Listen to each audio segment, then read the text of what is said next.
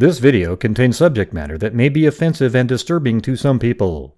If you are the type to require a warning throughout a video or show, let this message serve as your warning. This channel discusses the harsh reality of true crime. If this warning is not sufficient for you, consider a different genre and unsubscribe from my channel immediately.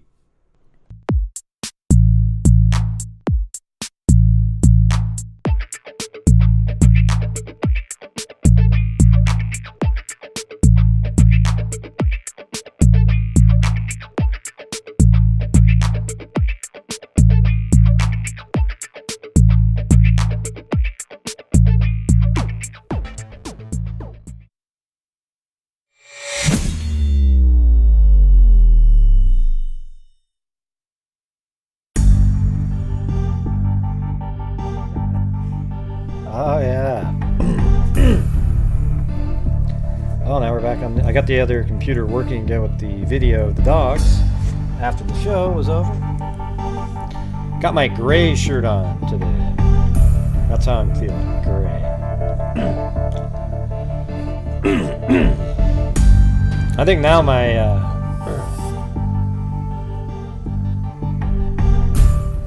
like I feel better than yesterday, but my throat sounds weird because my lungs are clearing out of some of the crap that was in them. It wasn't like there was a lot, but there's obviously there was something in there because they're going away. I think that medicine seems to work pretty good. So, hey, thanks, Danielle. Hey, you're squishing the dogs.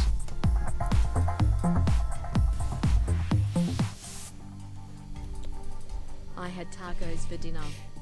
God, I was watching, somebody sent me a clip of this YouTuber who was so excited that they saw Letitia flipping somebody off. And at the end of the show, how the trial that we saw her goofing around with her fingers and whatnot, but it's like, wow, what a great sleuthing moment to have seen on the screen that she's flipping people off.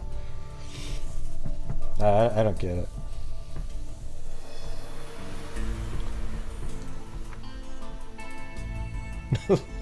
They were so excited about it. They even did a shortened video. Oh my God! Wow. My God, if that's what you have something to be excited about, it's pretty sad. Yeah, it's just kind of weird. No, they were like hateful, but they were on her, but like so excited that somehow they were witnessing the flipping off. I mean, that's such a trivial thing. It has nothing to do with figuring out anything or.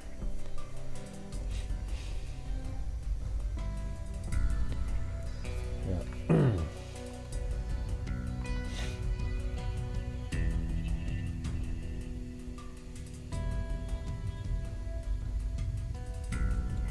What time is that? There it is. Nope.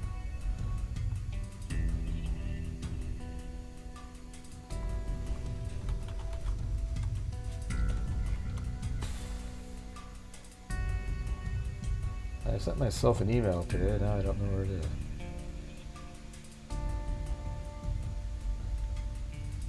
Oh, there.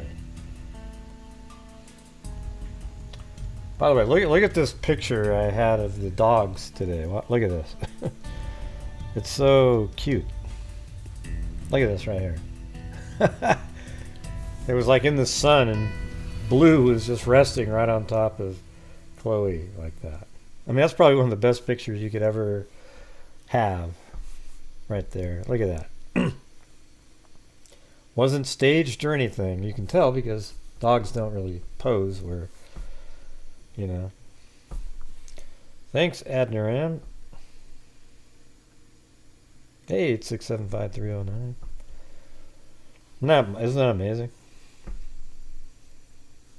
Chloe just barely happened to open her eyes because she noticed I was coming there.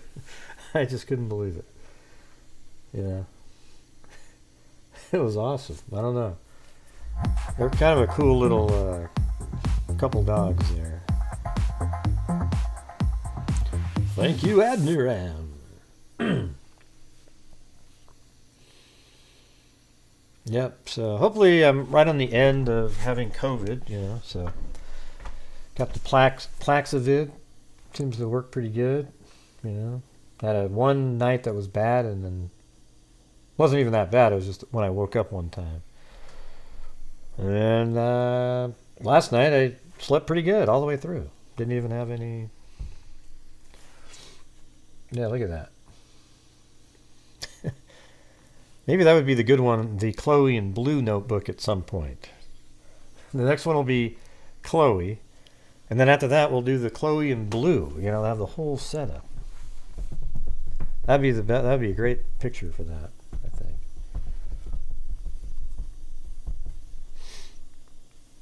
Yeah. It's awesome.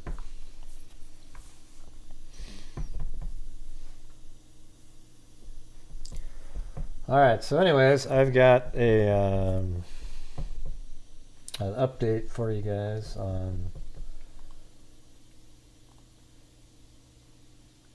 the exact. Yes, I can do it. Thanks for your permission, Danielle.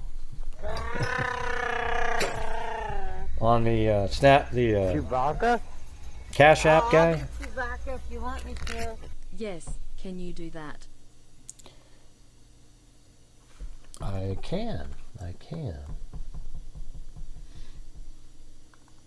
Hold on, let me forgot to put everybody's names in there. Adniram.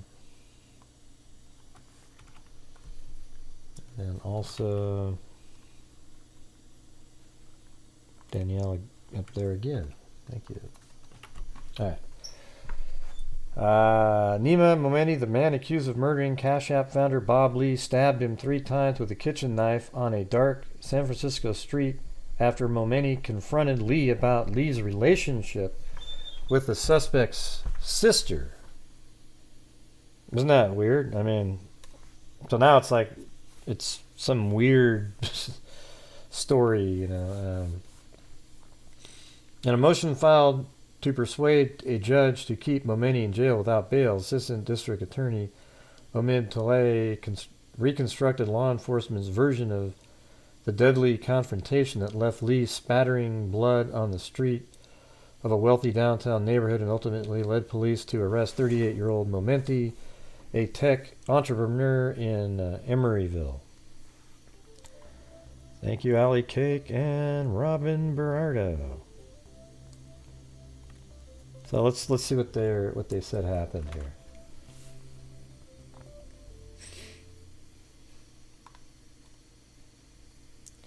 Officers said they arrived at the scene outside of 365 Main Street at 2:35 a.m. on April 4th and found Lee, 43, bleeding uncontrollably from stab wounds in his chest and hip. While scouring the area, they saw a kitchen knife discarded in a parking lot, its 4-inch blade stained with blood. On April 3rd, hours before the slaying, Lee had been drinking with friends, including a woman identified in the filing as Momenti's sister, Kazar something like Eliasania or something. I don't know. Let me see if I can. It's got to be a Facebook picture. Or hold on.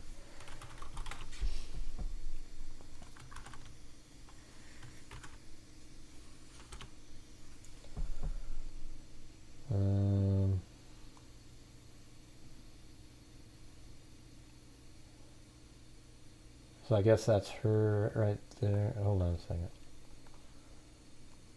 Yeah. I think that's her right here.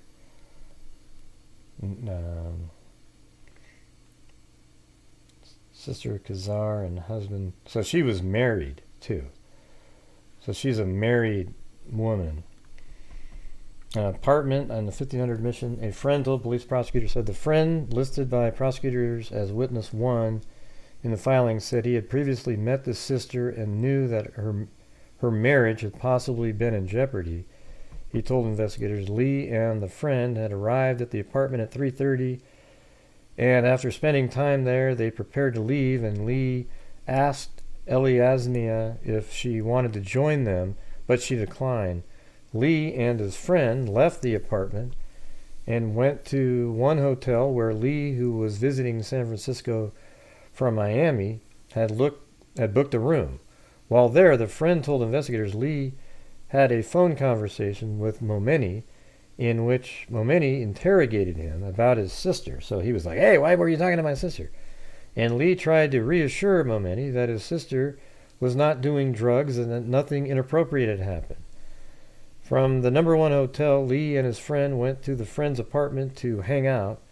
Lee left his friend at 12:30 a.m. on April 4th, apparently to visit Momeni's sister at her condominium in Millennium Tower, prosecutors said, citing the friend's account. The friend, prosecutors said, had conversations with Ellie Asnia later that morning after the stabbing. Police obtained surveillance footage from Millennium Tower that shows the late model white BMW Z4 pulling out at 8:30 on April 3rd and Momeni exiting the vehicle wearing a white t-shirt and pants, entering the building, the filing said. At 12:39 a.m. on April 4th, surveillance video captured Lee arriving at the Millennium Tower dressed in black.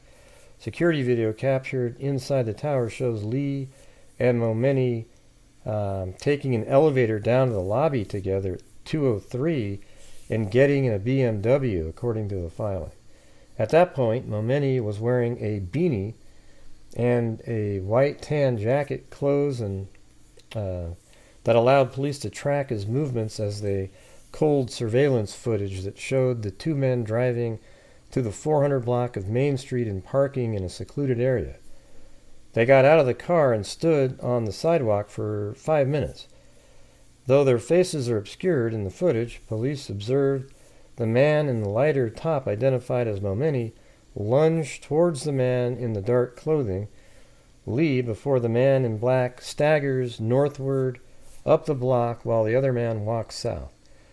In the footage, the assailant stops briefly at the Caltrans fence near the spot where investigators later found a knife.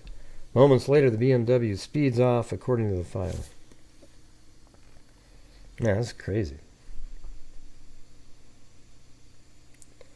Investigators who searched the call logs on Lee's phones on April 11th found a FaceTime call between Lee and Nima via Kazar. The logs also showed a text message to Lee from Momeni's sister's phone.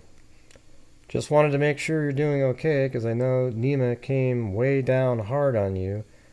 And thank you for being such a classy man, handling with class, love, you selfish pricks. In a news conference on Friday afternoon, San Francisco District Attorney Brooke Jenkins said her office is pursuing first-degree murder charges. Yeah, it sounds like it was planned, like he was angry from earlier and then tracked him down and killed him. Jesus.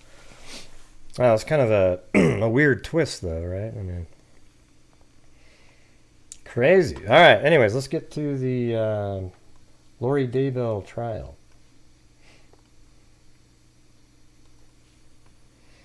And like I always say every single night, you guys, I do these shows, and if you guys would like to help support the channel using super chats, whatever, you can also order the blue notebooks.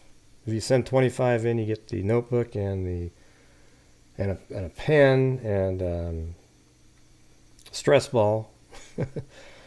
And so there you go.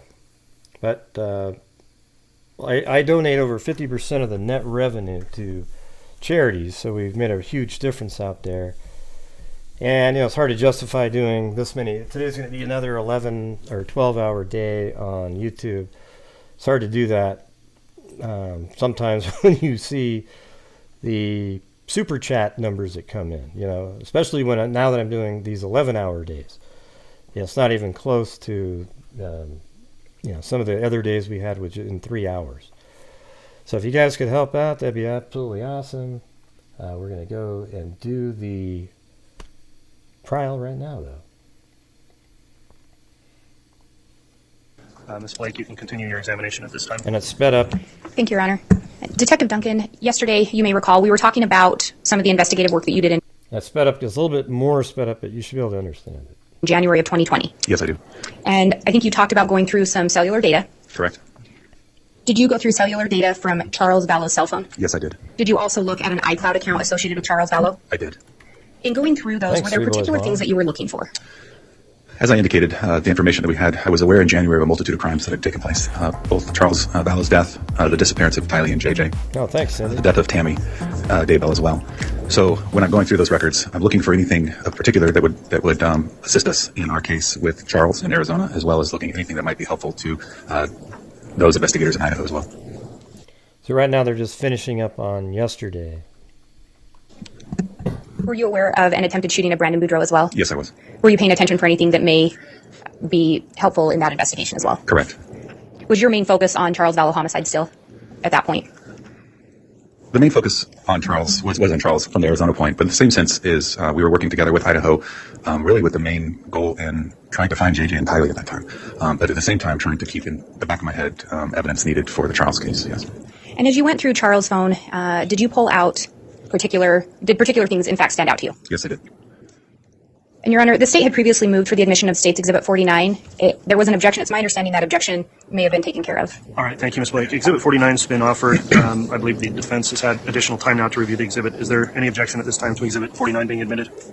All right. No objection, Judge. Sorry. That's fine. Thank you, Mr. Thomas. Exhibit 49 will be admitted. And Your Honor, I would ask to publish Exhibit 49 to the jury.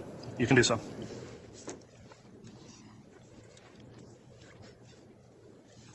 And this is actually a PowerPoint. We had produced the paper copy, so if I could publish it from the computer. Yes. Sorry, I was not clear on that.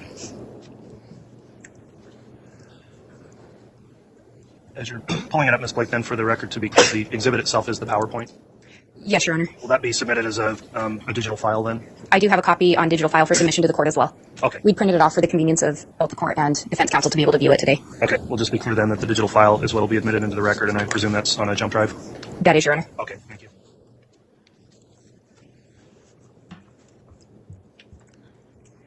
Detective Duncan, do you recognize the message in front of you?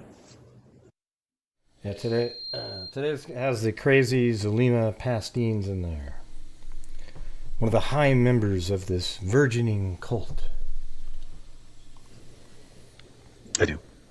And do you recall what email this was associated with?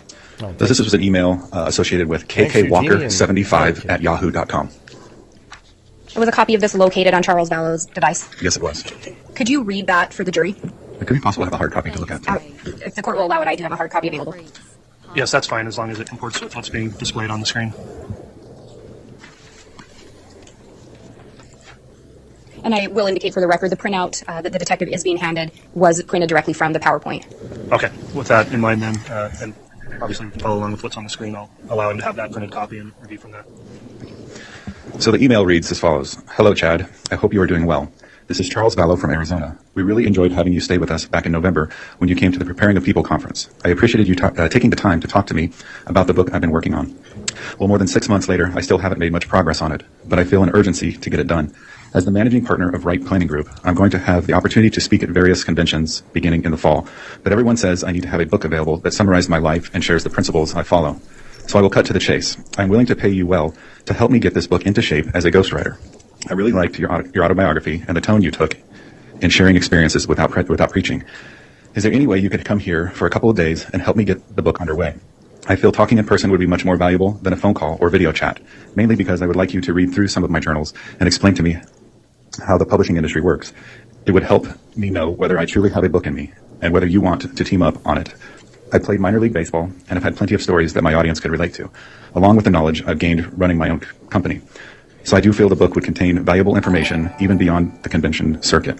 I'm out of town until Sunday, but I would gladly fly you down here early next. Yeah, that's not even a book. That's not an email that Charles wrote. Next week before the holiday and cover your expenses. You could stay at our guest room like before, or in a hotel if you prefer. I hate to take you away from your family, but I know this book is vital to my speaking success.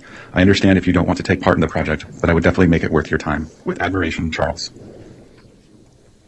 And you indicate this came from an email, kkwalker75 at yahoo.com? That is correct.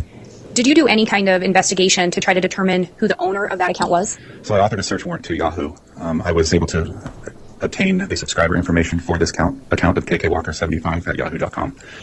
The name associated with the account was Karen Walker. The IP address, or the internet provider address associated with the account, came back to Katy, an area of Katy, Texas. Snowflake. Also, the phone number associated with the account came back to Lori Vallow. The date of birth on the account came back to a variation of Lori Vallow's date of birth. Was there any Thank you, indication Ashley. that this email account was linked to Charles Vallow? There is no indication. In going through Charles' phone further, did you locate anything regarding whether or not Charles actually sent that email? There's nothing to indicate that Charles sent this email to or from his device, KK Walker. However, he did forward this email to Adam, Lori's brother, as well as discuss the email with Lori through text messages. And looking at the next page there, Yes. are these some of the messages that you were referring to? Yes, Charles had discovered this email on June 29th of 2019.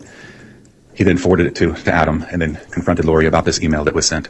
Based on my observations of Charles's email or his accounts that were analyzed, like I said, there's no indication that this came from Charles' account, was created by Charles or sent to Chad. To the best of my knowledge, looking through Charles's information, he had no relationship with Chad Daybell at all. And if you could, would you read the messages on those and just indicate who they were coming to and going, Yes. they were being sent to? The first one is Charles to Lori. It was time-stamped June 29th, 2019 at 5:51 a.m. The UTC is a universal coordinated time, and the -7 is done to show that would be Arizona time. So at 5:51 on June 29th, 2019, it says, "Is he with whom you're having an affair? He did not stay with us in Arizona in November. Who are you lying to now? Trying to destroy another family? You're evil, period. I may take JJ back to Houston unless you have a great explanation for all of this. I will not let him be a party to your apostasy."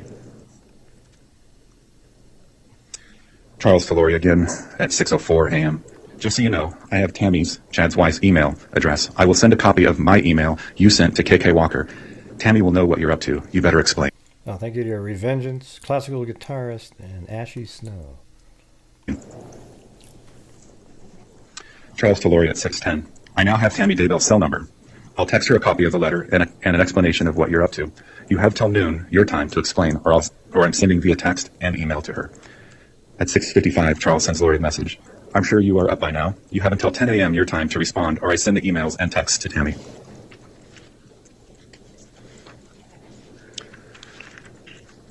Charles to Lori at 12:23 p.m. "Just so you and Chad know, I am going to talk to Tammy. In person, if I have to. I've already emailed and texted her. Your game is up." Charles to Lori at 5:04 p.m. "Please stop spending money on the credit cards. I appreciate it." You could tell, like, Charles was trying so hard to, he sort of, at the end, he was resorting to almost like blackmail. Not blackmail, but, like a threat. Like, hey, I'm going to do this if you don't contact me, just to be able to talk to her. He wanted so desperately to get through to her,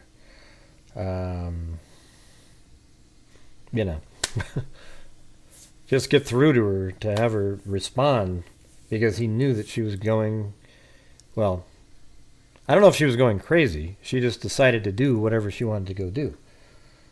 She's not the definition of crazy, although you would think anybody who believed in this shit, like Melanie Gibb, Zulema Pastenes, Melanie Pulowski, Melanie Gibb, Lori, Chad, all those people, and Alex are all just complete moronic lunatics. Okay.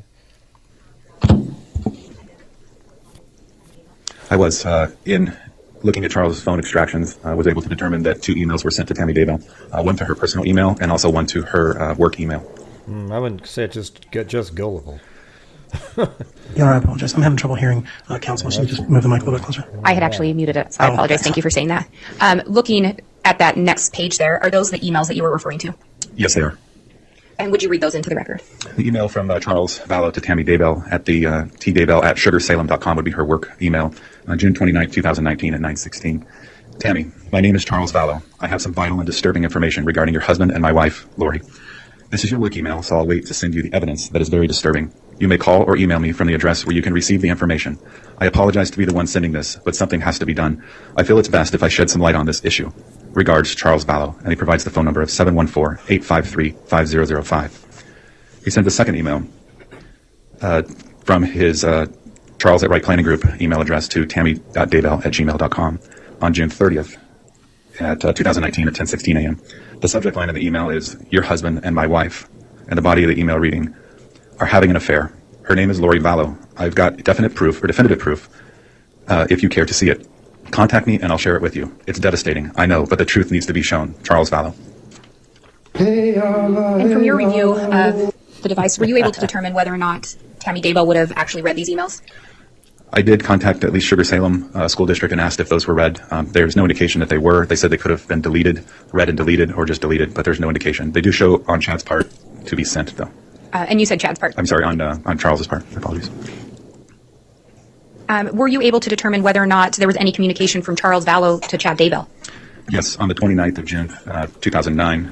The PowerPoint actually is 209, should be 2009 at 9:32 a.m. Charles sends Chad Daybell a message at chad.daybell@gmail.com. The message reads, "Chad, I'm Lori's husband, but I gathered you already knew this. She sent an email yesterday, supposedly written by me to KK Walker, inviting you to Arizona next week and to ghostwrite a book I'm supposedly working on. It's preposterous. I happened to run across it as she left her computer at our Houston home. I am not paying anybody for anything and I'm not writing a book. Either you or Lori need to tell me what's going on, or this will be exposed for all to see. Regards, Charles Vallow." And again, leaves the number 714-853-5005. Goes on to read, "And does your wife know you have several of Lori's dance videos? Explain how that is any way appropriate. She sent them to you at your request in January. Charles." Were you able to locate any response from Chad Daybell to Charles' email? There was no response. Did you also locate messages from Charles to Lori? Yes, there were many messages between Charles and Lori on the 29th arguing about this particular letter that was sent. Do you also recall the next slide locating that message on the phone? Yes, I do. And could you read that message? The message from Charles to Lori on June 30th, I believe that should be 2019, of 0842. "Lori, I know you don't care how I feel, but just imagine this. How could my actions or breaking your heart result in what you've done? You accuse me of infidelity, but it's you who have been having an affair. It just keeps killing me. Maybe that's your goal. How can you live with yourself destroying our life, Mel and Brandon's? Probably Mel and Brandon too. Now add Chad Daybell family, and you've got a home run. The fact you will continue to go to the temple after all you've done shocks me. There really is something wrong with you. I really don't want to do what I have to do, but you have to be exposed for what you really are. You won't even deny it or talk to me as to your reasons. That's what's amazing to me. You could ally some of what's about to happen, but I don't think you will. Lying has become second nature to you. You have been impressive in blaming me for all that's happened. You have destroyed me. I've never been lower in my life. It's you that has done it. Please tell me why, please. I will slow or minimize what's about to happen. It's you who has caused it. We have a son to raise, but that's all we have in common. I will work with you in his best interest and will be there Monday evening. You owe me an apology for all the false accusations you've made. You know, I've been entirely faithful to you since the first day we met. I deserve an apology from you. Please respect that much." And you indicated that message when you located it would have been sent on June 30th of 2019? Correct. From your review of Charles' phone, did he appear to be trying to work on his relationship with Lori? In reviewing Charles' phone, there was a lot of, obviously, frustration and anger that he would start with, but then he would come back to a loving, gentle side and wanting to work things out and be more reasonable, if you would. Was Lori always responsive to his messages? Not always. In this particular case, there was I didn't see any denial or acceptance of the particular email that was sent, but they would still converse with each other. And looking at the next page there, are those also additional messages that were located? Yes, the additional messages going into July 1st, 2019 at 10:31. Charles to Lori, "I'm going to Idaho first to meet with Tammy Daybell." Lori responds to Charles a minute later, "She won't see you. She is my friend. She won't listen to you. Go ahead. You are ridiculous. Are you coming to JJ for the 4th or not?" Charles responded to Lori July 1st, 2019 at 10:37.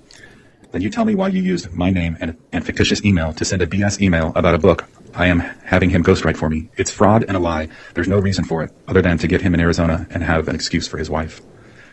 Charles to Lori, July 1st at 10:38. "You did this. I had nothing to do with it, and you know it.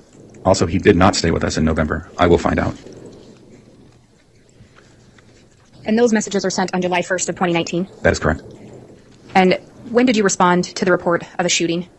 We responded to the report of the shooting on July 11th of 2019. And just to remind the jury from yesterday, when you arrived, Charles Vallow was in fact deceased. Yes, he was.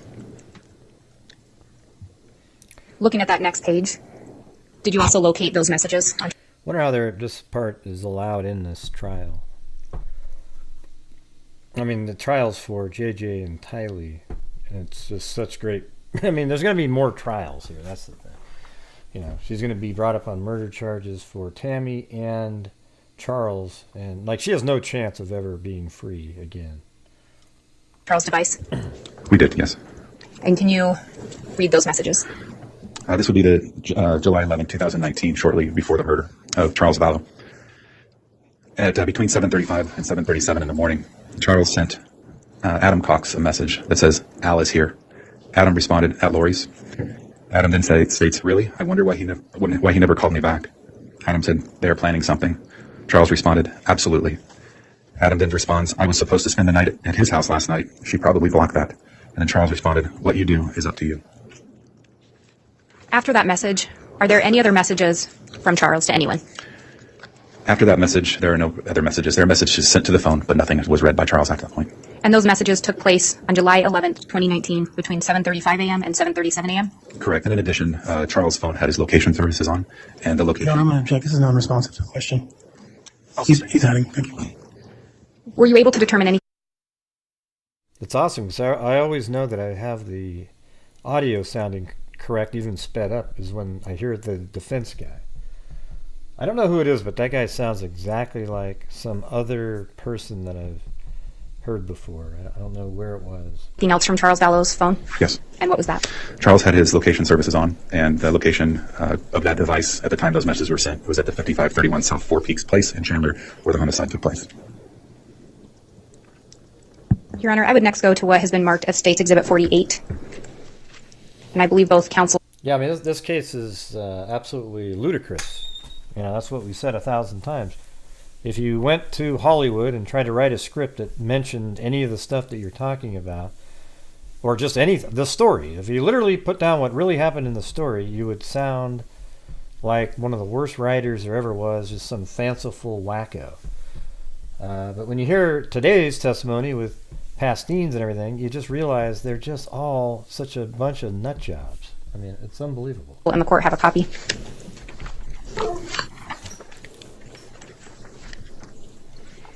And Your Honor, would you like the jump drive marked with an exhibit sticker as well to match the paper printout?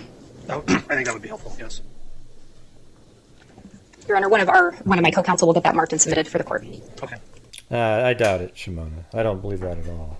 There's no way in hell he randomly died of a heart problem the day after they exhumed Tammy Daybell's body. Not a chance in hell. They cremated him, of course, so there's no way to check again now. And as a matter of fact, that's what they said, how Tammy died. But they didn't cremate Tammy. They went back in and they exhumed Tammy, and now they went, oh shit, it was something else. So I guarantee it, I would be shocked out of my mind if Alex died naturally. I think most rational-minded people think the same thing. It's just, given all the circumstances of this case and how he was the hitman, the one guy that could have exposed everybody, he ends up dead the day after they exhumed Tammy Daybell, which was a signal that there's a much bigger problem going on here. And if they had talked to Alex, he might have said, well, they tried to get me to shoot her once, but I missed. But it was Chad, you know, that kind of thing. And then he's dead. Like, oh my God, we got to take Alex out. Oh, he's an evil spirit. Maybe that's why he missed when he shot Tammy and Brandon. He missed because he was a evil spirit. If he was a good spirit, he would have hit them. He tried to miss on purpose because he didn't want to kill the evil spirits. Oh, we got to kill Alex now. Yeah.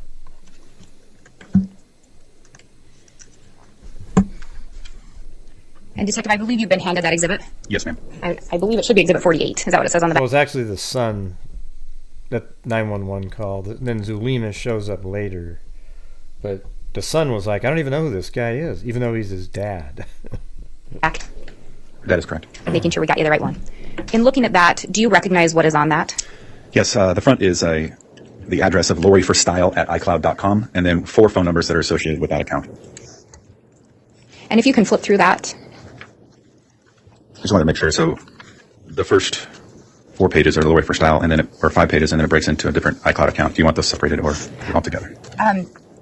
We'll keep them together for now. Okay. Do you recognize the information located within those papers? I do. Do you recognize that as information that was located from a search that you did? I do. And what accounts were you looking at? So as indicated before, the first count I was looking at is Lori for Style at iCloud.com.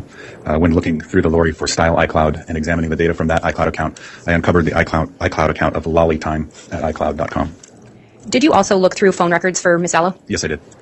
And is some of the information in that slide indicative of, and I can actually point you to the page number, in looking at the 8th page in there? That is correct. And would that be information that you had found through a search of the phone records? Yes. Your Honor, the state, well, let me ask this. In looking at these, and did you assist in preparing these? Yes, I did. And are these helpful as a summary for your testimony here today? Based on the amount of data in the iCloud accounts, they are very helpful, yes. Given that, Your Honor, I would ask for the admission of State's Exhibit 48. Any objection from the defense? We would just like to state for the record that we have objected to all of this information under 404B, and the state has overruled that objection. We don't have any objection to this particular one. We just want on the record that we had previously objected to this. All right. The court would note that there has previously been determinations made on the state's request for evidence under 404B. The court did make a ruling on that at a hearing on February 22nd of this year, and for the reasons incorporated in that decision, it was determined this could be submitted under 404B.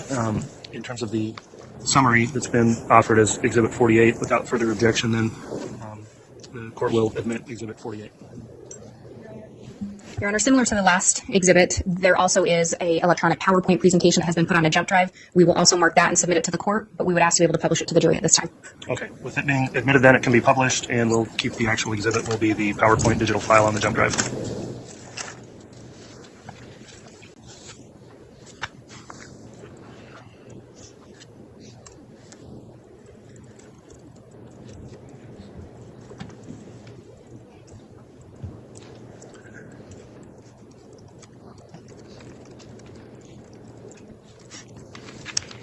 Detective Duncan, you talked about looking at the Lori for Style at iCloud. Yes. When you start looking at that account, does it provide identifying information?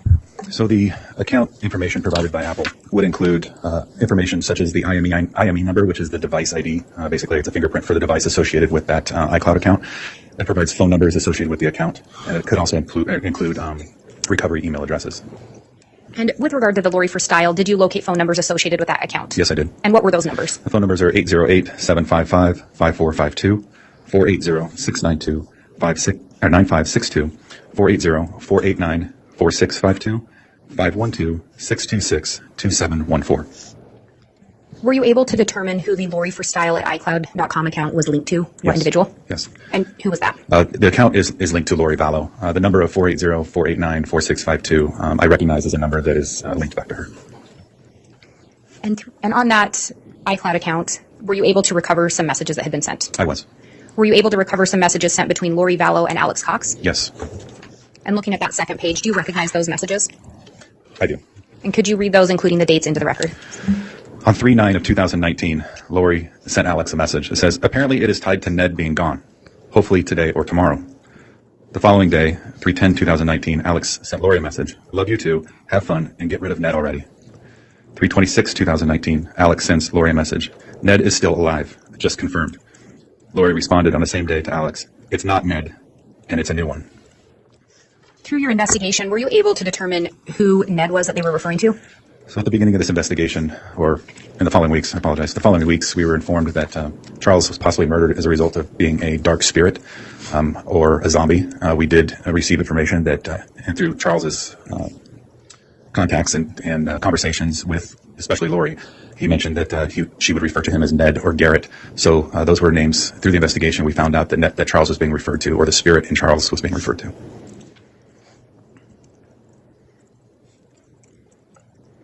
Did you also locate some messages between Lori and some other women on the date of Tammy's death? I did.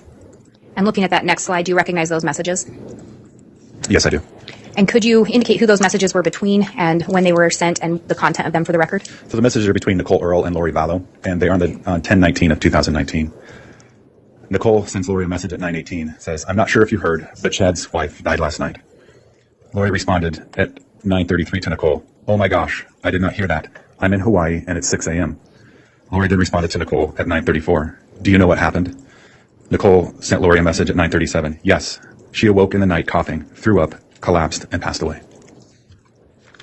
And looking at that next page, do you recognize those messages? Yes, I do.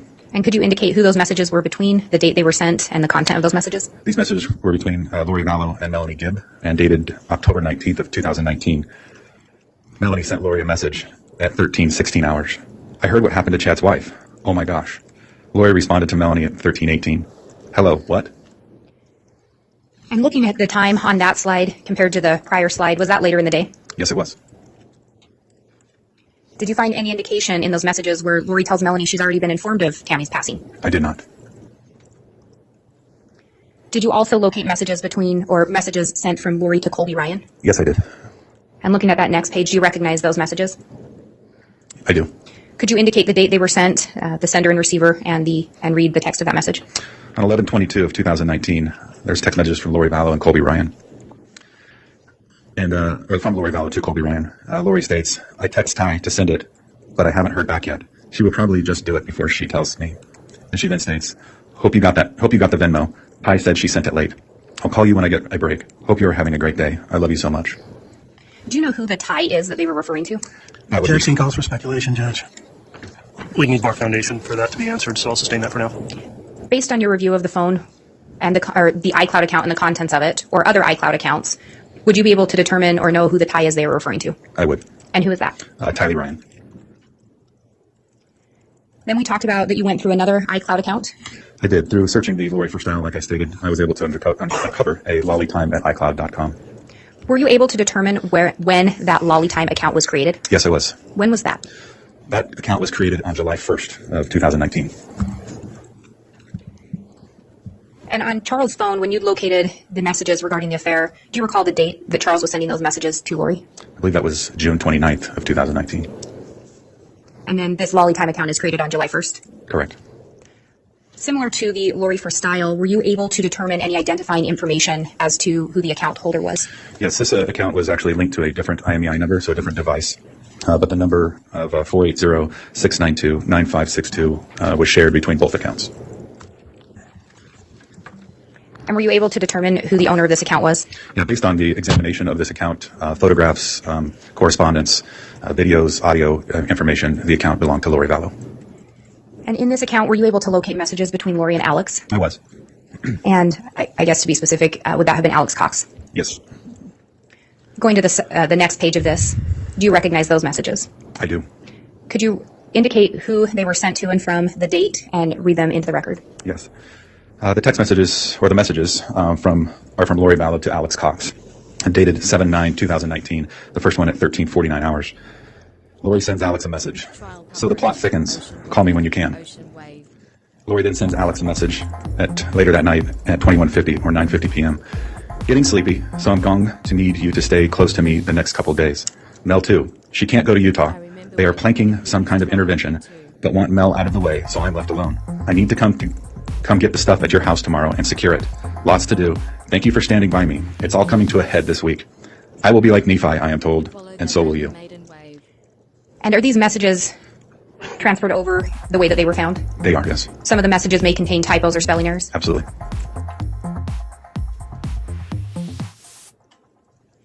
When you're looking at different accounts and different devices, are you sometimes looking for the lack of information? Yes, absolutely. Do you compare different information found from one device to another or one account to another? Yes, And did you in fact do that in this case? I did. Amber's wave, ocean. And looking at the next page. Ocean wave, ocean wave. Were there messages? Let me back up. Was there evidence of messages located in Lori's phone that did not appear in the iClouds? Yes, there was. And looking at this and at this page, were there any that drew your attention? Yes, there are. And could you indicate what those are? So I'm creating a timeline for the death of Charles Vallow, specifically. Thank you, guys. Thanks to Amber Maiden, Danielle, Cindy Leon, Zozo, Three Boys Mom, Simple Life Days, Shogun Love, Kathy Chapin, and Hippie Chick is me. Gray, I wonder if Laurie might have killed her sister also. Hippie Chick is me. No proof, just my opinion. Do you have thoughts concerning And Laurie intervening? Cindy with J, Stacey's all incident? right. Thanks. Feel better soon. Folded hands. Folded hands. Folded hands. Heart. Heart. The red messages that were read earlier regarding Al being at the house and when Charles' phone stopped responding, or Charles stopped responding to Al. We've created a time frame, or kind of a timeline, if you would, of the events that happened. There were several messages on Laurie's phone, her actual physical phone, not the message itself, but an indication that a text message was sent that was not located on the iCloud, which is not uncommon. The messages were important to us in our investigation, as they are text messages that between Laurie and Chad that occurred right before the murder of Charles Vallow. Did you also locate additional communications between Laurie and Chad on that iCloud account? Yes, I did. And looking at the next page, do you recognize those messages? I do. I have the taco. And could you smash on indicate Lori's who was face. the sender, the receiver, the date, and read the message into the record? Yes. The following are text messages between Laurie Vallow and Chad Daybell on 7/18. That should be 2019, not 2018. Laurie to Chad. I just got the letter from the insurance company saying that I am not the beneficiary. It's a spear through my heart. Who do you think he changed it to, Brandon or probably Kay? He left nothing for JJ. Chad responded to Laurie, wow, that's terrible. There's no way to find out? Laurie responded to Chad, I might be able to see when I get his computer on Sunday. I could check. The emails sent to the insurance company. It will show change of beneficiary. He must have done it recently. Chad responds to Laurie, it seemed you would have had to agree to the change. Maybe your name was forged. You should have a good paper trail to prove it. And again, these messages would have actually been sent on July 18th of 2019. Correct. So these messages were exchanged 7 days after the death of Charles Vallow. That is correct. Did these messages indicate anything to you as to whether or not Laurie seemed to know she was not the beneficiary? Yes. Did it appear that she had just found out she was not the beneficiary? Yes. Did you find any indication that Laurie knew she was not the beneficiary of a life insurance prior to Charles' death? Prior to Charles' death, no. Nothing. Did the information you found lead you to believe she did not learn she was not the beneficiary until after Charles was deceased? That is correct. And looking at that next page, and again, I think it says July 18th of 2018. That should be 2019? Yes, ma'am. Is that correct? Yes. And are those additional messages that were located? They are. And could you indicate for the record who sent them, who received them, the date, and read them into the record? So on 7/18 of 2019, Chad sent Laurie a message. I love you. This is terrible, but it is probably another step in bringing down the Gadiantons, especially Brandon. Laurie responded to Chad, nope, he can change it anytime he wants. He's the agent, and anyone can change the beneficiary anytime with their own signature. I'm thinking it must be Kay. Chad sent Laurie a message. It will be interesting if he got it changed after he had 2 bullets in his chest. Was there an additional message located? Yes. On 7/18, 2019 at 12:19 hours, Laurie sent Chad a message. So I talked to the insurance company. He changed. Yeah, that doesn't make any sense at all. How would it be changed after he had 2 bullets? That's complete crap. Kay wouldn't be able to. Kay couldn't just, oh, wow, all of a sudden change it after he died. What a stupid comment. I mean, that's just... Changed it in March. So it was probably Ned before we got rid of him. So now she's realizing it was actually Charles who did it, but it was Ned, of course, because it couldn't have been the loving Charles that loved her before. It's got to be Ned, because Charles would never have done that. Especially Brandon. Laurie responded to Chad, nope, he can change it anytime he wants. He's the agent, and anyone can change the beneficiary anytime with their own signature. Oh, yeah. Oh, I see. So he's saying Brandon Boudreaux, the agent, sort of secretly changed it after the fact. What a joke. Yeah, he's going to lose his job just to do that. Bullshit. I'm thinking it must be Kay. Chad sent Laurie a message. Hey, thank you. It will be interesting if he got it changed after he had 2 bullets in his chest. Just in time to surf the freak wave. Surfer. Was there an additional message located? Yes. On 7/18, 2019 at 12:19 hours, Laurie sent Chad a message. So I talked to the insurance company. He changed it in March. So it was probably Ned before we got rid of him. They can't tell me to who, of course, but it's done. I'll still get the $4,000 a month from SS. Don't you guys find this easy to follow, even though it's fast? It's so simple. But imagine that is, I took 5 hours of trial, and I've condensed it to 3 hours. And, I got it down to 4:30 after removing a lot of blank space. So that's an hour and a half shorter, but it's so easy to understand. I mean, it's crazy. Yeah, she gets $4,000 a month for, like, Social Security, I guess. Your Honor, I'm going to object to the the actual form of what he just read. Let me review the record briefly here. Well, that's the thing. So the thing is Joseph, Alex, and Tammy all died sort of similarly until they exhumed Tammy and found out that it wasn't a heart issue. It was that she was suffocated. Alex over here died similarly to the way Tammy died, except he was cremated, so nobody can ever go check that out. And this guy right here, who died 15 months prior to Charles dying, is Joseph Ryan, who is the father of Tylee, who Alex once tried to kill at a courthouse with a stun gun. Wow, thanks, Kit Kat. How's it going, by the way? You should call in one of these days, just randomly. It was always fun having you call in. You always made it better. And so I think it's not unreasonable to think that Joseph, Charles, and Tammy all died similarly. And Alex, actually. Not Charles, excuse me. That Joseph, Tammy, and Alex all died similarly. Romantic cat face. I guess we'll never really know. But remember, she met Chad not too long after this right here. So we don't really know what the situation is with him. He could just be natural a bit.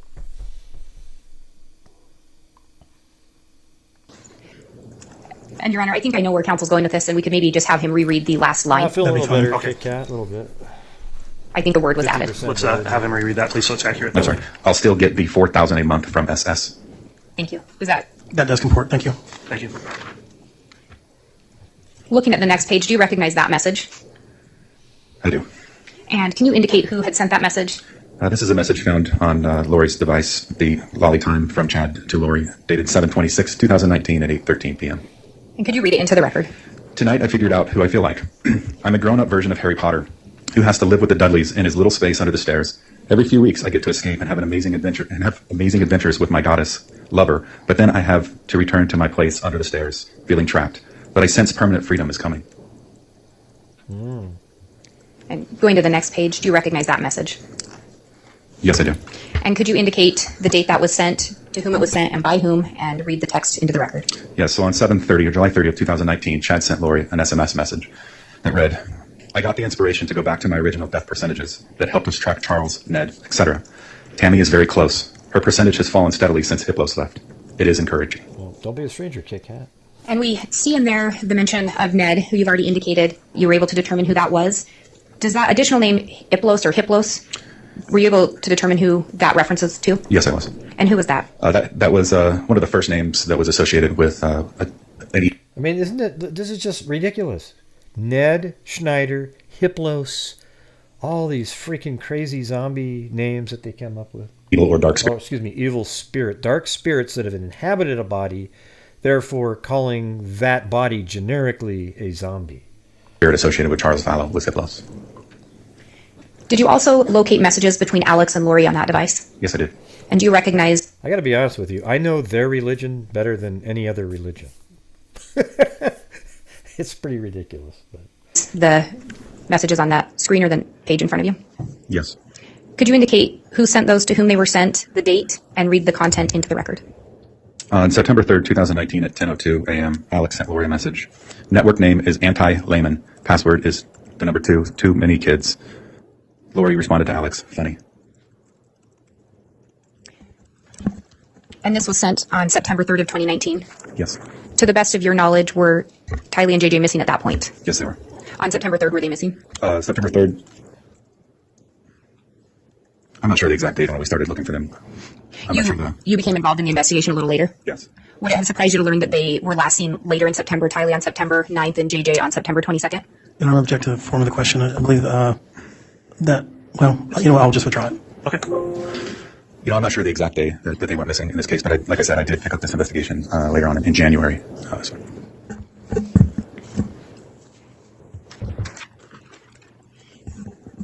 And you had indicated you were aware of the attempted shooting of Brandon at the time you were looking at these accounts. Yes. Do you know the date of the attempted shooting of Brandon Boudreaux? I believe it was October of 2019. Do you recall locating any searches or deleted searches on either of these accounts? I do. And were they around the time of the attempted shooting of Brandon Boudreaux? Yes, they were. Do you recall what they were searches for? So on that day, there was some deleted cookies on her account, and a majority of those searches were for news stations in Arizona. And were those deleted cookies from October 2nd of 2019? That sounds about right, yes. As part of your investigation, did you also review phone data from an individual named Zulema Pastenes' phone? Yes, I did. Did you locate messages on that phone? I did.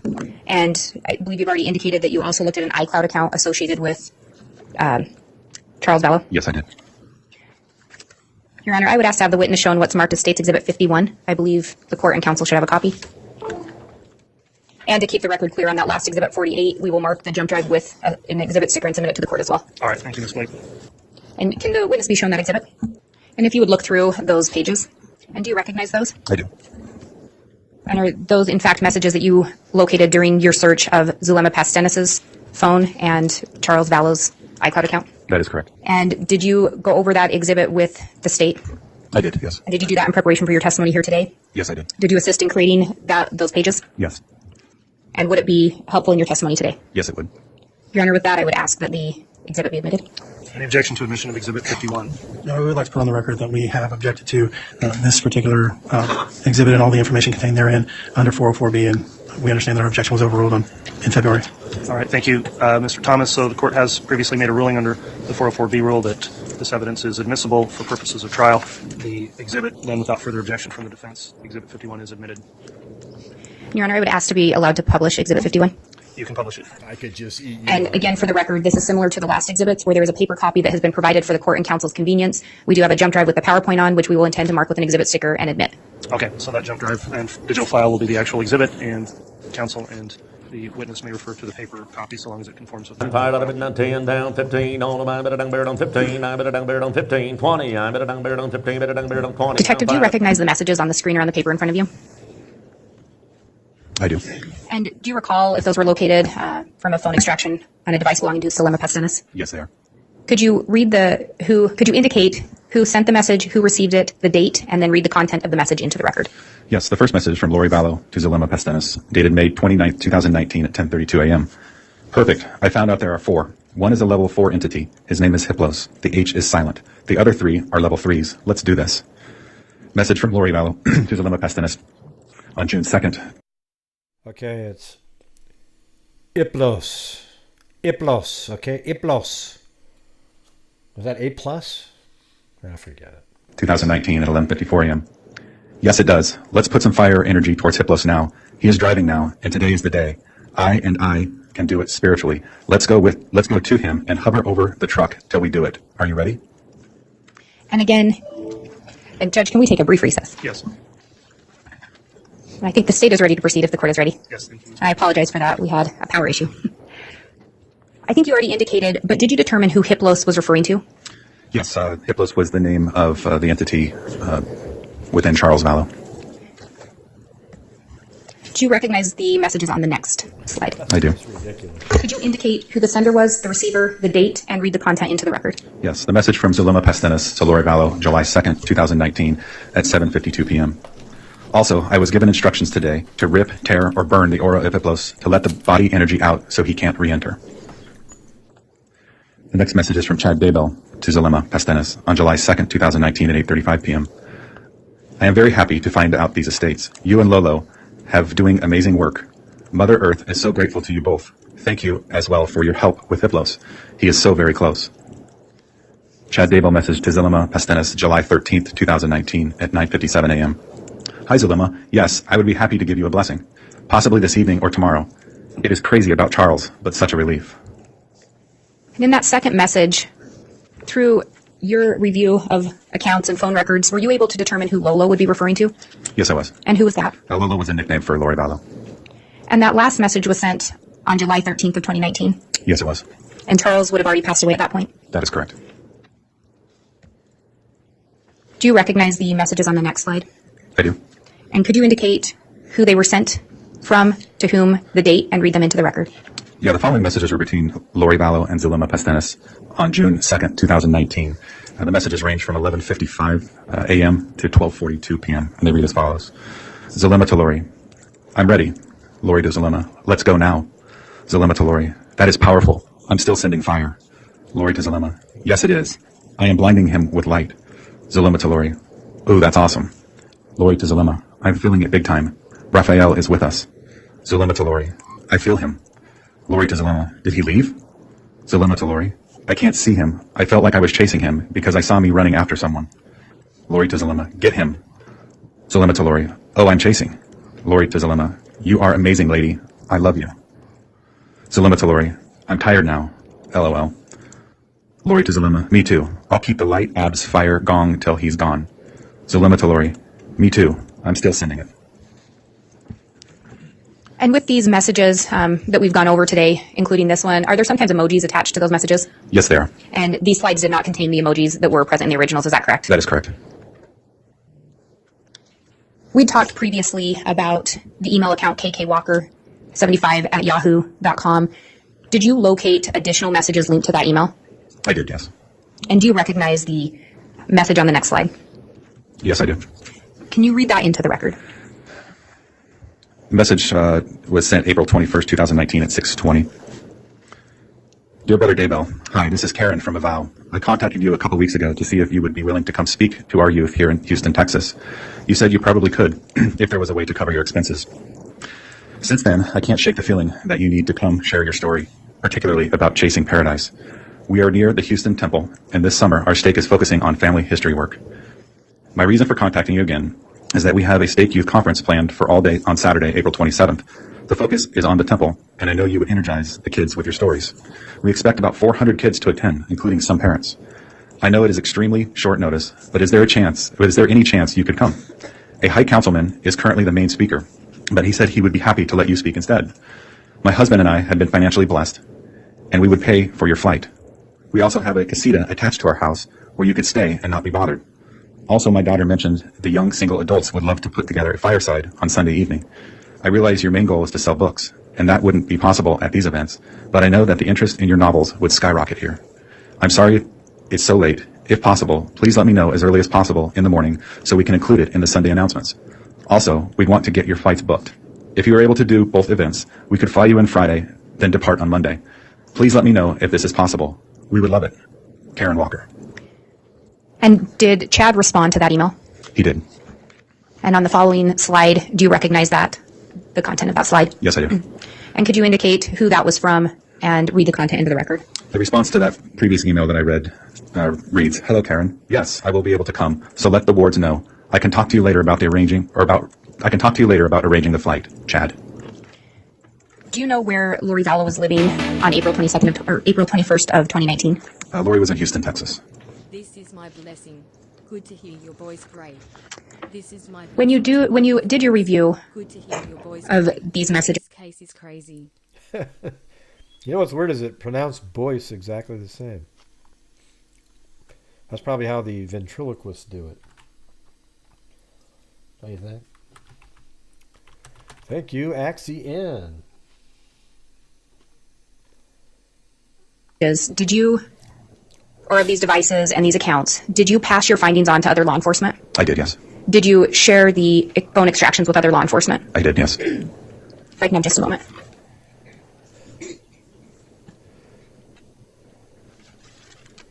The state has no further questions. I will indicate for the record that similar to the others, we will mark this jump drive and submit it as exhibit, I believe it's exhibit 51. 51. All right, thank you, Ms. Blake. Thomas, are you going to be conducting cross-examination? I will, Your Honor. If I could have just a second. You may. Your Honor. Yes.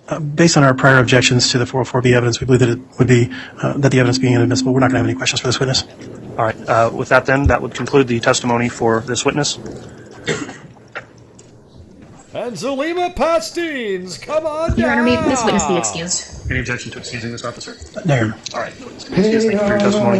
And, Your Honor, it's my understanding that we'd like to approach briefly.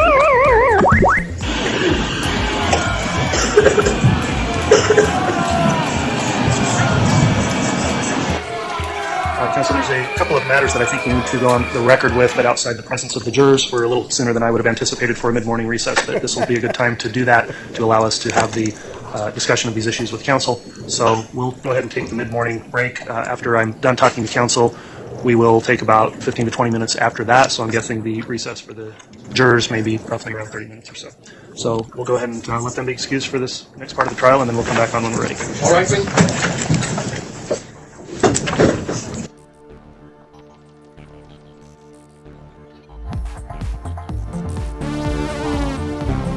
Yes, everybody! We're gonna have Zulema Pastenes coming on right after the break.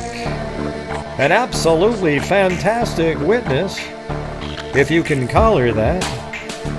A whack job, if you will, that can barely put two sentences together, yet is some high priestess in some end-of-day cults that lasted about a week. It's unbelievable, everybody. Oh, yeah. Here she comes, right about now.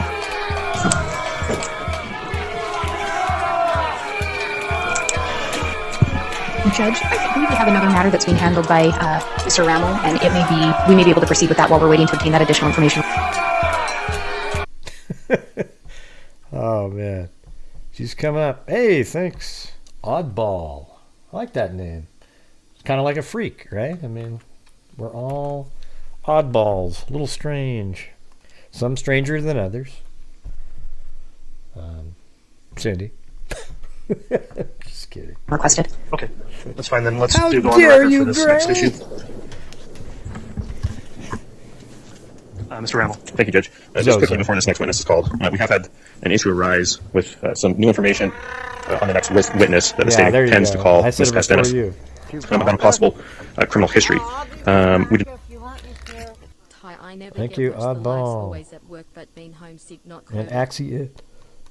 Yep. Thank you. I never get to watch lives, always at work, but been homesick. Not COVID. Okay.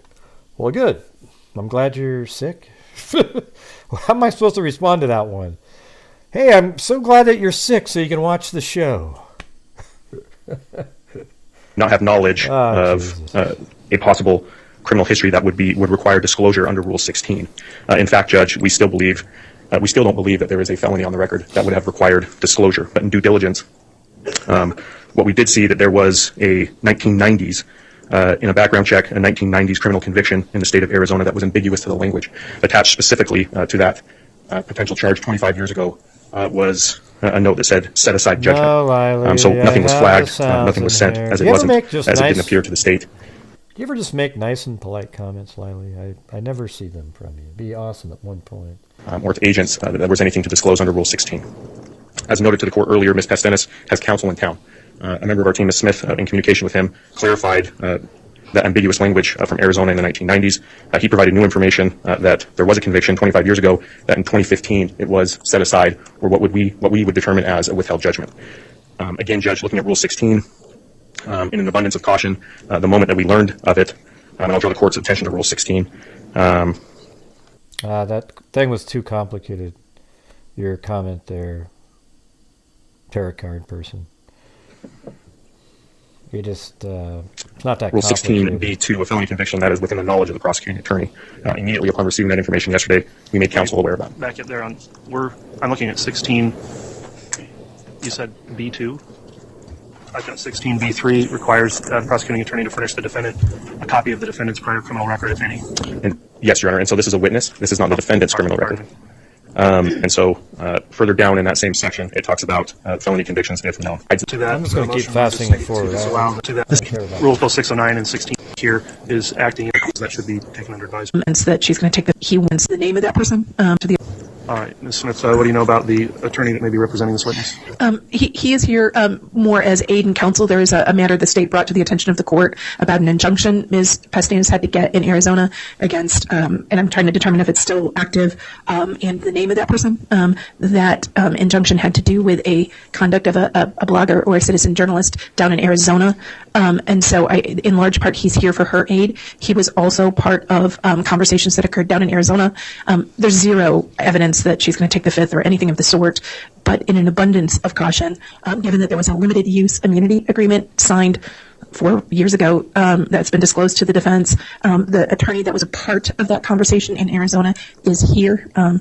And he wants to sit in. She has asked that he be allowed to sit in. I don't think there's any evidence that we're going to need him to give her legal advice, but given that slightly some complex issues stemming from Arizona, he is here in that capacity. I really don't envision anything implicated in Idaho law. No, okay, fair enough. If he's here in that capacity, I think that doesn't go beyond the scope of proper representation, so he should be permitted to be here as her personal counsel in the case, in particular, as it relates to matters that would have occurred in Arizona.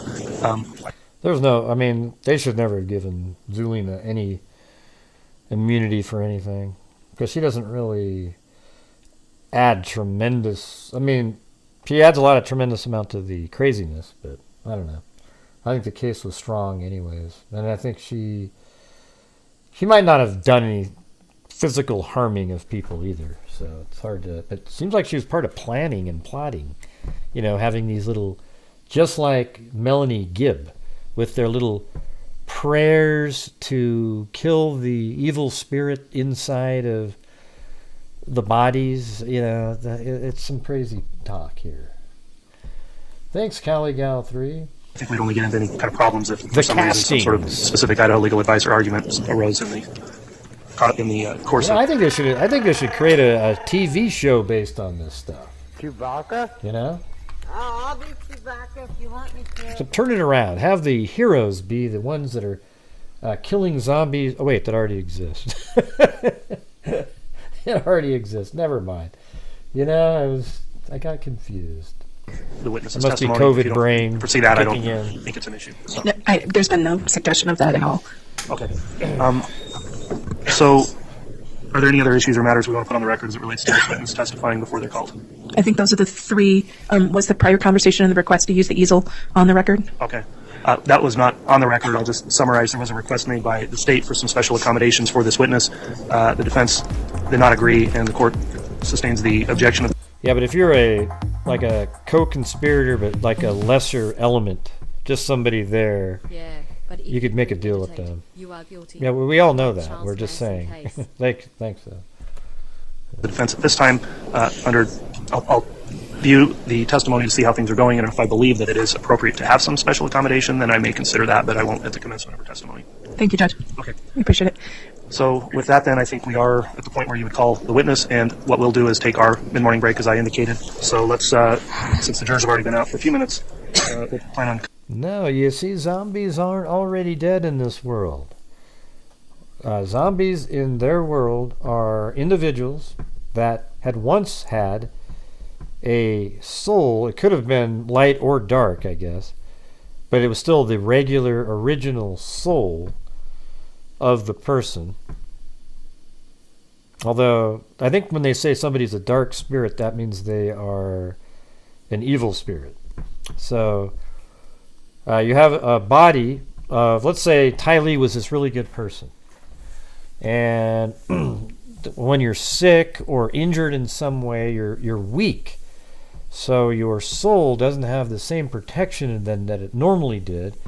And at that moment, a dark spirit can then take over your body, and at that very moment, flings your soul into some sort of like a stasis, you know, somewhere else. What, I forgot the name of that. Into God, the word's not popping into my head. I said it the last 3 days, but I can't remember. Into like some, what's the term? It puts your soul into, somebody type it in. You guys are always so quick at typing it in. Go ahead. It's like a stasis. But there's an actual term that simple term No. That's not limbo. There you go. It's just limbo. So whatever limbo means, the soul gets stored in limbo until the evil spirit is removed from. Well, the original theory was you had to remove the evil spirit from the physical living body, and that would bring the soul back, I guess. But their latest turn in their theory is that you have to kill the physical body to remove the evil spirit. So the physical body is dead, but at that moment, the soul that was stuck in limbo gets to go behind the veil and join the rest of the family. You see what I'm saying? And the reason they came up with that one was because all their prayers and all the things that they asked for, and we need to, somehow Charles needs to die in a car accident because he's got an evil spirit in him now called Ned, even though Ned isn't really in him. I just don't like him right now, so he's got an evil spirit in him. And so let's start praying for him. Let's cast spells to try to get him to die in a car accident. Oh, shit, but that didn't work, man. It's not working. How else? Oh, wow. Why don't we take a proactive step here where we actually go kill the physical body? We're almost like heroes. We're like Buffy the Vampire Slayer. And we kill the physical body. It frees the soul that was once there, the Charles I loved at one point. He gets freed from limbo and gets behind the veil. And it also kills the crazy Ned that was inside the body. Yes, and now we can assign all the people we hate. The same thing, we'll have our hitman, Alex Cox, go around and kill all the zombies that have the evil spirit in them. Because we just want to get rid of as many people as possible, and it'll sound plausible to Alex, and he'll kill them all, even though we don't really believe that these are evil spirits, but Alex will do it because... See, that's the thing. It's just a total scam to have these people killed. I mean, I don't think it's unlike the Nazis, really, or any of these super major cults. I mean, you have these people that you start believing in some really crazy shit, and you start doing anything. I mean, Alex Cox was no different than a Nazi soldier. It just did exactly what he was told, and he believed in this weird shit. And he did it. I don't think Lori and Chad believed in it at all. And you almost know that they didn't. That's why they kept adjusting the tactics to end up killing these people. Doesn't everybody get that part? There is no believing. These two people, Lori nor Chad, neither one of them believed that it really was true that these zombies took over their bodies. That's why Lori kept medication from JJ so that he would act in a manner that other people would believe, oh my God, yes, he is a zombie. So maybe Alex would notice, oh, I see what you're saying, wow. And then to go kill JJ. You see how sick that is? Coming back on at about between 15 and 20 after the hour, and we'll start back with your next witness. All right, thank you, Judge. Okay, we'll be in recess for the morning. All right. All right, let's have the jurors brought back in, and then the state can call its next witness. Okay, we're back on the record on CR 22-211624, State of Idaho versus Lori Noreen Vallow. The state's continuing with its case in chief presentation. Ms. Smith, if you'd like to call your next witness, you may. Thank you, Your Honor. The state will call Zulema Pastenes. Very well. All right, before we get started here, I'll first advise you, Ms. Pastenes, to please make verbal responses to any questions so that we can keep a clear record. Please try to avoid speaking at the same time as anyone that's questioning you. And then I did want to inquire as to whether or not you have watched any of the testimony in this trial, either at a viewing location or in court or on the news or on the internet or anywhere. No, sir. You have not watched anything? No. Okay, thank you for that. With that in mind then, Ms. Smith, you can inquire. Thank you, Judge. Good morning. Good morning. Okay, please introduce yourself to the ladies and gentlemen of the jury and spell your last name. And here comes the craziness. My name is Zulema Pastenes. Pastenes. I like Pastenes Ma'am, better. where do you live? That's how I'm going to say In Gilbert, it. Arizona. Pastenes. Do you have any Give me a family? break. Yes, I have 3 children. Okay. And do you know someone by the name of Lori Vallow, now Lori How unfortunate for those children. Vallow Daybell? Yes. Okay. How do you know that person? I met her in 2018. Okay. What time of year was it? Fall. Okay. Early fall, late fall, before Halloween or after Halloween? Early fall. Okay. Where did you meet her? I met her at Melanie Gibbs' house.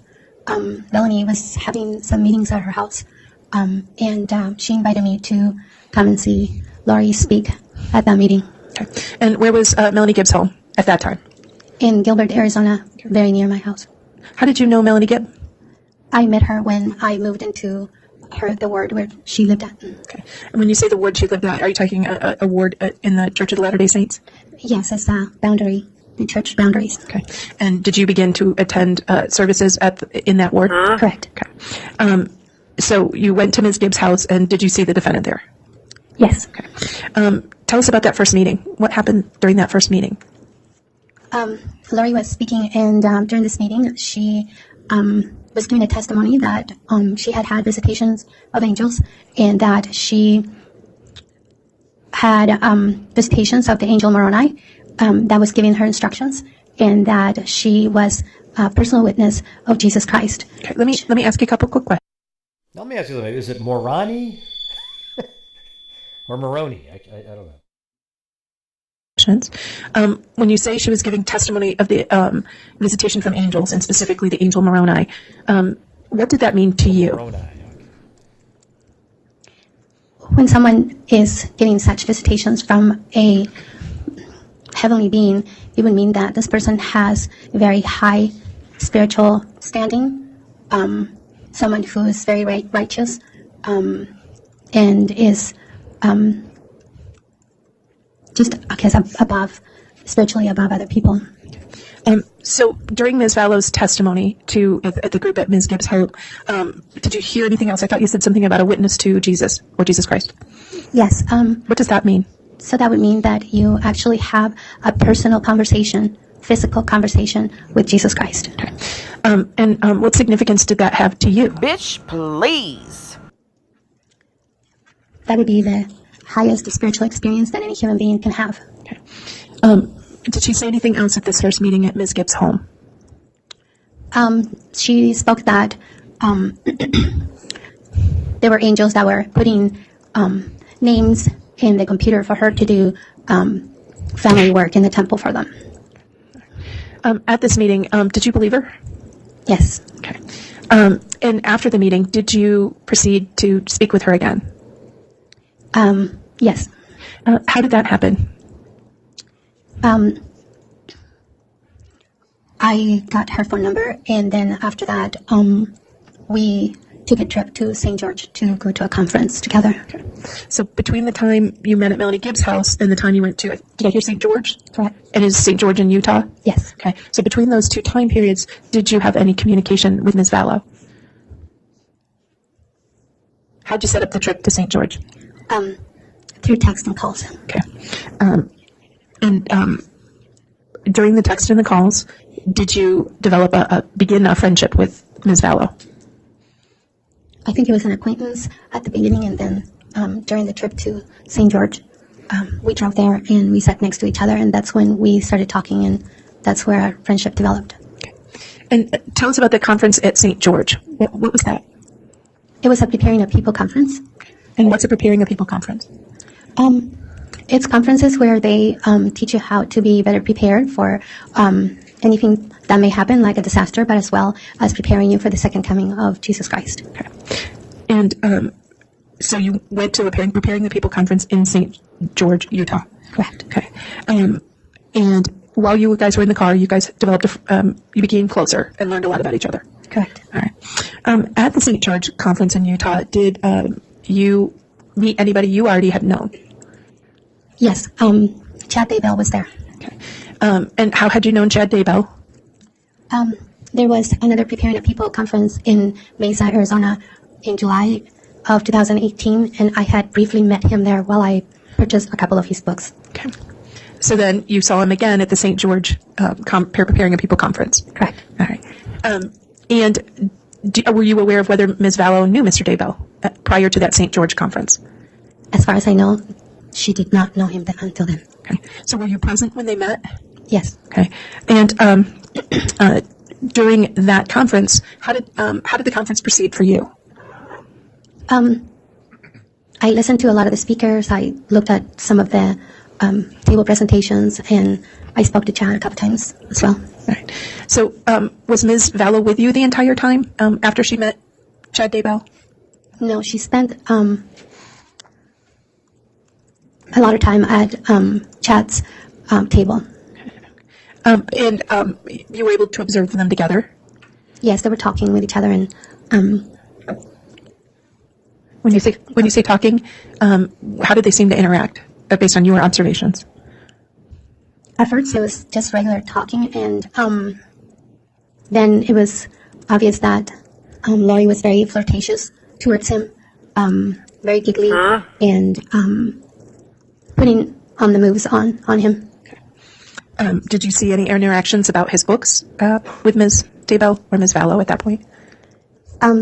She said she was going to stay at his table until she was going to sell all his books for him.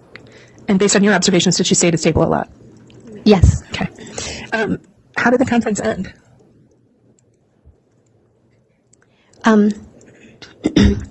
We helped Chad pack up his table, and I think he only had perhaps maybe one box left of books. He had sold the rest, and we helped him put all his stuff in his car, and then he left, and then we went to the house where we were staying at. When you say we, who was in the car? It was Melanie Gibb, Laurie, two other ladies that were the ones that were driving, and I. Okay. Was Ms. Vallow in the car? With us, yes. Okay. Now, during that ride back from Utah to Arizona, were there any conversations with the defendant? Yes, Laurie was driving, and she, Melanie Gibb and I were in the back seat, and she wanted us to look at certain scriptures, and then to search the scriptures for who James the Last was. Okay. You probably haven't. She probably wanted them to look up things that sort of defended the fact that she was flirting with with Chad and trying to be with Chad. Right? Don't you think? Like she was trying to make it. Now look this stuff up. That's what's going on here. Probably the part about them being in a past life together. And did you? Who was James the Last? He was one of the apostles when Jesus Christ was on the earth. Okay. Why did she want you to look up who James the Last was? At the time, I didn't know why she was asking us to do this, but later on I found out that Chad had shared with her that in a previous life, meaning Chad and Laurie, had been married to bingo! each other, and during that time he had been James the Last, and she was his wife, and I believe her name was Elena at the time. Okay, so that was.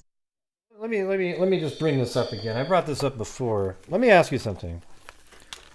So how come Chad in a previous life was this famous person that you could look up? Why wasn't Chad in a previous life Jim Smith, who lived in South Dakota and cleaned out sewage ditches?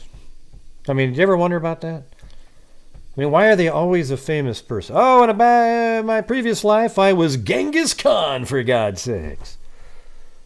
Right? But it's always somebody famous. So, of course, he brings this up, and now he was this supreme being before, and his wife, of course, was Laurie, and they're just rekindling. It's just natural for them. The second they see each other, they want to jump on each other, blah, blah, blah, blah, blah, yada, yada, yada. It's just ridiculous, this whole thing. In a previous life, make sure I understand, you learned from Ms. Vallow that she had been told in a previous life, Chad was James the Last. Correct. And she was his wife, Elena. Correct. But at the car in the car ride back from Utah to Arizona, she just had you looking up James the Last. Correct. All right. You said she had you looking up other scriptures or principles. What others did she have you looking up? She had us look up Doctrine and Covenants 77:11, which speaks about the angel that is going to gather and set apart the 144,000. 144,000? Yes. Okay. And I said, what did you say that passage was? I want to make sure I have it correct. Doctrine and Covenants 77:11. Okay. And that was a passage about the angel who was going to establish the 144,000 in the last days. Do I have Correct. that? Okay. Prior to this conversation in the car where she's asking you to look this passage up, in the text or conversations you'd had with her, had she mentioned the Doctrine and Covenants 7711? No. Okay. Did she tell you why during this trip she wanted you to look at 7711? Well, you get a Slurpee. Okay. Did you look it up for her? Yes. Okay. Did you read it and discuss it? Just read it, no discussion. Okay. We talked about it, but I like the hot dogs with nacho cheese a little bit better. You got the ones with the chili first. You put the chili on the hot dog, then you slide on the cheese, then little bit of onions. Not really good for you at all, but it tastes absolutely phenomenal. We make really good pizza too. About any other passages that you can remember in that car ride? Not that I can remember. Okay. Now, let me ask you, at the conference, were there any photographs taken? Yes. Okay. Your Honor, I'd like to hand to the witness, and I apologize on the exhibit list. I decided to split the two exhibits up. The exhibit list we sent out earlier has this all lumped into 52.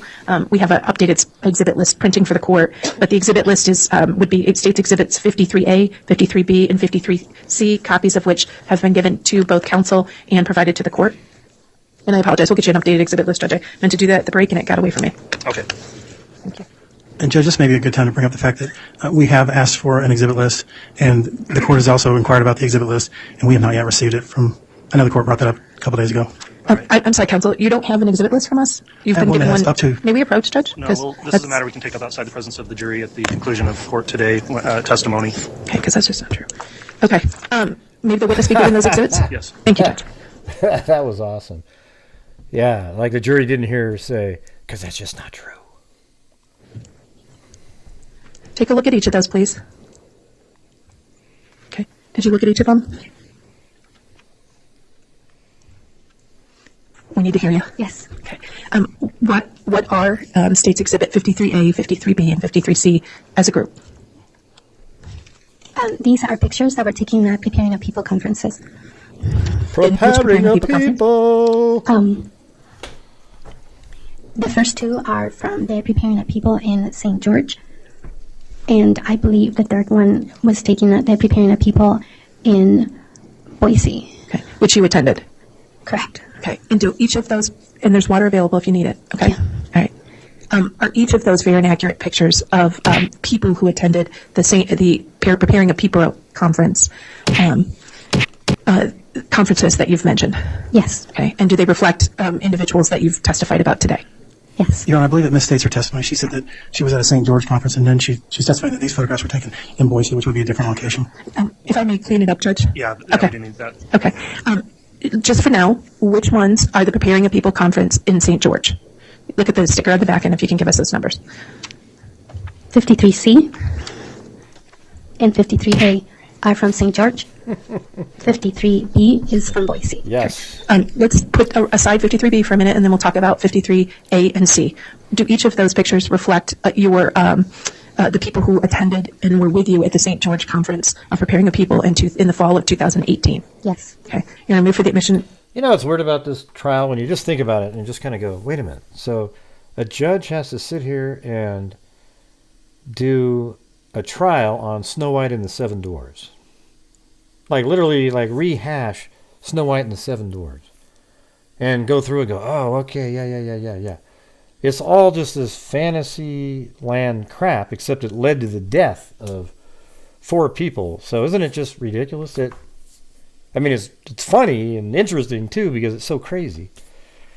But man, just think about how weird it must be for a judge who's used to these technical, just kind of cases that are criminal, and now we've got a crazy ass case where it's just fantastical information, unbelievably ludicrous stuff. 53A and 53C. Any objection? No. All right. Exhibits 53A and C are both admitted and may be published.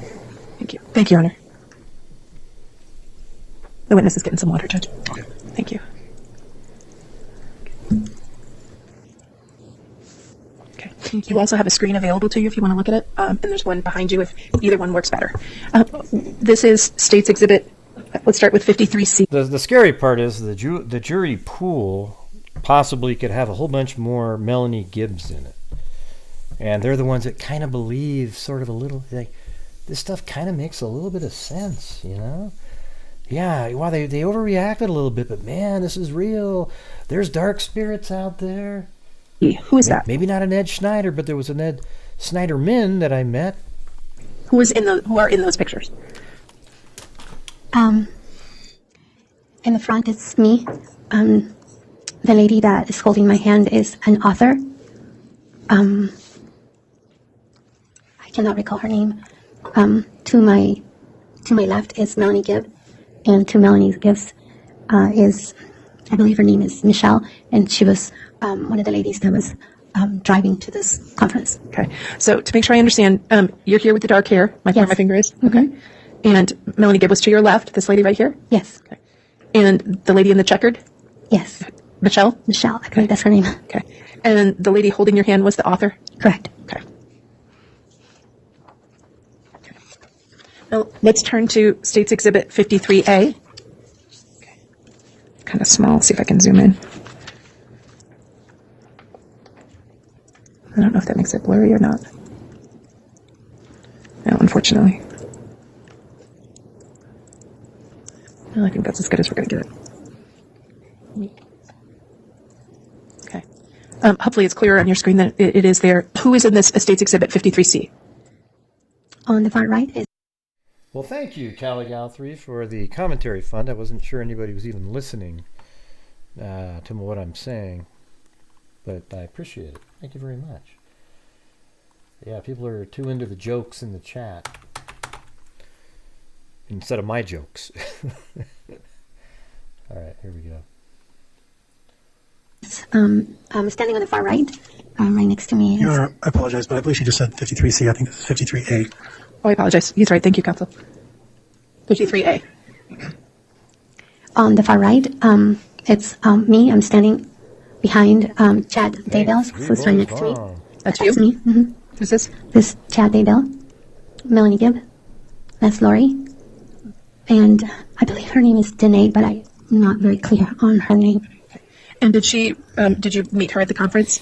Yes, her and her husband were one of the presenters.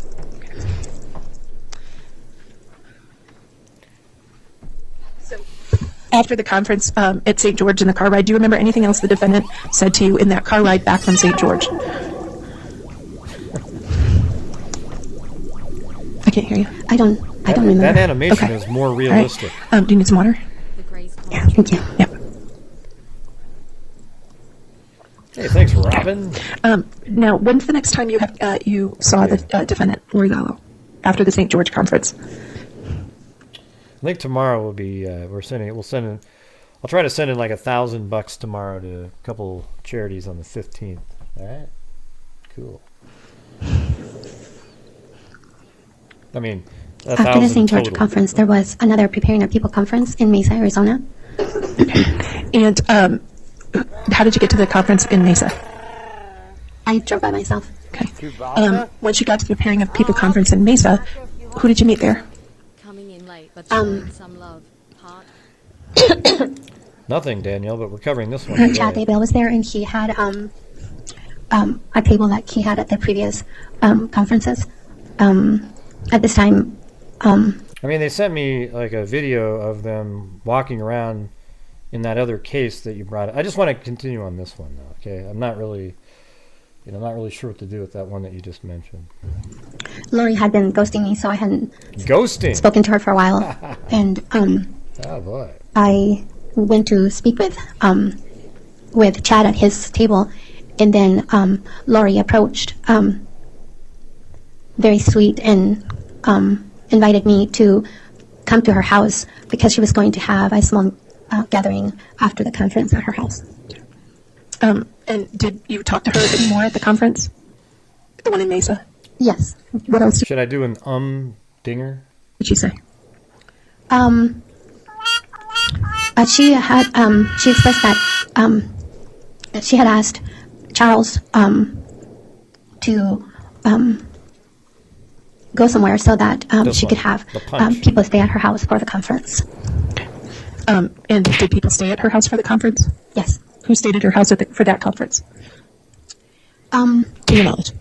to my knowledge, it was Audrey, and I don't remember her last name. Serena Sharp was staying at her house. Chad Daybell was staying at her house, and there was an artist that was a presenter at the conference also, but I don't remember her name. And she was also staying there. And what else did she say when you were speaking at the Mesa Preparing of People conference? I don't remember. It's okay. And I thought I heard you say something about she invited you to her home after the conference? Yeah. Was I right? Yes, you did. Tell us about that. I was having a really rough day today, and while I was talking with Chad, she came and asked me to come to her house to the gathering at her house, and I... By the way, thanks for pointing that out. I wasn't even paying attention to it. Now that's all I hear. I wasn't going to go at first. First word out of the... But Chad told me that he really wanted me to go and meet them there because he said he wanted to give me a blessing. Okay. And we've heard a bit about blessing, but what's to you and in your faith, what is a blessing?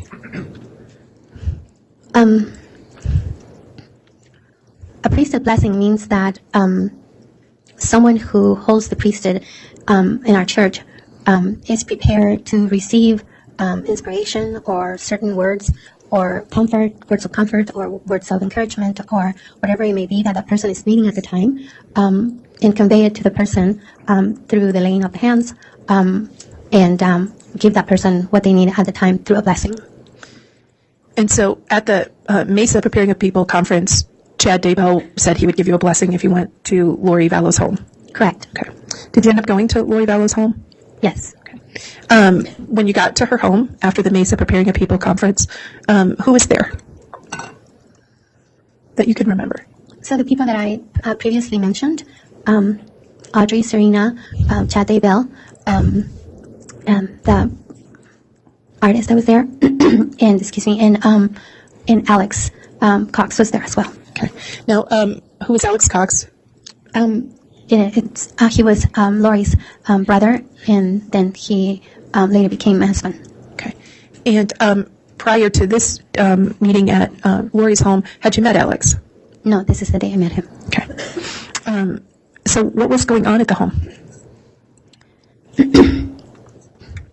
Everybody was just visiting and talking with each other, and then Lori...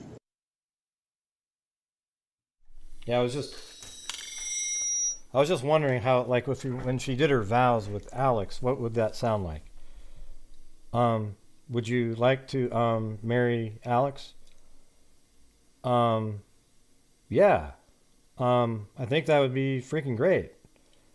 How about you, Alex?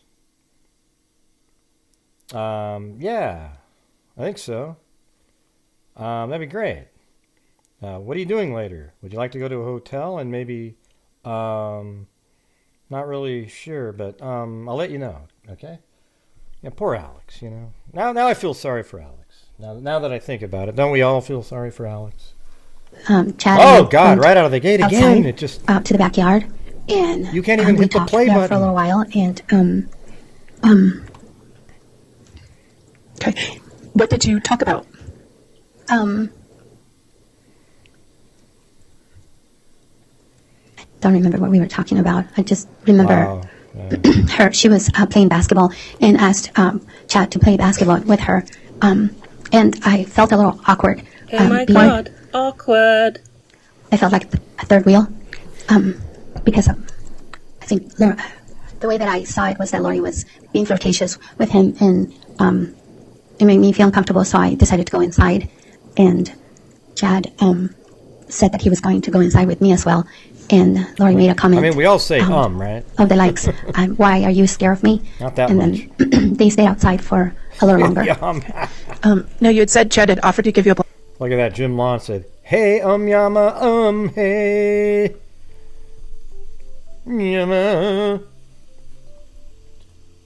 Blessing. Did Chad give you a blessing at Lori Vallow's house?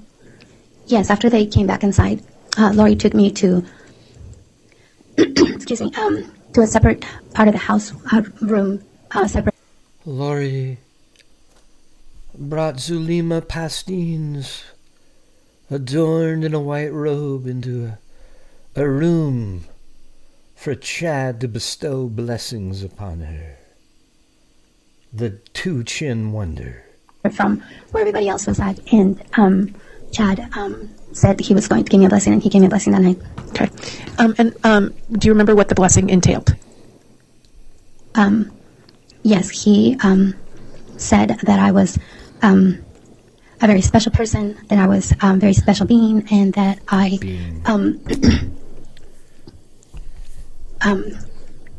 that I was going to do some amazing things in the future, and that he was, I guess, grateful to know me, and it was full of a lot of praise. And Lori was present? Yes. Was anyone else present? No. Okay. It'd be interesting to edit out the ums and see how clear it sounds. Now, this meeting at Lori's home, was this after the St. George conference? Yes. Was it in the fall, or was it before Christmas? It was before Christmas. Okay. Yada yada yada. Did you Yada have yada yada. contact, Yada with yada. Lori or Chad again that fall or before Christmas? I may have, but I don't remember it too clearly. Did you ever see Melanie Gibb during this time? We attended the same ward, so we would see each other every Sunday. Okay. Did you go to her house at all that fall?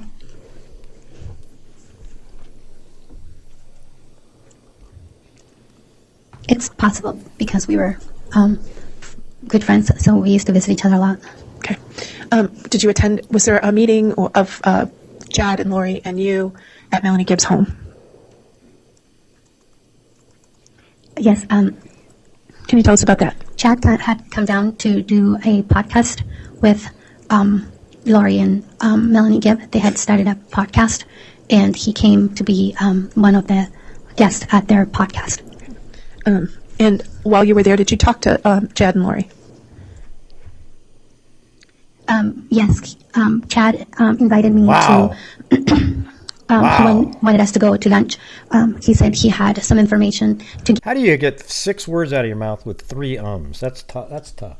give me, and he really wanted me to meet them for lunch. And did you do that? Yes. Okay. Where did you go to lunch? We went to a restaurant called Firebirds in Gilbert, Arizona. Okay. What happened at the restaurant at Gilbert? At Firebirds? Chad said that... Wow. Excuse me. She didn't say She just went right to Chad. I might have edited it out that on Chad accident. said that he had some information to give me about my prior lives and privations, and he really wanted to speak with me in regards to that. Okay. Who was present at this lunch? Melanie Gibb, Lori Vallow, and Chad Daybell. Okay.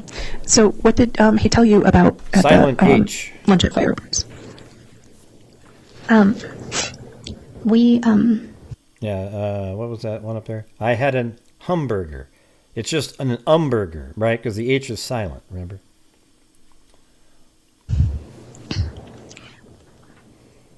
he was trying to tell me what the information, he was trying to give me the information, but for some reason, Not quite Chad as, and Lori probably didn't want got it through osmosis listening to her, Terry. Melanie to hear what he was going to tell me.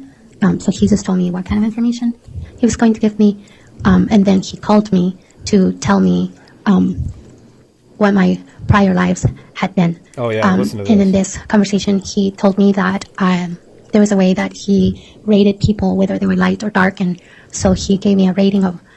Listen to how he's setting up the hierarchy in his little clan here. Of the light, how light I was, and then he told me that I had come, that I had other lives on this earth, and he gave me the times and who I was. Other probations. On the prior lives that I had lived on this earth. Probations, they're called. Now, during that conversation of the light and dark, did he give light and dark to anyone else? Or was this conversation solely about you? During this conversation, it was only about me. Okay. And did he go into detail about what he said were your prior lives? Yes. Okay. Here we go. Did he talk about any of your prior lives in terms of how you passed away in that conversation? Listen to how I saw this part. Listen to what Chad says about her. By the way, she ends up being Lori's daughter in a previous life. Really? Give me a break. he said that, I believe it was the second time, excuse me. I believe it was the second time that I had come to the earth. He said that I was,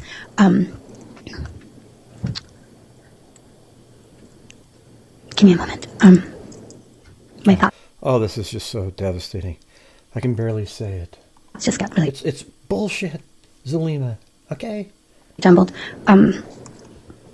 He told me that I had been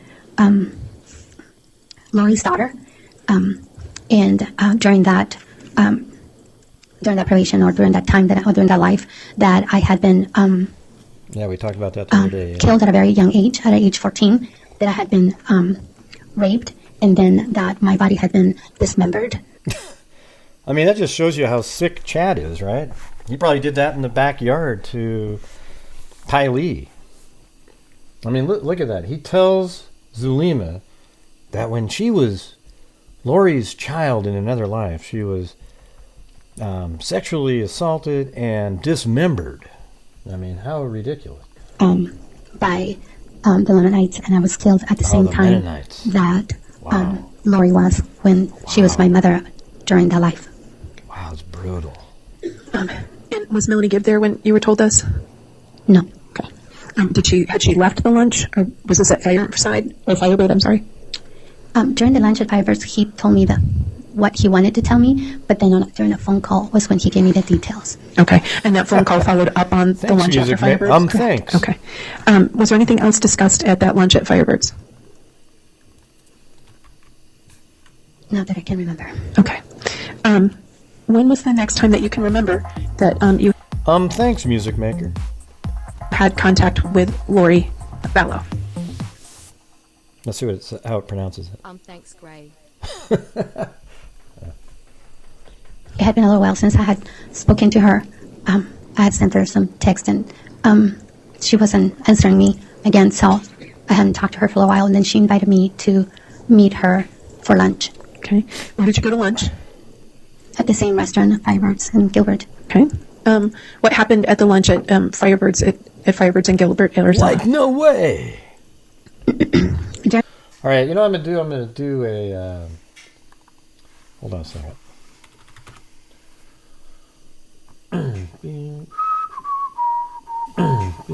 Wow, when I listen to it, I'm only like 2 seconds behind. It's awesome. All right, for all of the super chats on the stream today for the Gannon or Letitia Stout trial of killing Gannon Stout, or Stouch, or Stotch, or however the nom de jour is. All right, let me see. Let me get the... And here we go. Right now. So all the people supporting the earlier shows, we're going to do the give away the 5 memberships for that show. Okay, the daytime shows, depending on how well the show does. Hey, David Hughes, I already thought you were a member. Misty Dawn, Sharp Tack, Double Dried Hop. Now, mods, if you can go out and check to see when those accounts were created, that would be awesome. Okay, let's see. That's my paranoid self kicking in. In this lunch, Lori made a diagram of how different creations are created and how many worlds there are and how many probations one person can have and how people are either light or dark, and she made a diagram and showed how people progress towards lightness or towards darkness. And did she say how she knew this stuff? How did she know about light and dark? Or did she tell you at that lunch?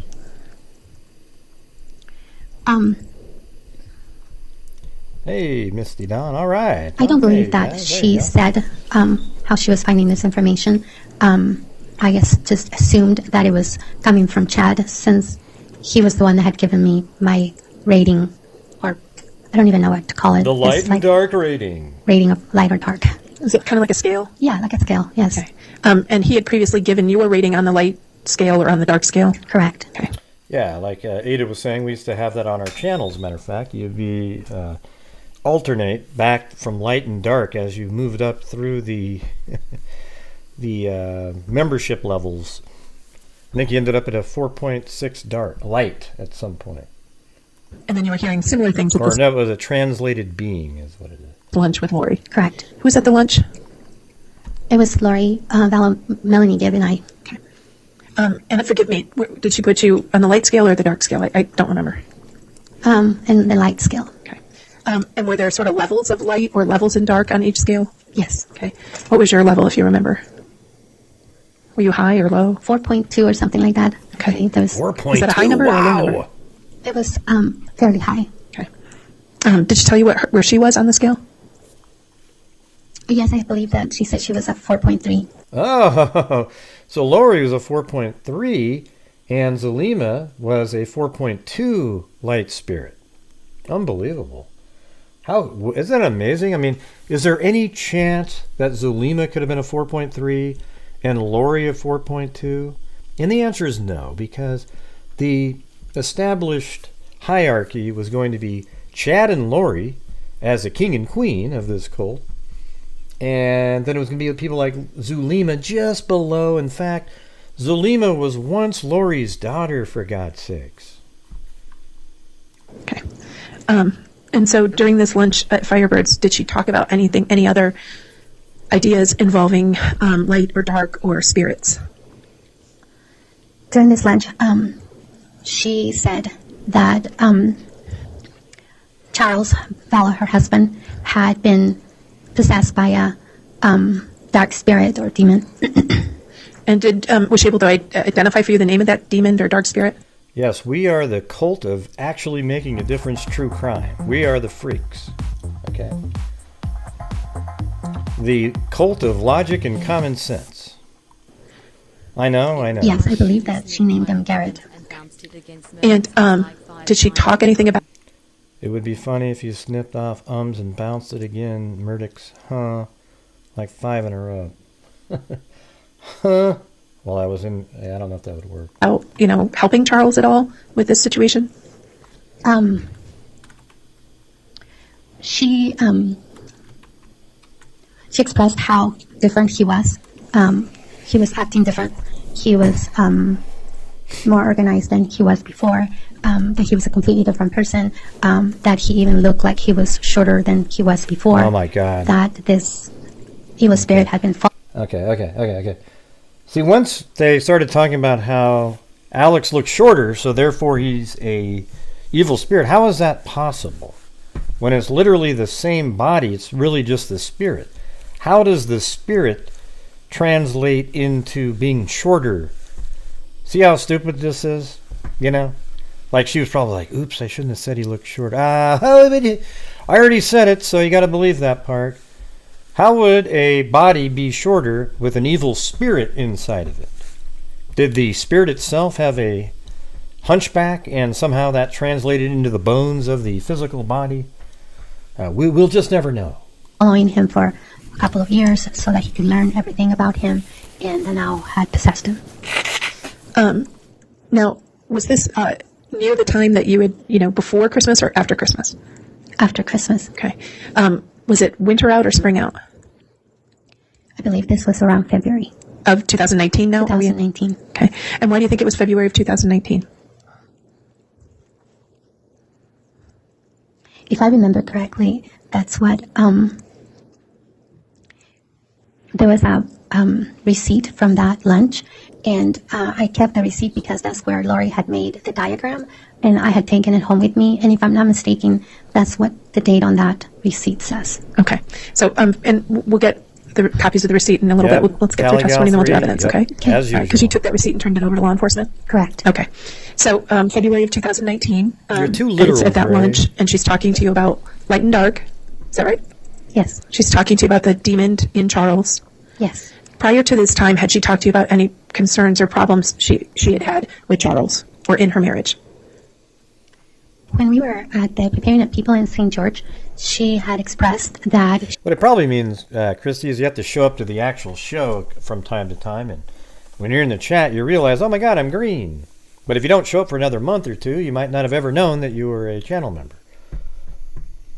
She had that her and Charles were having some financial difficulties, and at that time, while we were there, she said that she had been the beneficiary of Joseph Ryan's life insurance. That was one of her prior husbands, and that she had received, I believe it was $60,000 from that life insurance.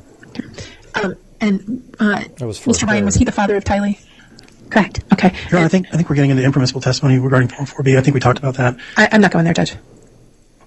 Okay. Yeah, I'm not going I'll there. withdraw the Yeah, objection. I'm not going there. Did she say what she... Do you need a minute? Is he with the tissue? Sorry. No, that's all right. Do you need a minute, or are you okay? Can I take just a second? Sure. Wow. Just, that's pretty funny. Kimberly Ann. I gotta give you credit for that one.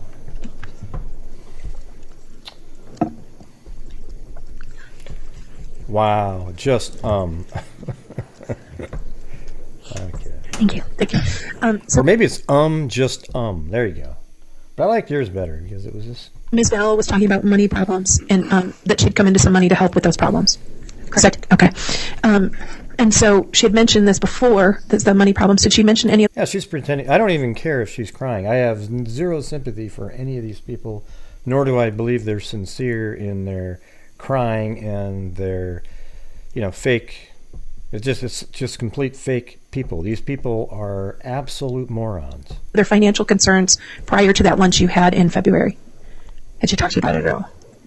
Preparing a people for idiocy. So then we're at the lunch where she's talking about light and dark, and she talks about Charles' situation with Garrett. What did she say anything else about Charles and the dark spirit?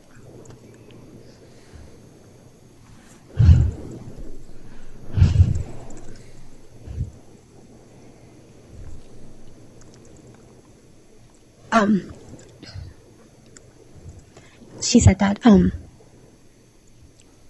she didn't know at first that he was that he had been changed, or he was a demon, that he had been possessed by a demon, and that she had slept with him twice, not knowing that he was possessed. Okay. Did she say that there was any way to help him or deal with the demon? Not at this time. Okay.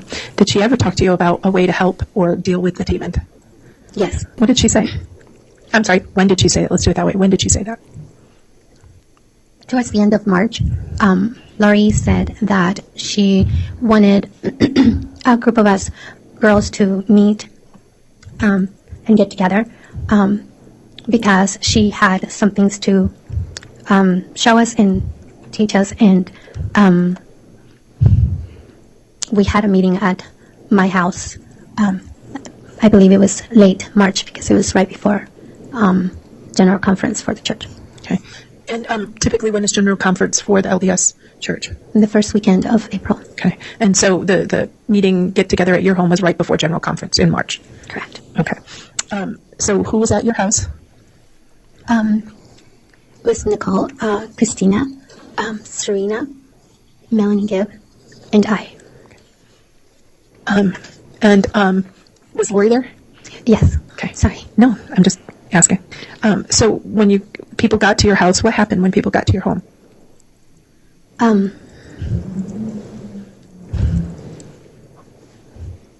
Everyone was staying at my house except for Nicole and Christina, and Lori said that she wanted to teach us something, so I brought out a whiteboard, and on this board she did the same diagram that she had done at the restaurant, and she taught that there was multiple probations, and again the scale on people being light or dark. Okay, what else happened? During this time, she also gave me a sticky note with my prior lives, and I believe she did that to the other girls that were there as well. She also said that we needed to cast out the demon from Charles and asked us to do a casting on him. Okay. Was that the first time you'd ever heard of a casting? I had read about it in the scriptures in the New Testament when Jesus cast out evil spirits, but in a personal way, yes, that was the first time. Okay. What are we going to do when my channel gets 144,000 subs at some point? Is that when we should just deem ourselves the cult of the 144,000? Did Lori talk to you about a method or a tool to do a casting? A way to do a casting. She said that we had to be holding hands and in a circle, and each of the participants would have a different part to say or do in order to complete it. Okay. And so who assigned the roles in the casting? Lori. Who told people what tools or powers they were to use? Lori. Okay. So what tools or energy did she ask you to use? Fire. Okay. So how did the casting proceed?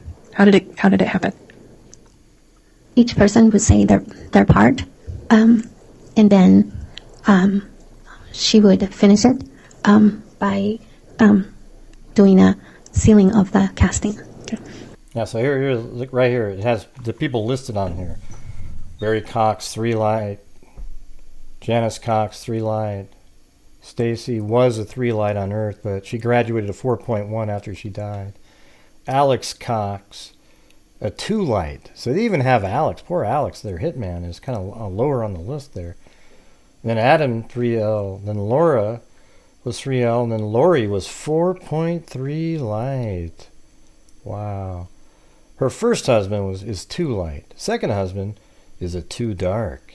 Her son, Colby Ryan, is a 3 light, but Kelsey Ryan is 3 dark. Her third husband, Joseph Ryan, is a 4.3 dark, an absolute demon. Right? And then her daughter, Tylee, is a 4.1 dark. Wow. And then, but JJ was listed as a 4.2 light until, this was probably done just before they went through and, determined that he was a dark spirit, right? Yeah, let's see. And here's what it is right now. It says to get up to 6, there's only 5 males and 2 females. Already sort of a bigoted distribution there, right? Then there's 5.2 light. There's 71 males and 0 females. Then there's 5.1 light is 133 males and just 4. But then when we get to the light, the 4.3, we start distributing it higher over to the woman's side over here. I mean, it's really the most ludicrous thing you've ever seen. They have this whole document. I've got this stuff. Okay. What did that mean? I'm not sure how to explain it, but a sealing would be like to make it concrete or make it final or make it No, is he really? No wonder you didn't want it televised. valid or... He probably believes some of this shit. Not sure if I'm explaining it correctly. To kind of finish it and give it some authority? Correct, yeah. The thing is this isn't LDS stuff, but some of the fantastical concepts is something that a lot of people believe in. Like that. Okay, so, and who was the casting on? This time was to cast out Garrett that had, that Lori had said that Charles had been possessed by. And during this conversation about Charles being possessed, did she talk about any of the trouble she... Is he really an LDS bishop, the judge? Is that true? That seems like it would be a conflict of interest in a way, but I guess there's Christian judges. But this case is religious in nature too, of their own. I don't know. What do you guys think of that? No, it's weird. You had with Charles. I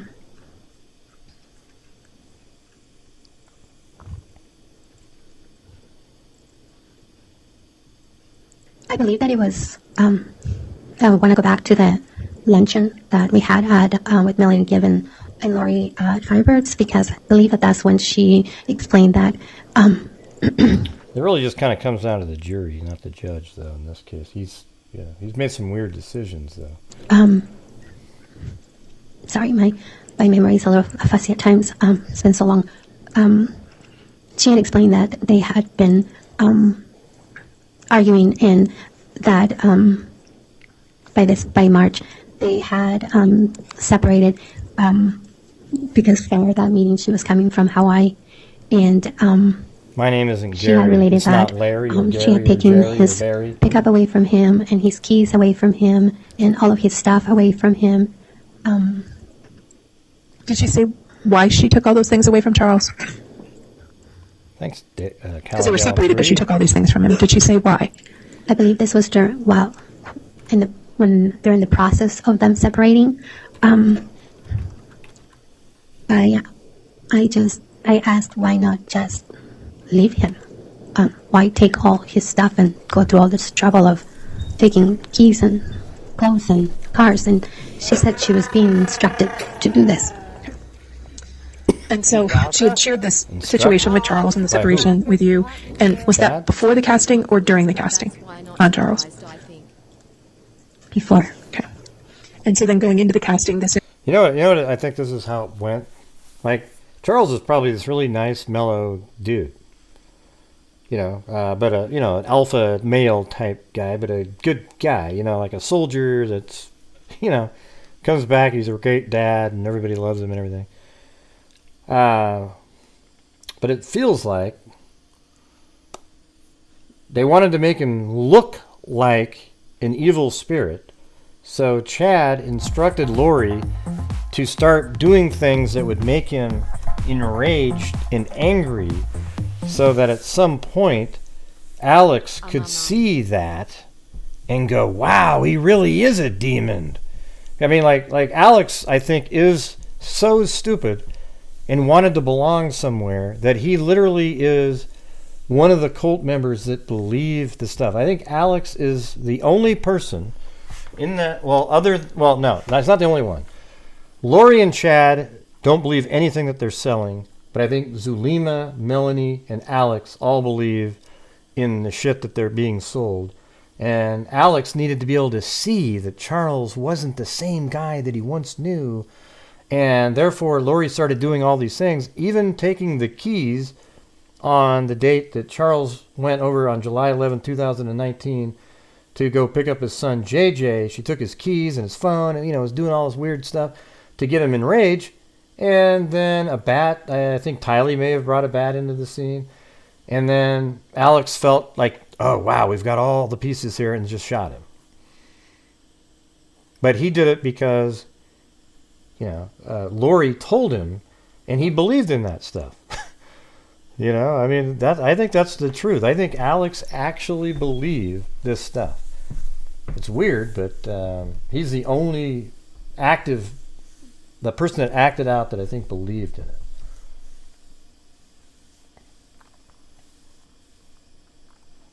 And I actually think if he was alive, they'd be cutting a deal with him.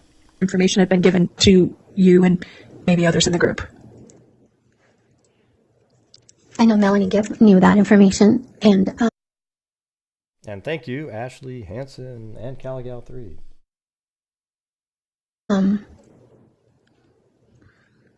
Okay. So give me a second. Sure. No, I believe that the other girls in that meeting also knew that they were separated by this time, because she was telling everyone that she had been in Hawaii and not living at the house with Charles. So yes. So that information, that conversation and information she had was in people's mind going into the casting on Charles. Yes. Okay. During this meeting at your house, did you all believe her that what you were doing had value? Yes. Okay. You say that very certainly. Why? Lori is very convincing, vivacious way of expressing things, are very charming and believing, plus the fact that she had expressed before that she had been visited by all these heavenly beings. Therefore, if someone is telling the truth about that, I wouldn't be questioning them. I would be believing they're telling the truth, because I would never think that someone would lie about something as sacred as that.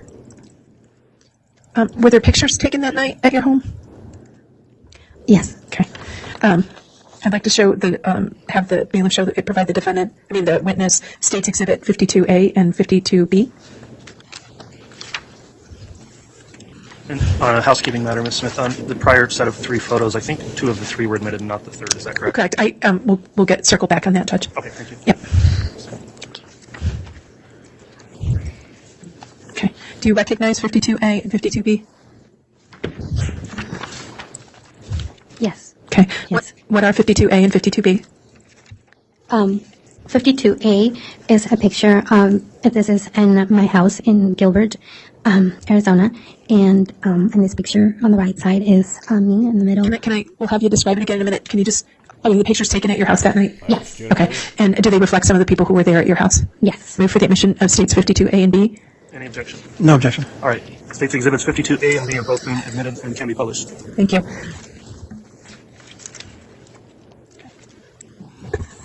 Thank you. Okay. All right. Let's start with 52B. Now you can tell us. This way you only have to tell us once. Okay. What are we looking at in States 52B? We'll start on the left. On the left is Melanie Gibb. The middle is Serena Sharp, and then on the right-hand side is me. Okay.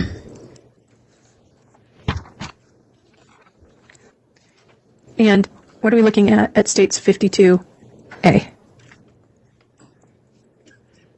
On the left-hand side is Serena, and the middle is Melanie Gibb, and on the right-hand side it's me.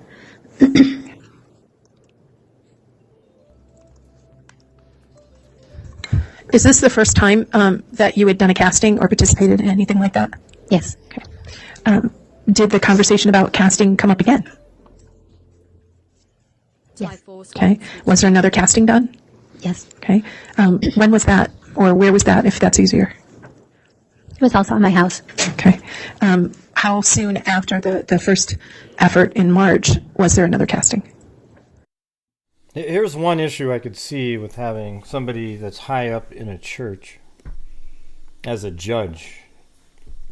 Like you could see a scenario where even higher up people say, hey, we don't want this televised because people will start associating this with the LDS church. And that influenced his decision not to televise a case that, man, out of all the cases there ever was, this one should have been televised. I mean, it's just, yeah, that's my opinion anyways. So I could see somebody making a decision like that. And, which isn't really, whether it's televised or not doesn't make any difference in the, how they're found guilty or something, but it's just a little, some of the stuff is odd given the circumstances. That's all I would say. It doesn't affect the outcome, though. I don't remember exactly when it was, but it was after March. Okay. Who was the casting on? Let me back up a little. Objection, non-responsive. It's all right. Sustained. Okay. So let me ask you, had you done any other castings? Yes. Okay. What other castings had you done? Well, do you think Chad's will be televised? I don't think so. Castings. This casting thing. Give me a break. At the end of the last casting, we Lori got on the phone. I am amazed that it's the audio is available though. And if the audio wasn't available, we would just use Nate Eaton's. But the problem is that's their work, so it's hard to read through someone's entire day's worth of, it's their product, so.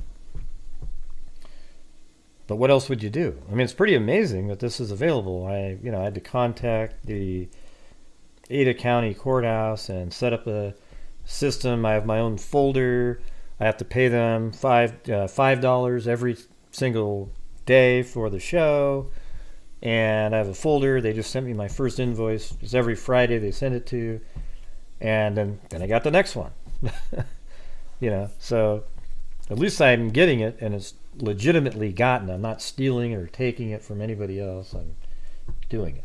And trying to verify with Chad if the casting we had done had worked. And he had told Lori that it did work. But then. And by the way, we don't have any purchases of the new blue notebook that's coming out.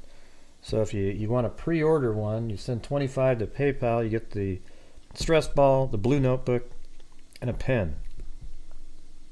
Okay, it's coming. I should have it in the next, they're saying 5 days or so. Might be longer, but I'm building up a list. So if you want one of those, that's how you do it. Later on, we found out that Lori and Chad said that even though we had cast out that demon that was called Garrett, that another more powerful and more skillful demon had come in and taken his place instead. And what was that spirit or demon's name? I believe they called him Ned. Okay. And so you learned that after the first casting on about Charles? Correct. Okay. So what did she tell you about a spirit named Ned? That he was more skilled, and that he was more powerful than the one before, and that we needed to do another casting. Okay. And then was that next casting on Charles to get rid of Ned? Where was that? At my house. Okay. Who was there for the casting on Charles this time? This time was still Nicole and Serena, Melanie Gibb.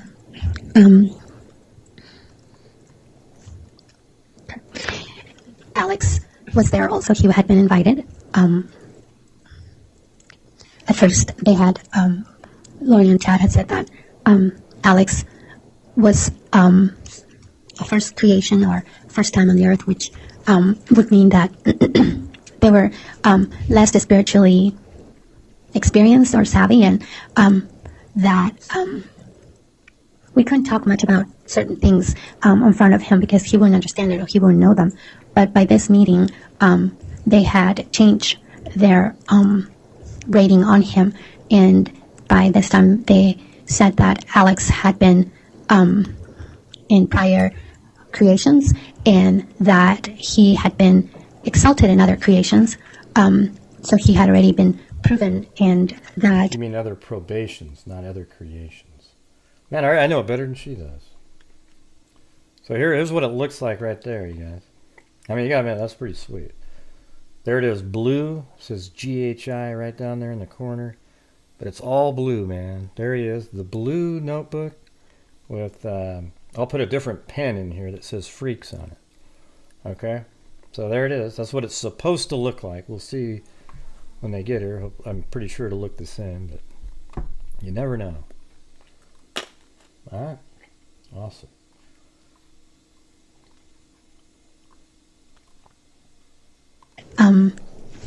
This was his first time on this earth, but he had been in other earths multiple times. Caligal 3 and so wants in one. that sort of status, did that now make him a powerful spiritual being? Correct. Okay. Did Alex believe that? Most Action calls for speculation. If you know. Yeah, with that just question, I'll sustain the objection. Okay. Do you know whether Alex expressed that he believed this? Yes, he spoke about how he was very excited to find out who he was. Okay. And so, now that Alex is a strong spiritual being, did he participate in the casting involving Charles and the entity they labeled Ned? Yes. Okay. Tell us about that casting. Again, everyone had different parts to do. What was Alex's part? Makes me feel, like when would you ever play Ouija board when you were a kid with other people? I bet it had that same sort of creepy feeling. and that like they were doing something. If you remember.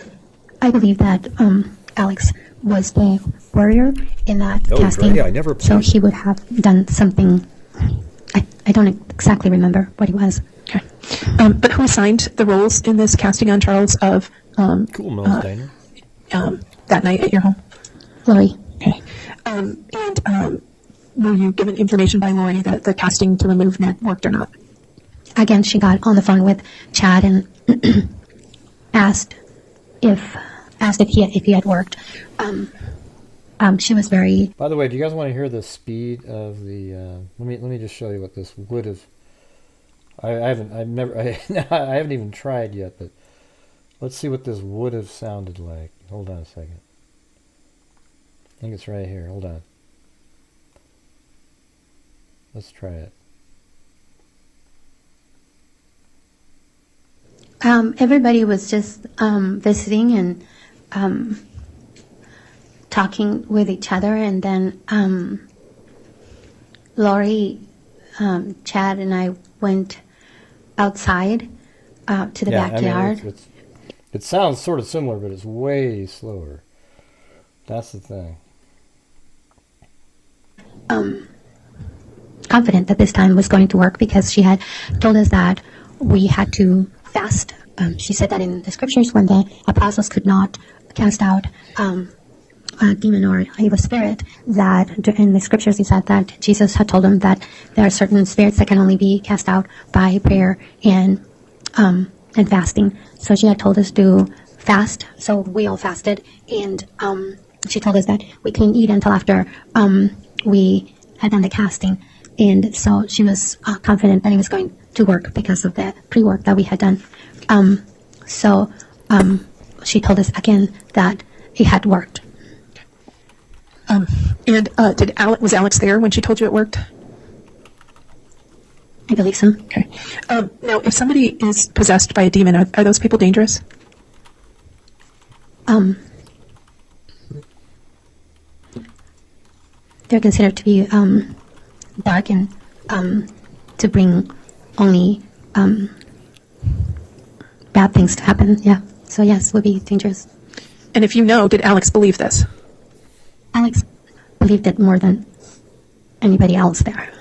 There you go. There you go. Look at see. That's funny. Did you have any follow-up conversations on whether or not the spirit Ned was successfully removed from Charles Vallow? So then Lori said that Ned had been removed, but this time there was even a more powerful demon that had come and possessed Charles or Charles's body, and that this time it was someone who had been who had done the same thing for hundreds of years and was very like an expert at doing that. Do you remember the name? Was the name Hiplos? Hiplos, I think it was. Okay. Hiplopotamus. So was there another casting for Charles to remove Hiplos? Yes. At this time, Lori had moved to Texas, so she had moved back with Charles, and she asked us to be on conference calls early in the morning, and again we would do casting on Charles to cast out Hiplos. Okay. Who participated on the calls on the casting on Hiplos? Or Charles? I just explained it, R. Grimshaw. Yeah, I've sped it up 1.5 times so that the trial that was 5 hours, after editing some stuff out, is now just 3. Easily to understand. If you can't understand it, go somewhere else. Okay. It's really simple for if you're, it's easy to understand if you just listen. If you don't understand it, then just go to one of the various other places that play it slow. It was Christina, Nicole, Melanie, Gibb, Melanie Boudreaux, Lori, and I. Okay. Was Alex on these calls? No, I don't believe so. Okay. And did you try another casting on Charles? There were several castings that we did on Charles during their time. Okay. And did Alex participate in any of these castings other than ones let me ask you a better question. Did Alex participate in the castings involving the spirit Hiplos in Charles? Not that I can remember. What are you talking about, Shogun? What happened? And did you learn at any point whether the casting to remove Hiplos worked? No, Lori said that this one was a very powerful demon, and that the reason why Charles had moved to Texas was because She accidentally deleted her comment about taking a shot.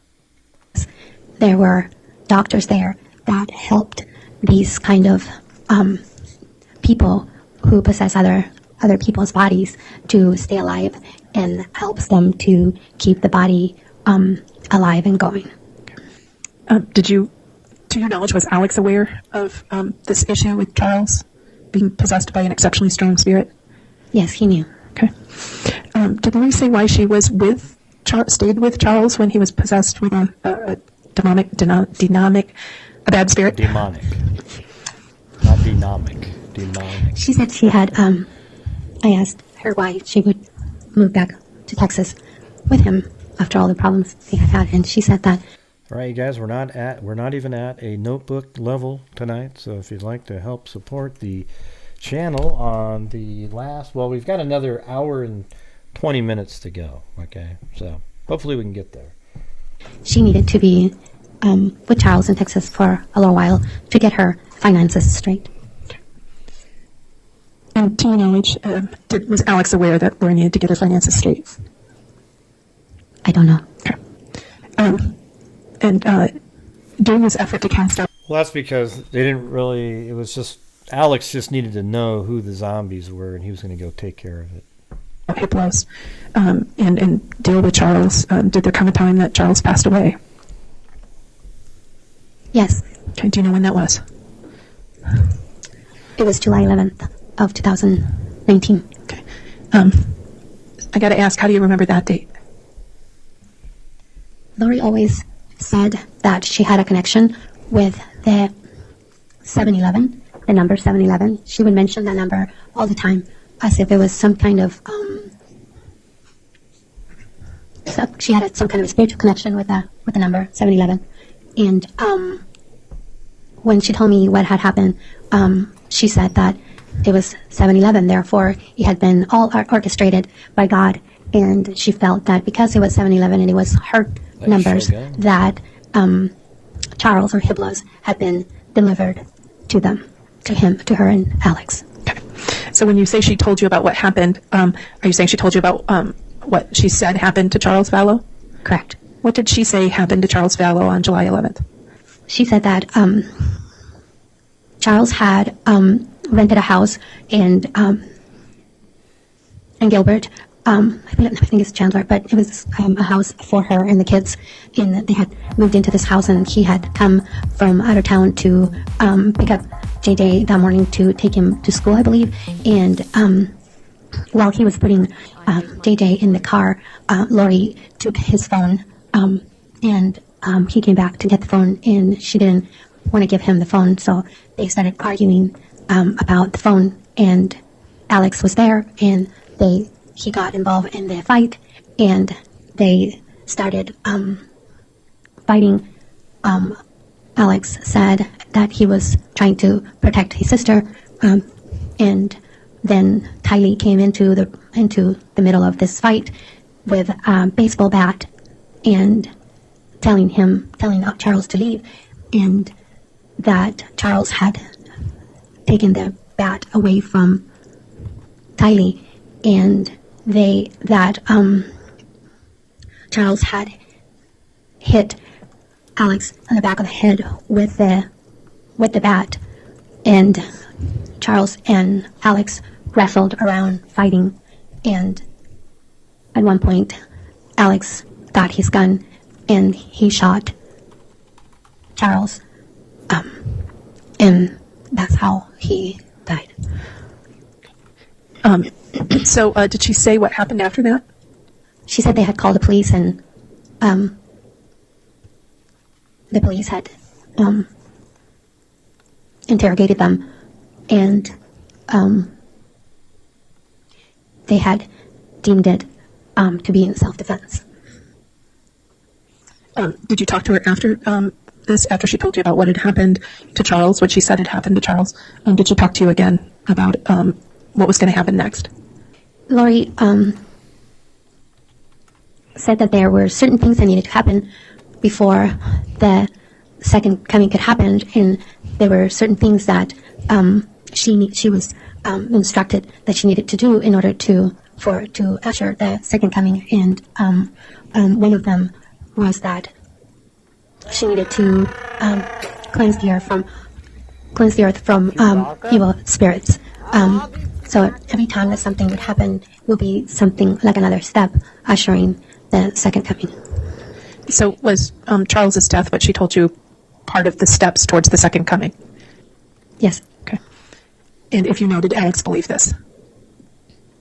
I don't know. Okay. Now, did at some point you have a conversation with her about her staying in Arizona or her moving? She had said that she wanted to be in Arizona, but then Chad Daybell told her that she needed to move to Rexburg, and so she packed up her house and moved to Rexburg. What was significant about Rexburg, Idaho? Oh, it's where Chad lived. Chad had said that Rexburg, Idaho, was going to be a place of refuge where there was going to be invasions of other countries coming into the United States, and that Rexburg was going to be a place where there would be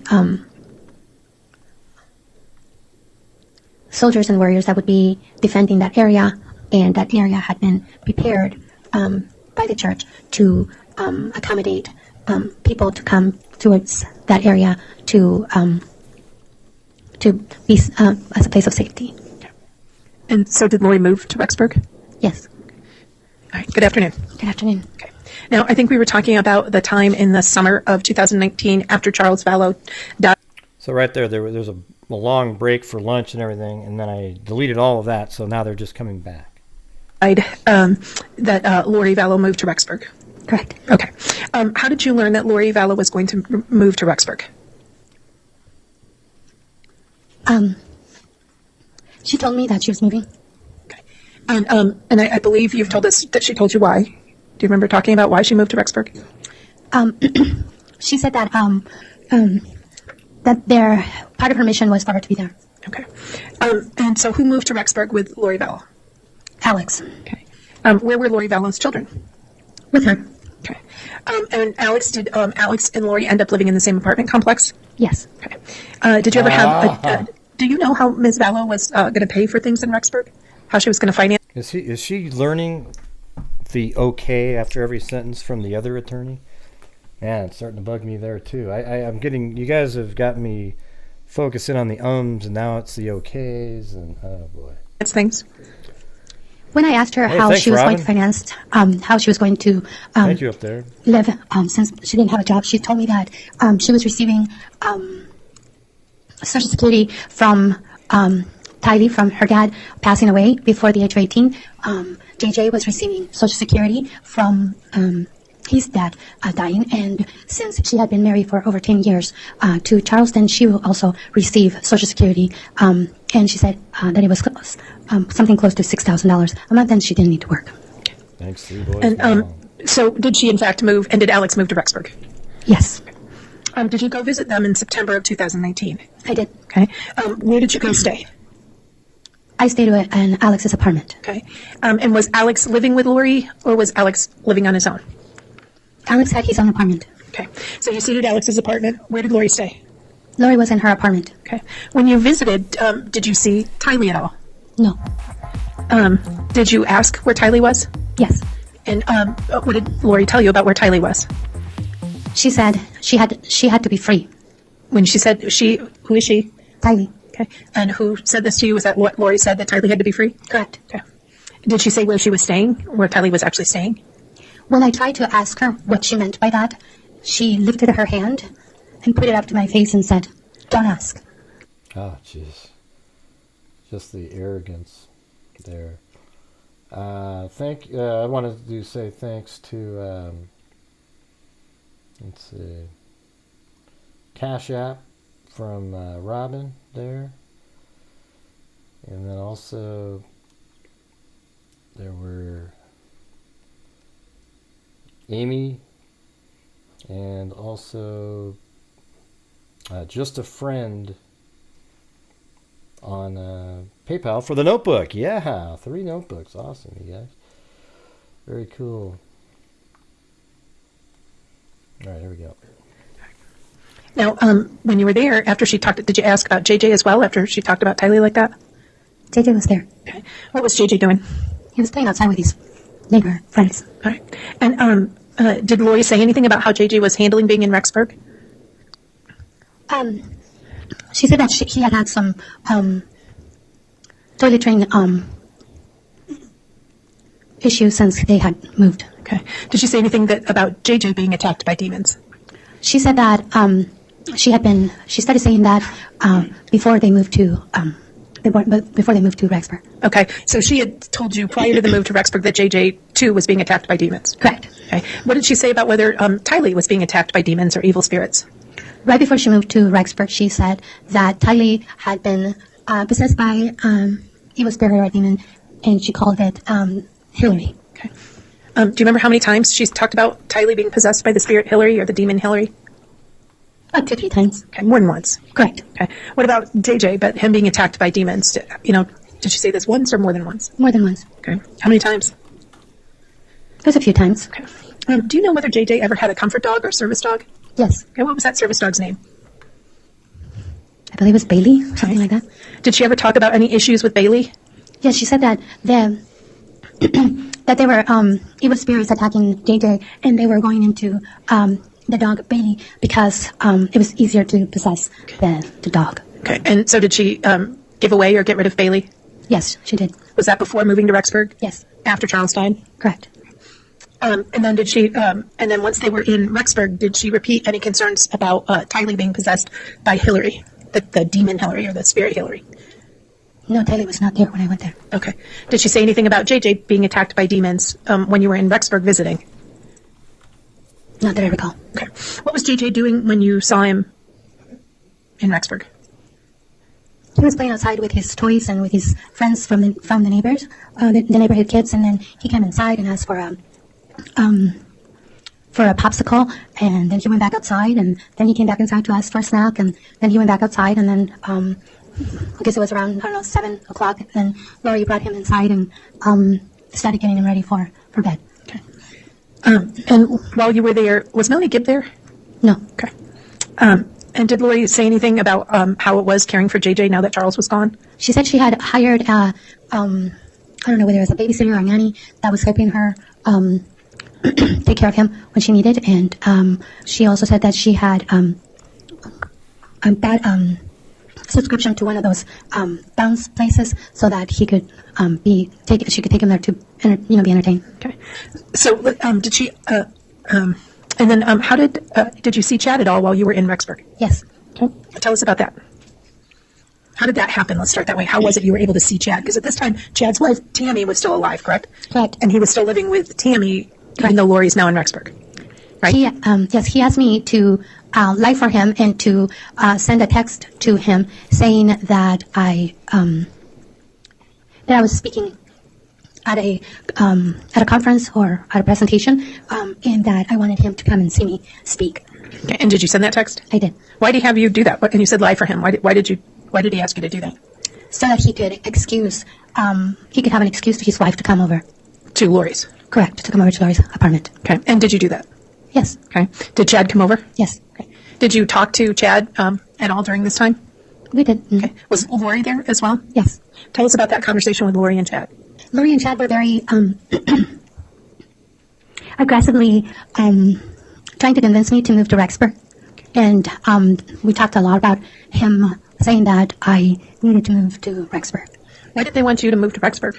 They kept telling me that part of my mission was to be there, and that I needed to help them build Zion there, and that I just needed to move there. Okay. Now, do you have a job? Yes. Okay. Do you have family in Arizona? Yes. Okay. What did Lori say about, how you would, if you gave up and quit your job, how were you supposed to support yourself? I said that if I was to move to Rexburg, there's no jobs there for me from my experience or my past jobs or anything that would match me, and what would I do there for finances? And she said, don't worry about it. Melanie, meaning Melanie Pulaski / Boudreaux, she has enough for all of us. Now, so at this time it was Melanie Boudreaux. That was her name, right? At the time, correct, yes. Okay. And so Melanie Boudreaux was her niece? Yes. And Melanie Boudreaux was in the process of divorcing her husband, Brandon? Correct. And she received a fairly substantial divorce settlement? Correct. Several $100,000? Yes. Okay. And so what did Lori tell you about Melanie supporting people? What exactly? I want to make sure we get the words right. What did she say? She said, don't worry about it, because Melanie has enough for all of us. Okay. What did you say to that? I said, that's her money, not my money. Okay. And did Lori have a response? No. Okay. Not really. All right. Did you ever talk to Melanie Boudreaux about the idea that her money was going to support all of you?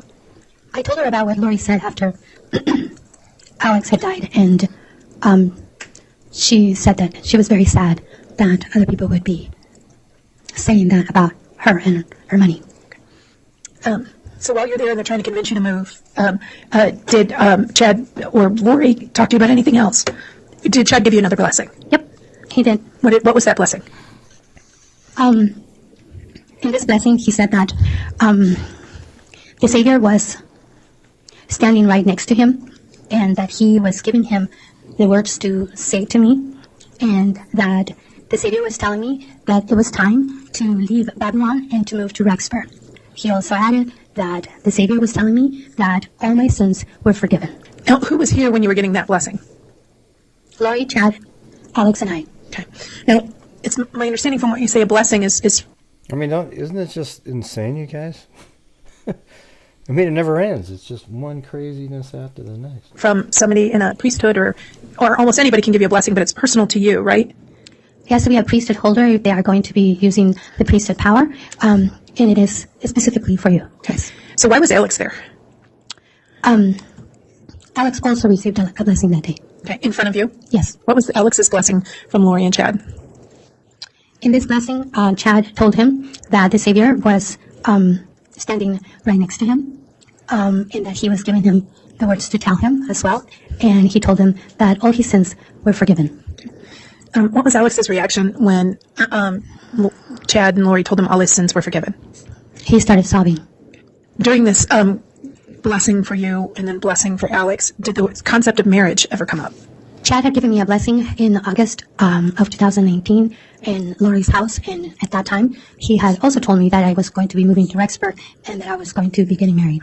Okay. And in this blessing, he in Rexburg in September, he also referred to that. Okay. So he'd given you a couple of blessings. So an arranged marriage. Each time mentioning the idea that you're going to be getting married. Correct. Okay. And any of these times did he and Lori talk to you about who you should marry? No. Okay. Did the subject eventually come up about who you should marry or who they would like you to marry? Yes. Tell us about that. Lori and Chad were teaching that a man and a woman should always be together because they're stronger as an entity than as two separate people.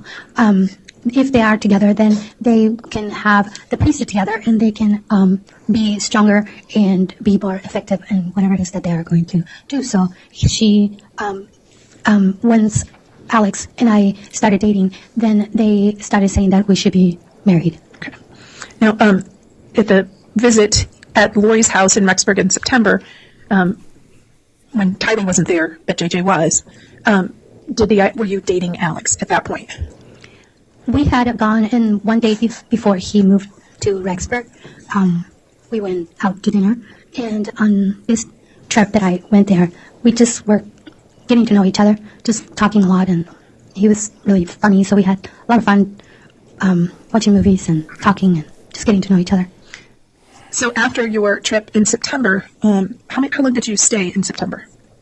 I believe it was only like 2 to 3 days or something like that. It was a very short trip. Okay. Do you remember if JJ was going to school on those days, or do you think it was a weekend?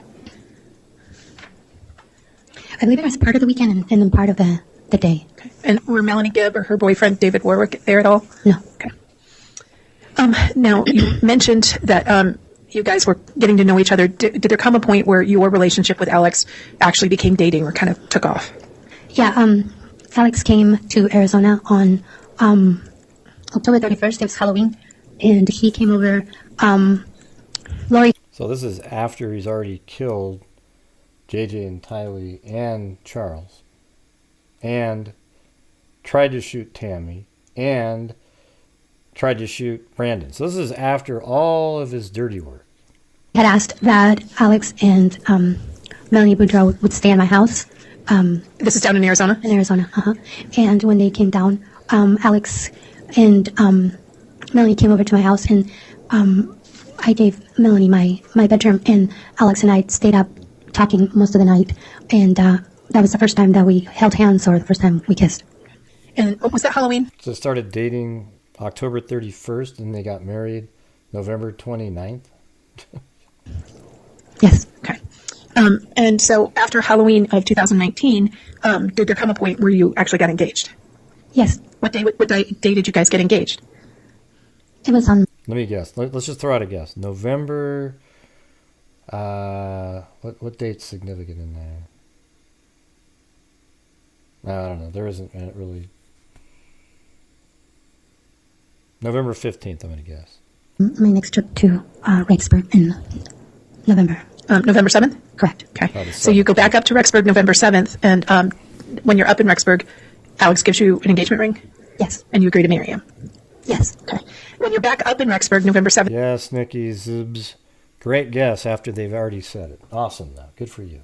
Since 2019, did you see JJ? JJ was not there. Lori was not there. Chad was not there. What about Tylee? No. Okay. Now, you guys got engaged. Do you know where Chad and Lori were at the time? We didn't know where they were at. I didn't know where they were at. But later, while I was there during that trip, we received pictures of them getting married in Hawaii. Okay. And was there any communication once you got the pictures of them getting married in Hawaii? I believe so. Okay. What was that? I don't remember exactly what the communication was. So did you and Alex stay in Rexburg, or did you head back to Arizona? Right, Nikki, right. After you got engaged? I came back to Arizona. Alex stayed over there. And I invited him to come down to spend Thanksgiving with me and my family. And did he do that? Yes. Okay. Did you have any communication with Chad or Lori on Thanksgiving? No. Okay. To your knowledge, did Alex? No. Do you know if Alex was having regular communication with Chad and Lori sort of from the time you got engaged until around Thanksgiving? I know they were having a lot of communication all the time, on a daily basis, several times a day, perhaps. But I'm mad when because he you're left full of crap all the Rexburg time. to come down to Arizona, he told me that they had stopped communicating with him, and even though he was trying to call them and sending them text, they weren't answering him. And what was his reaction to sort of going from lots of communication to no communication? He was upset. He said something like, can you believe they're being such jerks after how much I've helped them? Now they don't even want to talk to me. Okay. Now, let me step back and say, do you remember when hearing that Tammy Daybell had been shot? Yes. Okay. Do you remember what day she was shot? Yes. What day was she shot? If my memory serves me right, it was October 9th. And were you having, do you believe she was shot that day or shot at that day? Shot at. Okay. How did you find out about that? I don't remember. Okay. Do you remember hearing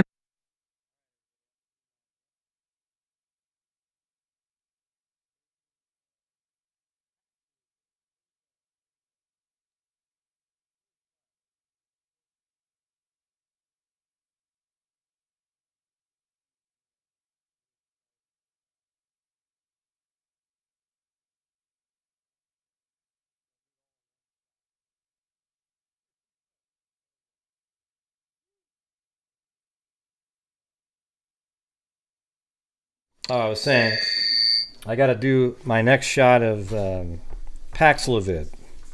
So here we go. Well, it's not really a shot, but it's 3 big horse pills. Yeah, I know I'm muted. Oh my God, you guys. All right, hold on a second. You know what that stands for? Gray, you're muted, gray, you're muted, gray, you're muted, gray, you're muted, gray, you're muted, gray, you're muted, gray, you're muted, gray, you're muted, gray, you're muted. 30 and 30 and 30, 20. All right, here we go, here we go.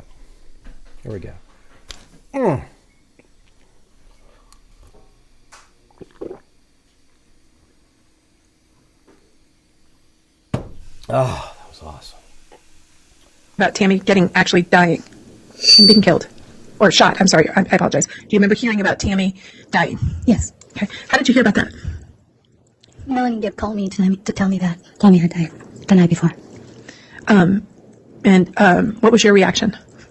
A little bit of confusion. I didn't know how she had died. I didn't know what to think. Yes, I feel like it's been really helpful. But prior to do that, you had learned that she had been shot at by someone. Yes. Okay. Were you ever present with Lori around that time that Tammy was shot at? Yes, the same night. Okay. And so what were you guys doing that night that you learned Tammy had been shot at? Lori had come down to, excuse me, to Arizona, and she had texted me earlier during the day and asked me to come to Melanie Boudreaux's house because she needed my help with something and she needed to see me. Okay. And did you go? Yes. All right. What happened when you got to Melanie Boudreaux's house in Arizona? Lori told me that Tammy had been possessed by a demon, and that it was no longer her, kind of like the same thing that she had said about Charles, and that she needed my help casting out from her. Okay. And did you guys do a casting on Tammy? Yes. Okay. What was that demon's name, if you remember? I don't remember. Okay. Does the name Viola sound right? Yes, that sounds right. All right. And so while you're doing the casting on Tammy and trying to get Viola out, who was there? Look at that. I was put in jail by Terry Ann. It's really unfortunate for you guys. We were really working along there. We only got another 59 minutes left. And I'm now in prison. I'm going to put Nikki Zubs in prison. Where is that name? There we go. She's in prison. All right?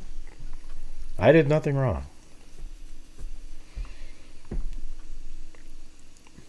Let's see if we can make it out this time. I stayed in there the entire time, like for 10 minutes one time.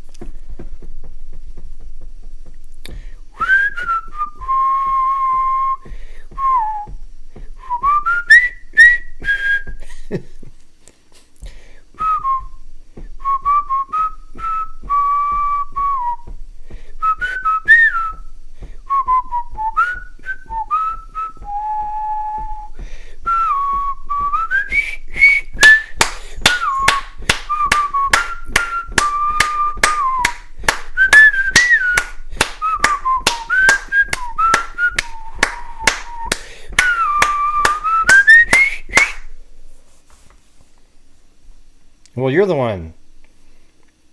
Terry Ann's the one that put me in here. You know, with all the jail cells. Or maybe they weren't going to bail her out. Maybe it's me. Three boys' mom got enough to give a Snickers to the in-jail bar so he could look away at some point. Yep, Bridge on the River Kwai. Great movie. We're never really sure at the end when Alec Guinness's character, did he intentionally fall on the bomb to blow up the bridge or not? We're not sure. Well, thanks, Three Boys Mom, Robin, American Lady, and Ashley Hansen. Key in your Twinkie, okay. We've got a key in the Twinkie at this point.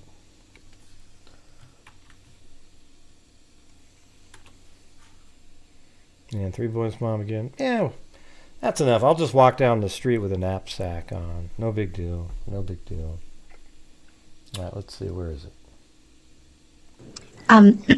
Melanie Boudreaux was there. Her children were all asleep.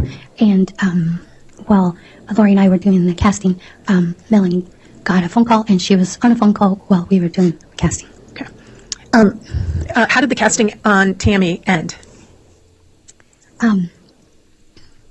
Lori said that she had received some new information on how to do a casting that he could work, and we were going to be using the Cosmos, and can't remember exactly what other things, but we were going to be using this, and then afterwards she gave me tons of praise for how awesome I was and how great I was. And then afterwards, she received a phone call from someone. Okay. And was she near you when she got that phone call? Yes. Okay. What was her attitude and demeanor when she got that phone call? She was very, very angry, scary angry. Okay. And now this is the night that Tammy was shot at. Correct. Okay. So while she's on the phone, she appears angry and scary angry. Did you hear anything she said? Yeah, she was using some very derogatory terms such as idiot, moron, and just being very, very angry with whoever she was on the phone with. After she got off the phone, what did she say to you? She said, idiot, can't do anything right by himself. Now, eventually you heard that Tammy had actually died, right? Correct. And you told us that Melanie Gibb had called you, correct? Correct. All right. Let's move on and ask, after you learned that Tammy died, did you talk to Lori about that situation with her and Chad? Now that Tammy's gone, what did Lori say was going to happen? Well, she said that Chad and her had received instructions and visitations from angels that had come and taught them how to cast out demons, and now they knew how to do it. And that is the reason why Tammy had passed away, because they were able to finally learn how to do casting of a demon. What did she say about her and Chad's future together? Well, at first, she said that Chad and her were saying that they were going to be in Rexburg, and that's where they were going to be building Zion, and that this was going to be a place of refuge. And then all of a sudden, they said that they were going to be going somewhere else. Did she say in the few days after Tammy died, did she say where Chad was going to be living? Yes, she said that the day after the funeral, Chad was going to be moving into her apartment. What was your reaction, and did you say anything? I did. I said, isn't that a little too fast when there should be some time for grieving? And what did she say? Nothing. Okay. Well, there was no grieving. So you mentioned that she and Chad had been talking about everybody kind of creating Zion in Rexburg. They didn't want did they tell you, that things changed, or that they were leaving and going somewhere else? They didn't say anything. They just left. Okay. And then you learned they got married in Hawaii. Correct. Okay. Did there come a point where they came back from Hawaii and visited you in Phoenix? Yes, on the way back from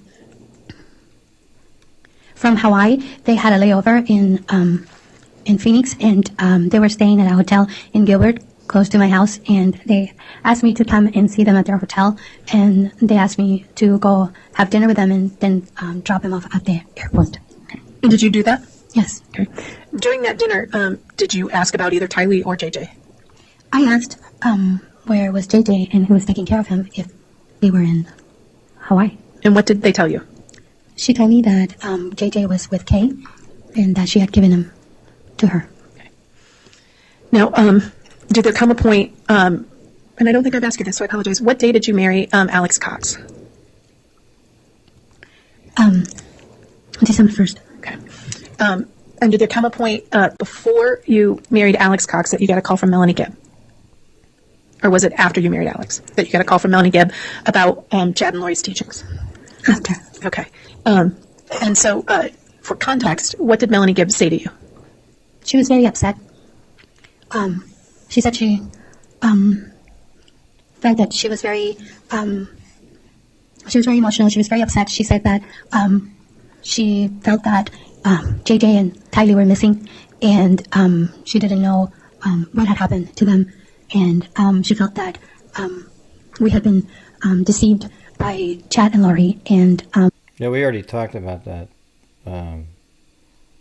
They changed it because they wanted to kill the physical body, knowing that their whole theory is totally bullshit. Anyways, let me rewind this slightly. She said she felt that she was very emotional. She was very upset. She said that she felt that JJ and Tylee were missing, and she didn't know what had happened to them, and in Phoenix, and they were staying at a hotel in Gilbert, close to my house, and they asked me to come and see them at their hotel, and they asked me to go have dinner with them and then drop them off at the airport. Okay. And did you do that? Yes. Okay. During that dinner, did you ask about either Tylee or JJ? I asked where was JJ and who was taking care of him if they were in Hawaii. And what did they tell you? She told me that JJ was with Kay and that she had given him to her. Why didn't she do that? Did there come a point, and I don't think I've asked you this, so I apologize. What day did you... See, JJ's death was totally just out of spite against Kay. There was no reason to do that to him. marry Alex Cox? November December 29th. 1st. Okay. And did there come a point before you married Alex? No, you didn't. You married him on November 29th. Right? That's the date that's up there. They got married, I thought, the same day. Maybe it was, I don't know. Cox, that you got a call from Melanie Gibb?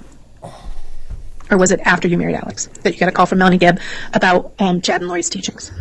After. Okay. And so, for context, what did Melanie Gibb say to you? She was very upset. She said she felt that she was very emotional. She was very upset. She said that she felt that JJ and Tylee were missing, and she didn't know what had happened to them, and she felt that we had been deceived by Chad and Lori, and that they were asking her to lie for them, and she felt that they were doing something wrong, and So what was your reaction to that conversation? Utter confusion. I was confused. I didn't know what to think or how to process that information. To hear my friend saying that all of this was happening, and then at the same time knowing how much trust I had put into these two people. It was very, very confusing, and I was very distraught and confused. And did you turn to Alex, who you were married to at this time, and ask him about it? I did. What did he say? He was very quiet, not himself, not his usual self. I asked him, how can Kay be looking for JJ when JJ is supposed to be with her? How can the person that's taking care of him be looking for him? And what did he say to you? He said, I know. And did you ask him more about it? He just didn't answer me. I'm sorry, I'm just being distracted. That's okay. You okay? I was just distracted by what's happening at the back of the room. Okay. Sorry. No, that's all right. It happens. Okay. So you were talking to Alex about the call you'd gotten from Melanie Gibb, right? Did he say anything about Tylee missing? Did you ask him about that? No. Okay.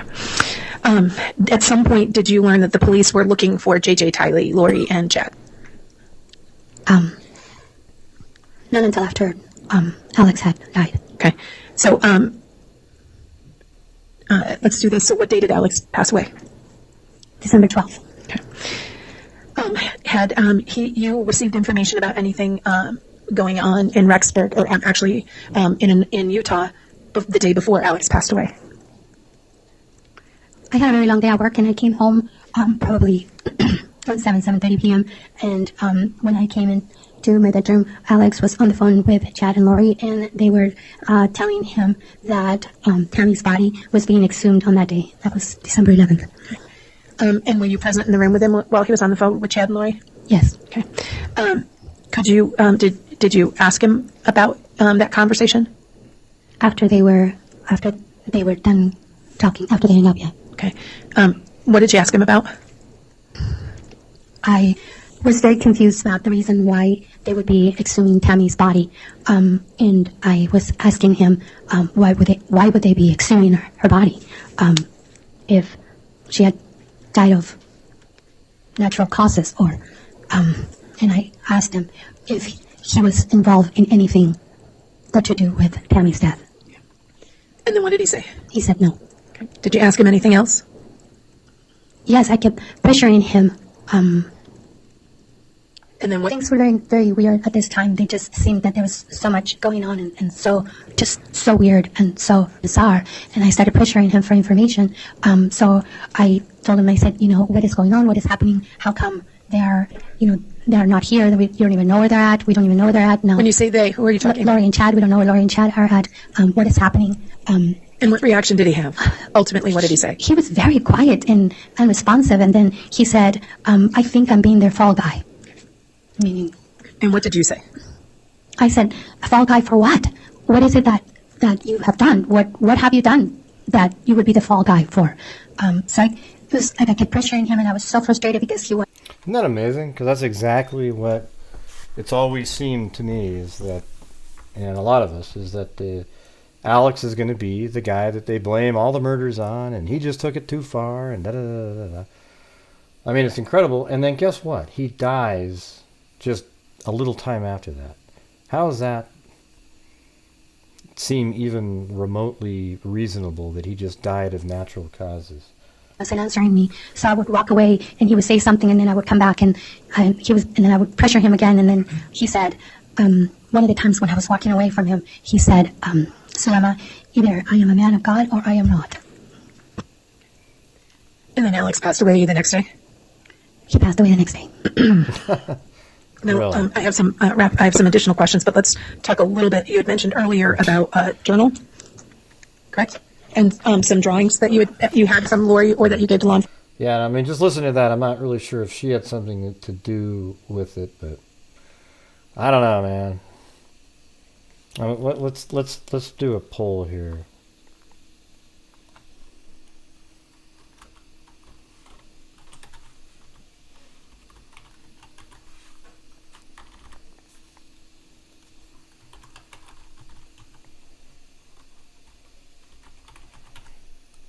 Okay. Oops. Yeah. There you go. Enforcement? Yes, correct. I keep a journal all the time. Okay. And I don't care I'm sorry, what they one of those? These are all the pages. What do you not all of them, but the pages from my journal. Okay. You referenced showing and giving to law enforcement? Correct. Okay. And are they true and accurate copies of the pages of your journal that you've referenced in your testimony today? Yes. Okay. Move for the admission of State's Exhibit 54, Your Honor. Any objection? Now, ma'am, State's Exhibit 54 has multiple pages in this document, correct? Yes. Yes. Okay. Let's start with the front page, which is a yellow sheet of paper with some drawings on it. Do you recognize that? Yes. What is that? This is a diagram. What is it of? This is a diagram of multiple creations and multiple worlds that one person can come to. And is this a diagram based on teachings given to you by Lori? Yes. Okay. Lori and Chad. And so what is on, for me, it is on the left side of the paper. What are those words in that drawing? So those are creations, or those are five worlds that were created. In each one of them, there is Satan and a Savior. There is each one of those worlds or creations were done separately, and the fifth creation, or the fifth world, is the Earth, which is the lowest and the darkest world. This depicts what Lori and Chad said that I had lived. According to them, I had lived 5 times on the third creation, 4 times in the fourth creation, and 4 times in the fifth creation. On the side, on the bottom, it says limbo, and this is where Lori and Chad taught that the spirits who had been pushed out by if a person dies, there is a 2-minute window in which a demon can take over that body and inhabit it, and such as what they were saying that had happened to Charles and had happened to Tammy, and the spirit, the original. Well, I was thinking that maybe she had something to do with Alex's death, but I don't know. It's hard to tell. The spirit of that person goes into limbo. It doesn't move anywhere. It can't go anywhere. It's just in limbo because it's waiting for the body to be put to rest. See, I know so let me ask you, so when a person's spirit is pushed out of their body and the evil spirit gets into their body, the person's spirit goes to limbo. Correct. Right. So for Charles, his spirit was put into limbo, according to Chad and Lori. Right. Correct. And again, did Alex Cox believe this? Oh, absolutely. Yeah, so Alex Cox believe it. And so the only way to free...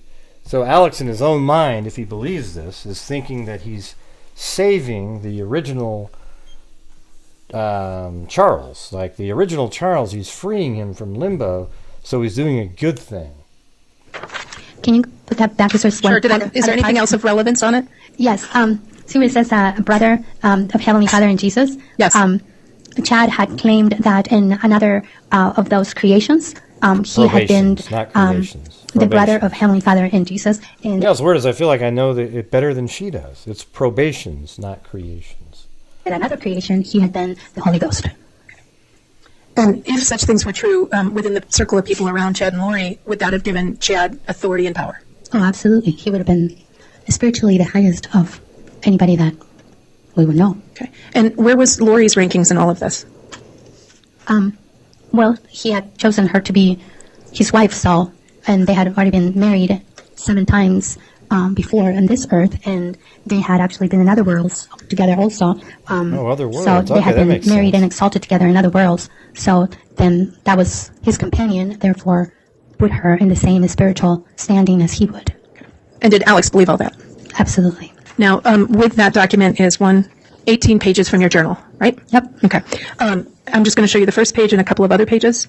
What are we looking at the front page of the stapled 18-page document that is your copy of your journal? This is the ratings that Chad and Lori taught.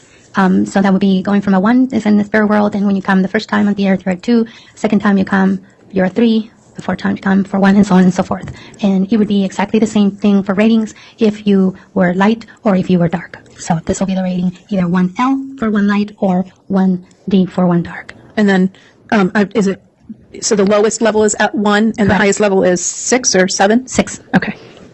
And this is the numbering scale for both the light and the dark? Correct. I just showed you guys that. And forgive me, I think you told us, were you a 4.2 light? I believe so. Okay. And what was Lori when she first talked to you and introduced the idea? 4.3 light. Okay. So higher than you.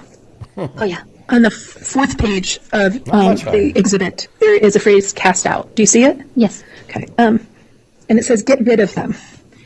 How, once the evil spirit is pushed out of a body, how do you just... See, what's weird is, see how they're talking about this? As if it's real. That's it's weird to me.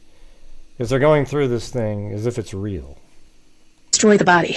I don't know if there was a way to destroy the body. What this would pick would be that since Lori and Chad were saying that every time that one demon was cast out, Right, and then yeah. would leave that 2-minute window for another one to come in, then spiritually we needed to how do you prevent another... prevent from another demon to come in by doing certain things, such as putting water in fire and destroying the body in order to be able to, so that there will be no way that another demon could come in. Okay.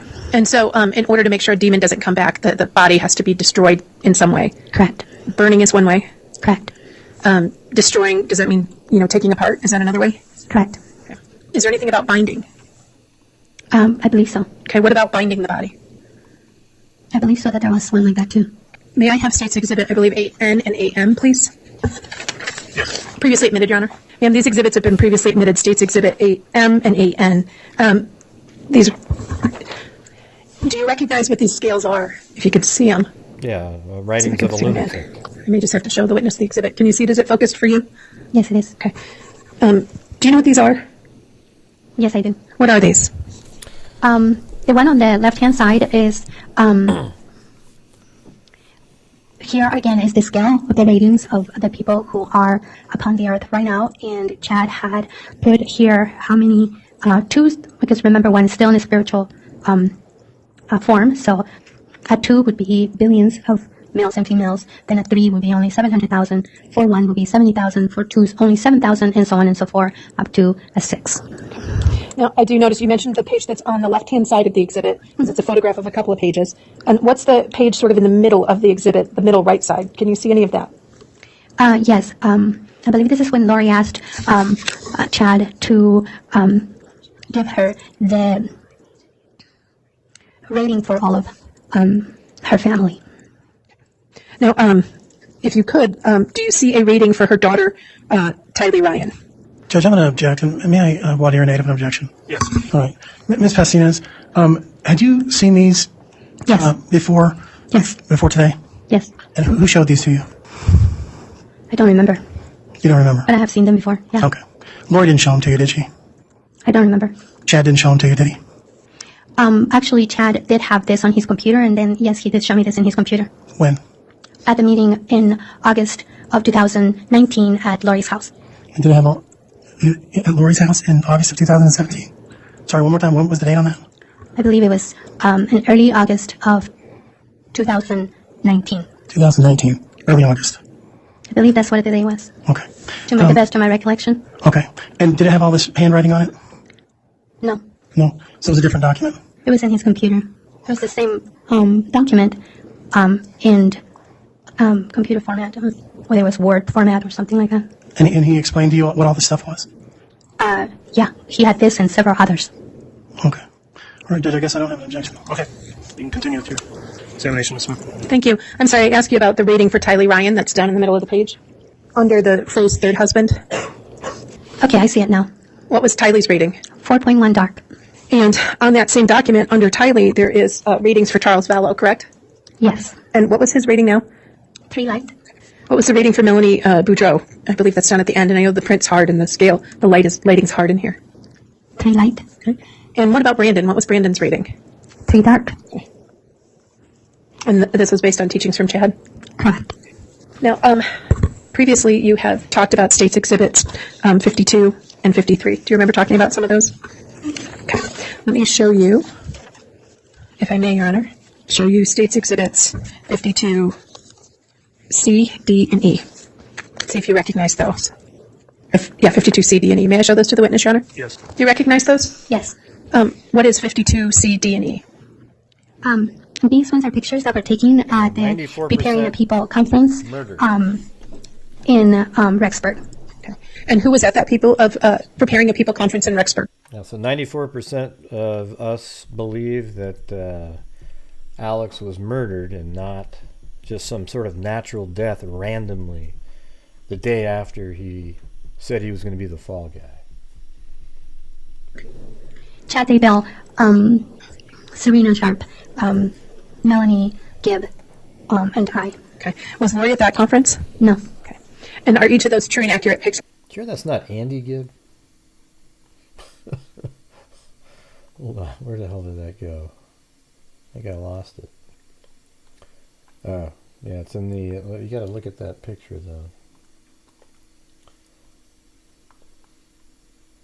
Yeah, not sure. Just not sure at this point. Of the people who attended the Preparing of People conference, and was that in 2018 or was that in 2019? 19. Okay. Are each of those true and accurate pictures of the people who attended that conference? Yes. Move for the admission of 52, C, D, and E. All right, ma'am, let's turn first to 52C. I apologize, your permission to publish? Yeah. I'm ahead of myself. What are we looking at 52C? On the left-hand side, it's me, Audrey, Danae, and Serena Sharp. Okay. And you've mentioned Audrey before? Was she part of, did she attend several of the conferences? Yes. Okay. Was she friends with Chad? Yes.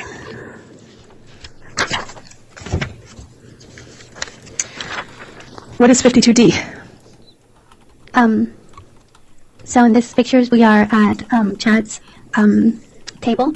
In the left-hand side is Chad. The next lady, I don't remember who she is. Then it's Serena, Melanie, and I. And 52E? What is that? This is another picture of that conference. I don't remember the first lady on the left. Then it's Melanie, Serena, I, Audrey. Hello, Nikki Zibbs. I'm sorry if I made you feel bad earlier. I was just goofing around with you. I didn't believe that you literally came up with that, but if you did, you won. You nailed it. The 7th, okay? That's the day that they got engaged. 8 days after they met. This is the weirdest shit in the world, you guys. This whole thing here. I mean, I bet you Alex and Zulema never would have given a damn about each other if they hadn't been set up like that. And then I don't remember the other lady's name. But you're in the middle in red? I am in the middle, yes. Okay. In the red scarf. All right.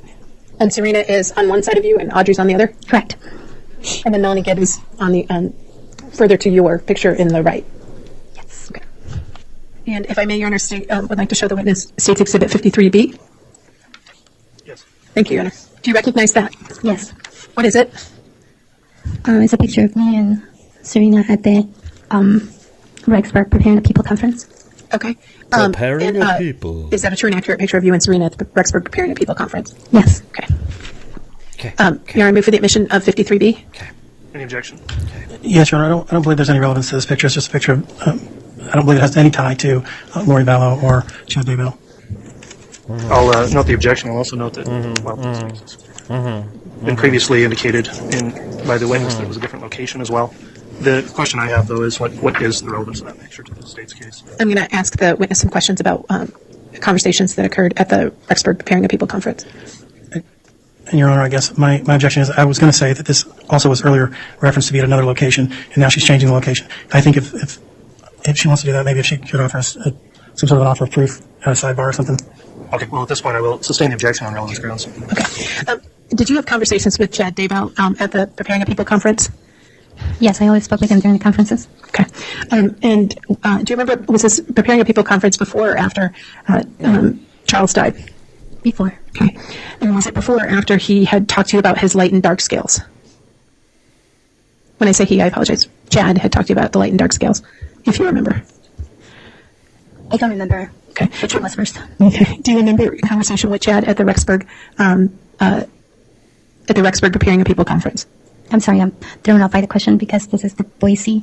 Okay. This is the Boise conference, and yes, I did talk to him during that conference. So let me make sure I'm clear. Can you look at the exhibit sticker on the back? I just want to make sure we have it straight. What's the number on the back? 53B. Okay. And I apologize. What conference was it that this was at? This is the Preparing the People Boise Preparing the People. Okay. Did you have conversations with Chad Daybell at the Preparing a People conference in Boise?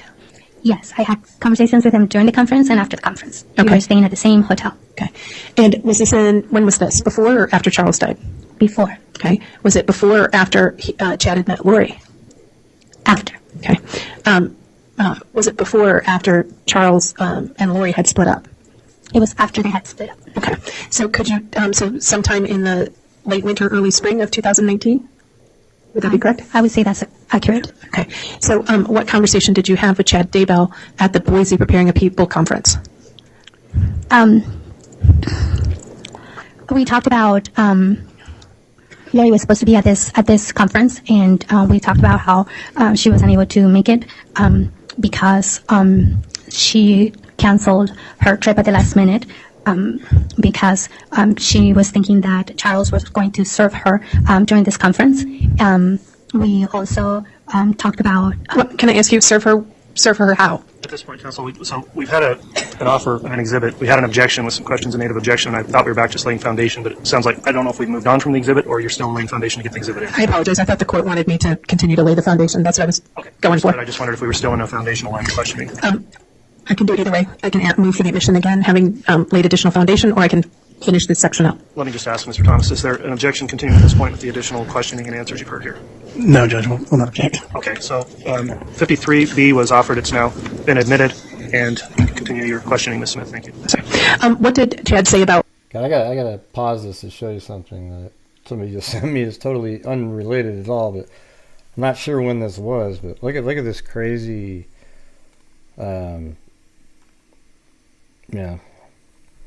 what's going on in this picture? I have no idea. This person has this axe here, and they're walking around. This just came across my feed, but Ada sent it. I think it was Ada. No, maybe it was Elizabeth.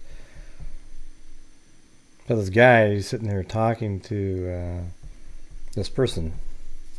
I don't know if they're dressed up like a woman or what their circumstances is.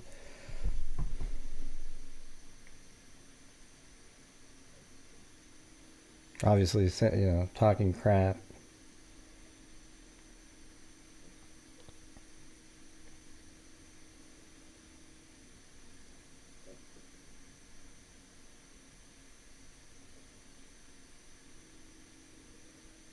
I mean, holy shit! Like, are these people live? That guy got hit right in the face with an axe. I mean, he's bleeding all over the place. God, he got hit right in the face with that thing. What the hell is going on with our country, man? Just absolute crazy people. Wow. That's unreal. I mean, did this guy survive that, or he got hit right in the face with that thing? Anyways, sorry to interrupt you guys, but that was unreal. Lori not being there. We talked about how it was best for her not to be there, so that she could be protected, because in that way the person that was going to be there to serve her couldn't find her. Okay. And why was Lori not getting served with divorce papers in a way of protecting her? I don't know. Okay. And who was present with you at this conference? Melanie, Gibb, Serena, Audrey, and I were there. Okay. At this time, I'm going to move my request for the admission of states Hey, exhibit it's Brian 52B. Joe, man. Wow, I haven't seen you in like 1,000 years. Oh, thank you, Judge. I'm sorry. Will you publish it to the jury? Yes. That's a picture of. And that's Serena and I. Now, Oh, maybe that turning was in towards, Australia. some additional questions. There was your description of castings. Did the castings always stay the same? That's kind of an older Were they handled the story. exact same way each time? Never seen it before, though. They were similar, but not the same. Okay. How? That's in Australia, and I think it was like a couple years ago.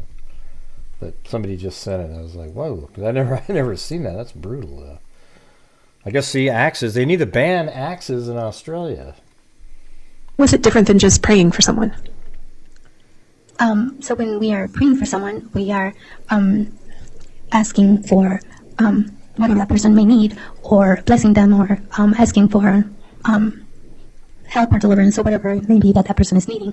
Casting is specifically to cast out an evil spirit or a demon. Okay. And there were castings on Charles? Yes. That you participated in? Yes. Castings on Tammy that you participated in? Yes. Okay.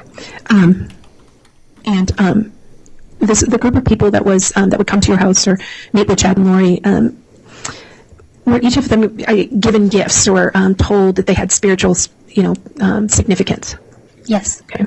So what was Melanie Gibbs' gift? She was a gatherer. Okay. What was your gift? Chad said that I was my gift was the elements. What does that mean? To be able to work with the elements. Melanie Gibbs' gift was a gatherer. A gatherer. Oh, work with the elements. See, you guys are right out of like Dungeons and Dragons. Oh, you're gonna work with the elements. She's a hunter-gatherer. I'm a mage. I can work with the elements. She's gonna be a high. Isn't that just ridiculous, you guys? I mean, just think about it. And by the way, in that other case, that person only got 9 years in prison. Really? Yeah, well, the other guy was like seriously wounded. I don't think anybody died, but that person should got 25 minimum. Okay. And just what does that mean? What does gatherer mean? Gathering people who were awake. Okay. What does awake mean? Awake to the signs, aware of the times, woke. and You mean being woke? aware of of the things that are to come prior to the second coming. Mm-hmm. And yours was to work with the elements? Correct. Okay. And these were gifts identified or described for you by Lori and Chad? Yes. Okay. Did Lori tell you this, or did Chad? Or Chad. both? Chad. Okay. What was Serena? What was her gift? Chad said that she was a very powerful goddess. Okay. What about Melanie Boudreaux? I think you call her Melly, but Melanie Boudreaux. What was her gift? Melanie Boudreaux. I don't remember what her gift was. Okay. What was Alex? Hers was a seer. She could see, things that haven't happened yet, and those that have happened but really didn't happen. She's very, very qualified for that. His gift or responsibility. Her gift is being a warrior. as dumb a person as there is And a possibly. warrior for what? Chad had told him that he was going to be. Now, did she say Melanie Giver? Here's the thing. Both the Melanies in this case, as I've said before, have a combined IQ of 6. Maybe it was 3 the other day. A warrior, a defender, and he was going to be training many other You're a warriors level 12 that were going to be mage. moving All right, to Rexburg in the future. Okay. And when you say a warrior defender, a defender of who? Well, at that time, I'm a cleric, level 39. Chad had told Alex that he had come only once to this earth, and the sole purpose for him coming to this earth was so that he could be Lori's protector and defender. Okay. Did Alex believe this? Absolutely. God. Oh, you mentioned about Then why did he believe he was a fall Lori guy? had talked about problems in her financial problems or problems in her marriage to Charles.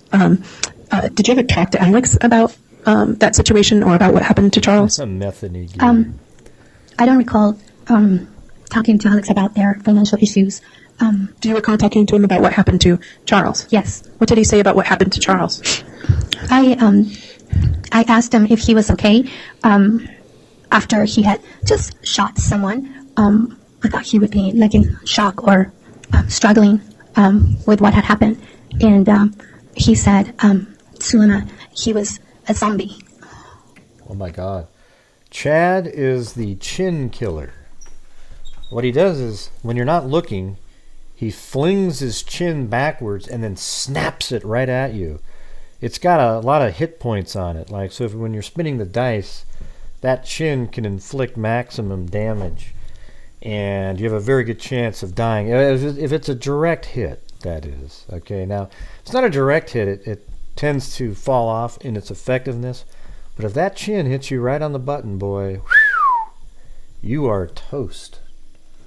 Did Lori explain to you anything about Charles's life insurance money? Yeah, let's see. Yeah, she mentioned that Charles had $1 million life insurance and that she was the beneficiary of it. Did she ever talk about other plans? You know, that if the casting didn't work, did she talk about other ways to deal with Charles? Killer. When we were at my house in March of 2019 and we had done the casting, she was laughing and she said that, well, if it doesn't work, I can always put some pills in his water or something. And then she laughed it off. Oh, whoa. Did Lori ever talk to you Hold on. about Alex believe us? Did Alex believe us? Absolutely. You mentioned about that Lori had talked about problems in her financial problems or problems in her marriage to Charles. Did you ever talk to Alex about that situation or about what happened to Charles? I don't recall talking to Alex about their financial issues. Do you recall talking to him about what happened to Charles? Yes. What did he say about what happened to Charles? I asked him if he was okay after he had just shot someone. I thought he would be like in shock or I'm not. It was struggling a demon. with what had happened. Demon. And he said, Zulema, he was a zombie. See, there you go, zombie. Yeah. Did Lori explain to you anything about Charles's life insurance money? Yeah, she mentioned that Charles had $1 million life insurance and that she was the beneficiary of it. Did she ever talk about other plans? You know, that if the casting didn't work, did she talk about other ways to deal with Charles? When we were at my house in March of 2019 and we had done the casting, 4 months before he died. Was laughing and she said that, well, if it doesn't work, I can always put some pills in his water or something. And then she laughed it off. Yeah, so during the casting back in March, 4 months before he was murdered, that's what she said. Well, if that doesn't work, so she was already saying there's other ways to do this. If the gods that we're casting to, the whatever it is out there that's supposed to make this happen, if that doesn't work, then we'll have to physically manifest the reality that we're looking for, right? Did Lori ever talk to you, or Lori and Chad ever talk to you about how long they expected JJ to live? Lori had said that he was going to have a very short life. And then in a meeting that we had at Lori's house in early August of 2019, he said that wow. JJ was going to have a very short life, that he was going to, the reason why he was going to live a short life was because he was going to come right back as Colby's child. And to your knowledge, did Alex believe? Oh, God. He's going to come back as Colby's child. Have they had a kid yet? Him and his wife? This. Alex, yes, but Alex believed everything they told him. God, I hope Colby doesn't later go, I see some similarities. Did you ever hear a conversation about how long Tylee was going to live? Not that I recall. Okay. Did you ever have any information that she would die soon? Not that I remember.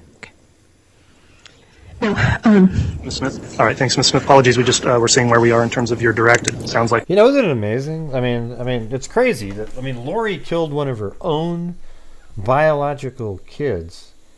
And when I say killing JJ, that made more sense in terms of she didn't, never gave a shit about this kid. It's not her. But it also made no sense because she could have just given JJ to Kay, but then she killed her own daughter for this because she would talk back. They didn't get along. She was a free spirit, and they knew that at some point when she became an adult she doesn't believe any of the crap that they believe in. So here's the thing is, none of them believe in that stuff. JJ or Tylee, but JJ, she killed out of spite. Tylee, she killed because she would have said something as an adult. Guarantee it. There's not a whole lot left, so we'll let you complete your direct, and then we'll take our mid-afternoon recess after that. Thank you, Judge. You need some water? You good? I'm good, thank you. Okay. You mentioned earlier about people who personally witnessed Christ having an elevated status, correct? Correct. All right. And that would count for Lori Vallow if her testimony to you was believed by the group? Yes. Okay. Did you ever have any evidence to suggest that Lori believed such things? Did the rules apply to Lori? Lori and Chad were teaching that if you had been exalted in another world, another relation, then this time that you came to the earth, it didn't count for you because you had already proven yourself in another probation. And she would often say, it doesn't count for me. Okay. You mean a hand gesture? She would hit something and go? It doesn't count for me. Okay. Okay. So when Lori shared these experiences and her personal belief that things didn't count for her, did the people in your group believe her? I don't know whether other people believed her or not. Did you believe her? That part I couldn't. I couldn't. I used to say it counts for me. Okay. Did Alex believe her? Yeah, Alex believed everything she said. Okay. Did Alex believe his mission was to protect her?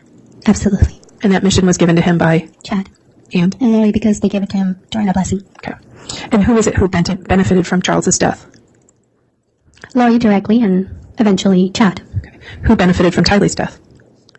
Lori directly, and then eventually Chad. And who benefited from JJ's death? Lori directly, and eventually Chad. And who benefited from I don't understand the context of who's benefiting and how they're benefiting. I'll sustain the objection. I think it's vague.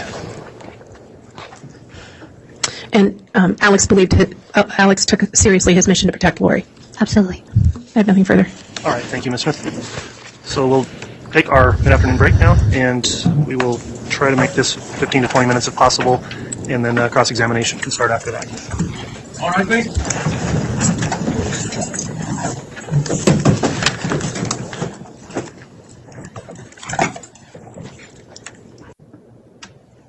All right, thank you. Just before we bring the jurors back in, I'll indicate that on the break I've discussed with the bailiffs here in the courtroom that there have been some of the participants that are talking loudly enough that others are hearing. Some are making comments.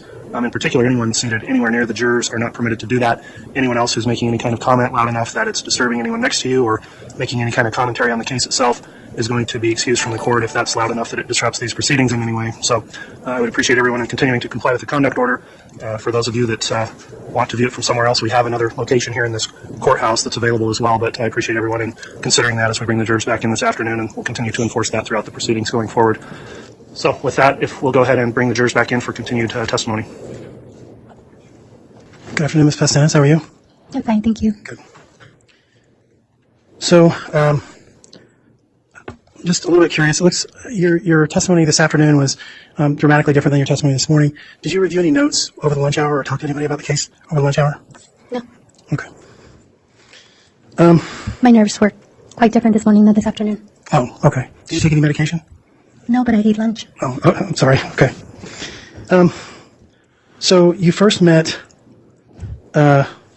Lori, it looks like in 2019 or 2018? 2018, is that right? 2018. Okay. Yes. And that was in late fall, early winter? Yes, fall of 2018. Okay.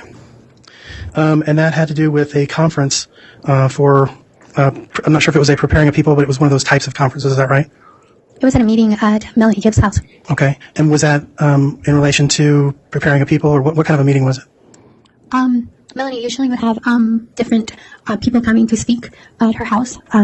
Sometimes they will talk about books, sometimes they would talk about food storage, sometimes other topics. So Okay. they're just different topics all the time. Were these the kinds of topics that you would also encounter at the preparing of people conferences that you would go to? Some of them, yes. Okay, all right.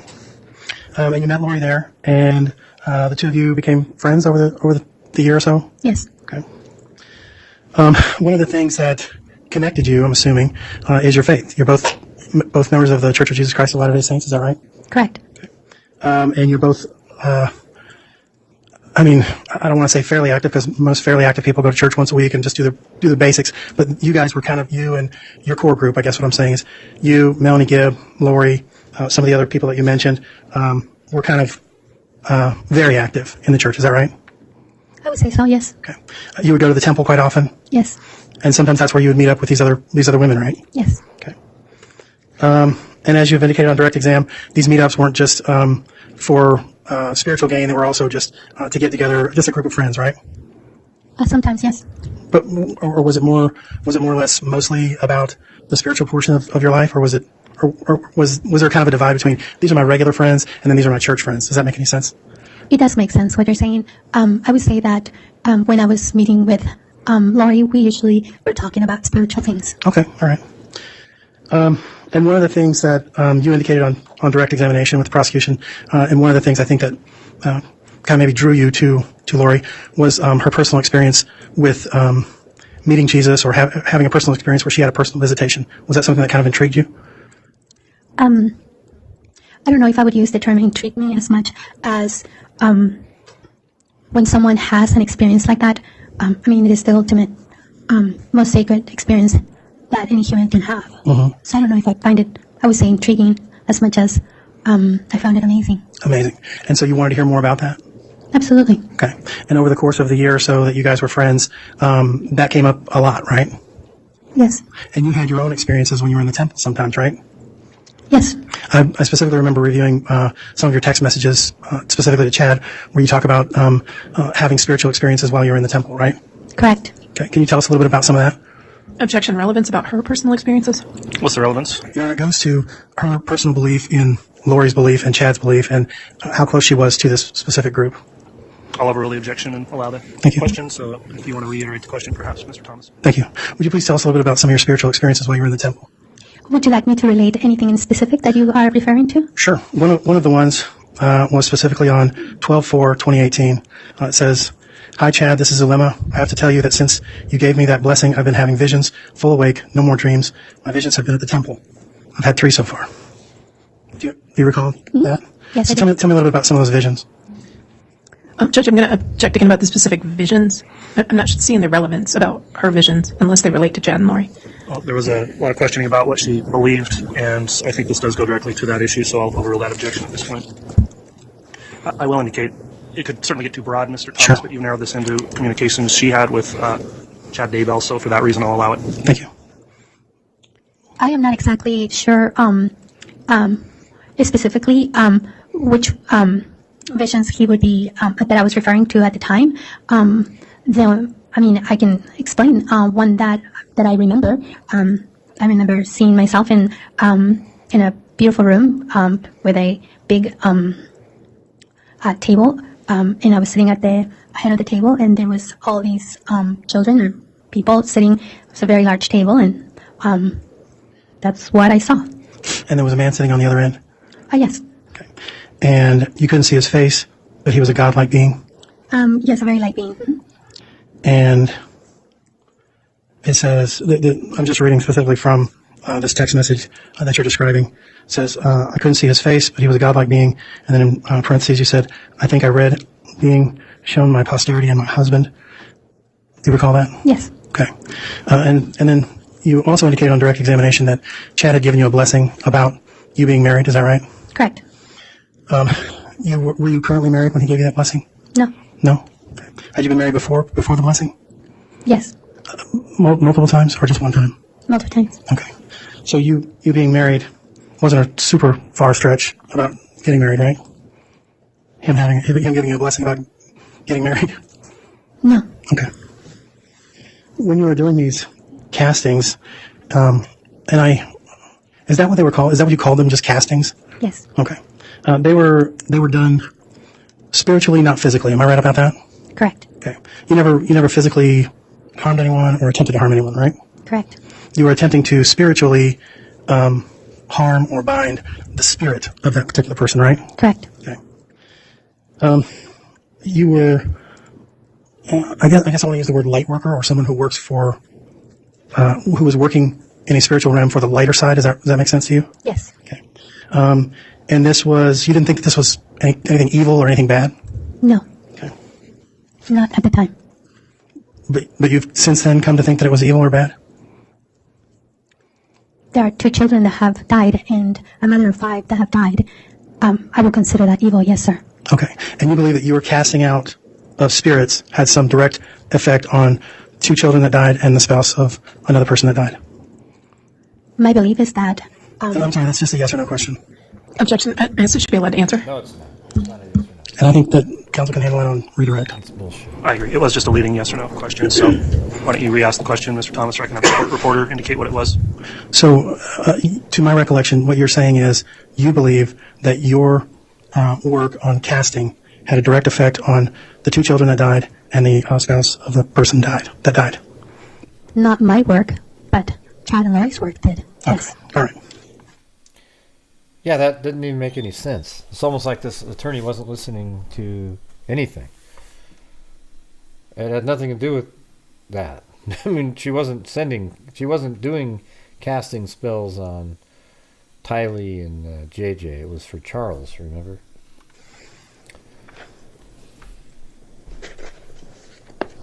You have a job when you're in Arizona. You said that on direct exam that you have a job, right? Correct. Is that job being a life coach? No.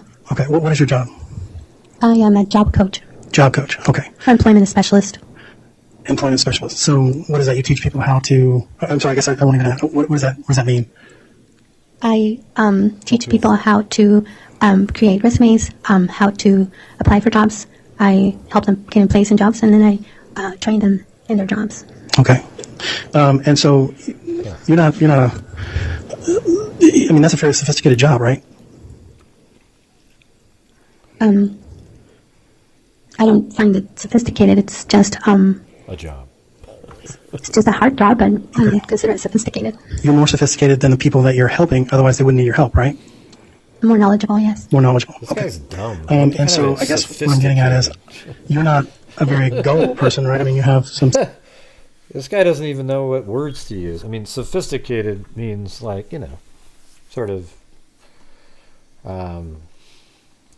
high moral and, sort of high... I mean, it's hard to describe what that means, but it has nothing to do with hers. Hers would be like your job is... it's complicated, or you have to have a lot of knowledge to be able to do what you're doing, to teach all these people in their jobs. Sophisticated, I don't know, man. See, it's confusing how he talks sometimes. Don't you think? A little bit? You don't say, wow, it's sophisticated. Sophistication. Now he's trying to sell that he was using the right word. Oh, God. Let me go back. I teach people how to create resumes, how to apply for jobs. I help them get in place in jobs, and then I train them in their jobs. Okay. And so you're not a... I mean, that's a very sophisticated job, right? I don't find it sophisticated. It's just... Yeah, so what the actual dictionary definition is, having, revealing, or proceeding from a great deal of worldly experience and knowledge of fashion and culture. See? It has nothing to do with, knowing a whole bunch about how different jobs might work. It's cultural. You know? It's just a hard job, but I consider it sophisticated. You're more sophisticated than the people that you're helping, otherwise they wouldn't need your help, right? No, it means she's more knowledgeable than the people that she's helping, and that's why she's helping them. Sophisticated had nothing to do with that. More knowledgeable, yes. More knowledgeable, okay. And so I guess what I'm getting at is you're not a very gullible person, right? I mean, you have some sophistication. I believe that She's gullible as hell. I have always been the kind of person that believes people and that believes that if I am not going to do something, someone else wouldn't do it either.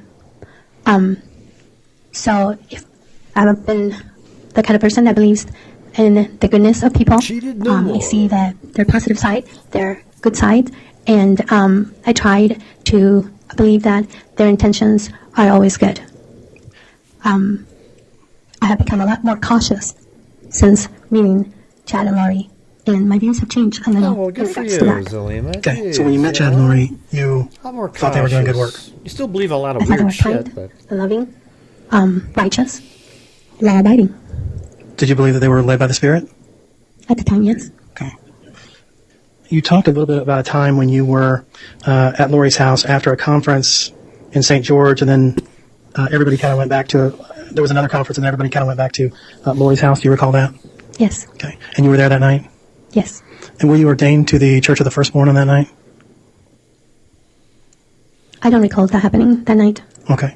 Do you recall when that happened, the ordaining to the Church of the Firstborn? I know it's done, but I don't remember when.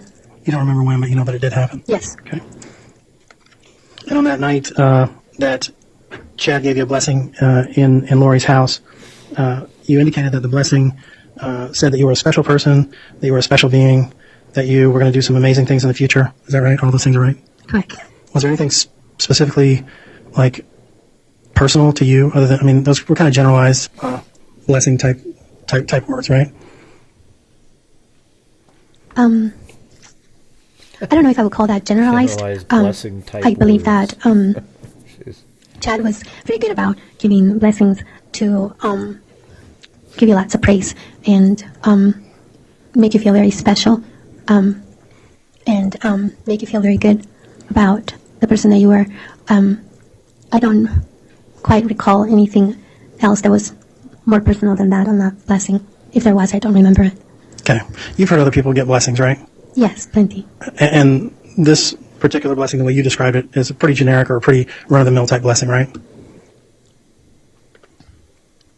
I would have to, in one way, disagree, and in another one, agree. Usually, when I receive a blessing, will be for either strength or a health blessing, and it would be more directed towards that the strength that I need to, whether it's to overcome the challenge that I am faced with or to overcome the illness that I am experiencing at the time. So I don't feel that Yeah, that we've been blessing saying that a long was time, Kathy. as generic to the other blessings that I have received from I think she may have other something members to do of with the church. Alex's death. And I guess on that note, did you specifically seek Chad out to get a blessing for either health or for some specific reason? On that night or Yeah. any other time? No, on that particular night. No. I think Zulema was like, it was, the org chart would be Chad, Lori, then Zulema right below them. And then you have Melanie and other people. Alex was the same level as Zulema, merely because he was like the hitman for the cult. But I think Zulema was right there, like a right-hand person to them. Not on that particular night, no. He offered. Oh, he offered to give you a blessing. Mm-hmm. Okay. He asked me to come to Lori's house so that he could give me a blessing. Okay. And I think you indicated that he also gave Alex a blessing that night? Not on that occasion. That was a different occasion, okay. Correct. On that specific night, That's do you right, recall him Blaze. giving anybody else blessings? No, only to me. Okay. I guess that was pretty personal to you then, because if you That's how she helps them with their job. She has them fill out a resume and an application, gives them a blessing, and says you're awesome, and good luck. the only one getting a blessing. Correct. Okay. Correct. We talked a little bit, or the prosecutor talked to you a little bit about having a lunch at Firebirds. Is that right? Yes. And where is Firebirds? In Gilbert, Arizona. Okay. And What was the occasion? How far in time from the time that he came to Lori's house and gave you that blessing to when you met up with him at Firebirds? I can't remember the specific date, but it was in 2019 that he came. Okay. Was it a month later, 2 months later, 5 months later? Can you recall? Is that even just too much? I don't recall when he came. Okay. You did make quite a few, have quite a few text messages with Chad. Were you texting him fairly regularly, do you think? Yeah, I would say so. Okay. And you were basically texting him about what kinds of things? Mostly spiritual things? Yeah. Okay. Asking him questions. That time that he was at Firebirds and he wanted to give you some specific information, you said that he specifically didn't want Melanie Gibb to hear that. Is that right? Him and Laurie, for some reason, didn't want Melanie Gibb to hear what he was going to say to me. Okay. And what exactly, tell me again, what exactly did he say to you about that he didn't want Melanie Gibb to hear? He said he had information about who I was in my past lives. Mm-hmm. And did that resonate with you? I was very curious about it. Okay. And when he told you about it, that was a pretty personal thing for you, right? Yes. He specifically said that you had lived, you indicated that you lived on this particular earth 4 different times, is that right? That's what he said. Okay. And on the second time is when he told you about the second time you were here on this earth, right? He told me about all of them. About all of them. But this one at Firebirds, he specifically told you about the second time, right? Or am I wrong? That's what I recall from your testimony. At Firebirds, he said that he had information in regards to who I was and about my past lives. And he said that since Laurie and Chad didn't want Melanie Gibb to hear it, I don't know why, that he will give me a call later. And he called me, and then he related to me all of my past lives, and the second one including. Oh, so he relayed to you all of your past lives? Correct. I see. But the only one he testified to was the second time. Yeah, I think that, I don't know how to describe that, but I think that that life was the one that was the most shocking to say. Well, yeah. I mean, you said that you were 14 years old, you were raped and murdered, and at the same time that Laurie was your mother, and Laurie was also murdered that time, right? That's what Chad said, yes. All right. And did you pray about that, or did you have some sort of spiritual experience related to that? No spiritual experience, but I did believe him. You believed him? Mm-hmm. Were you confirmed by the Spirit, or it was just a belief in him, the way he said it? It was my belief in him. Okay.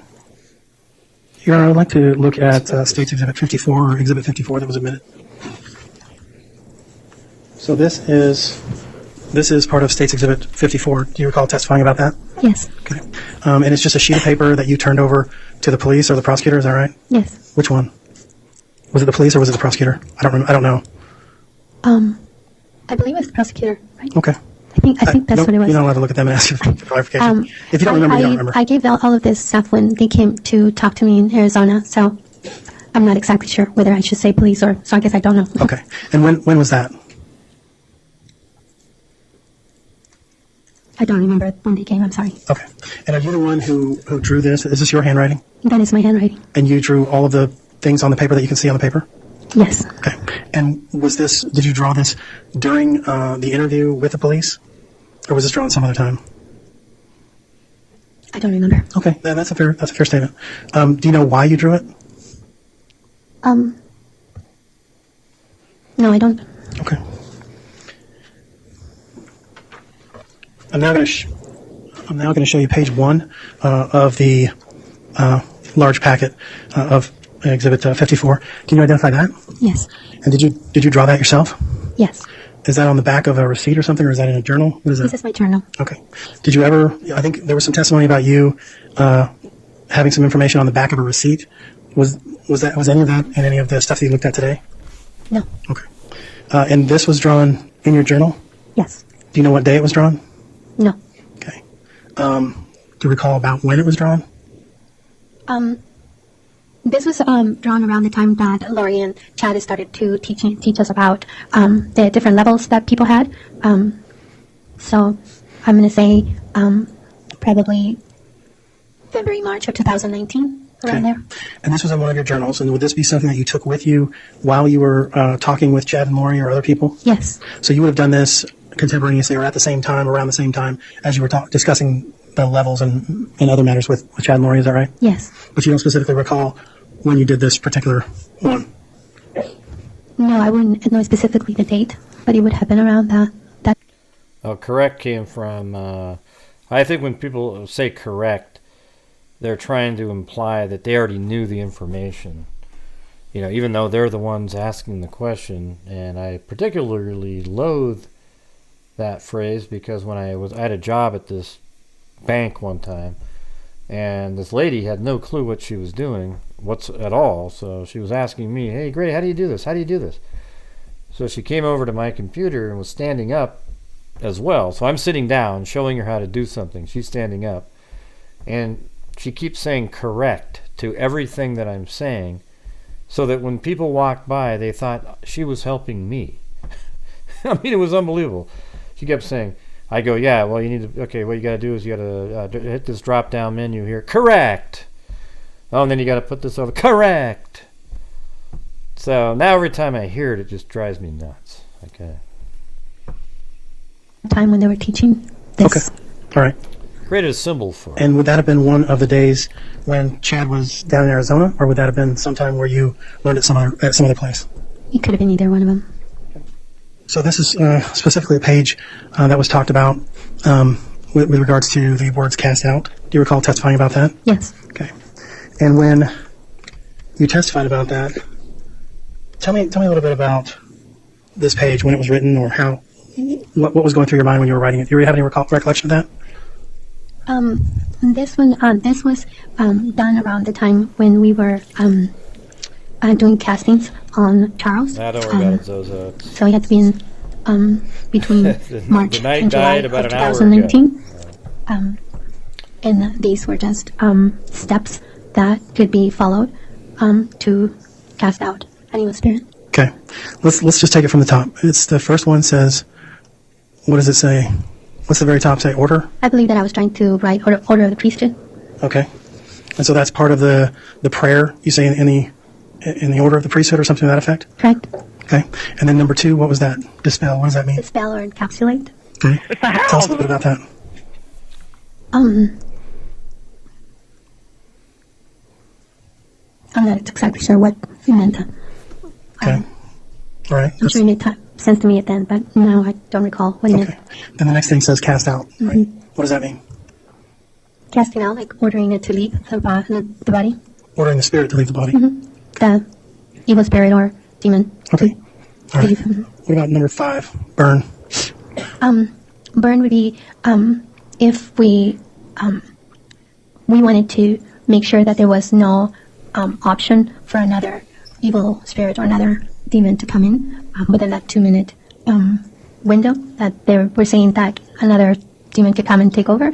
So, but if we burned around the body, then there won't be that opportunity.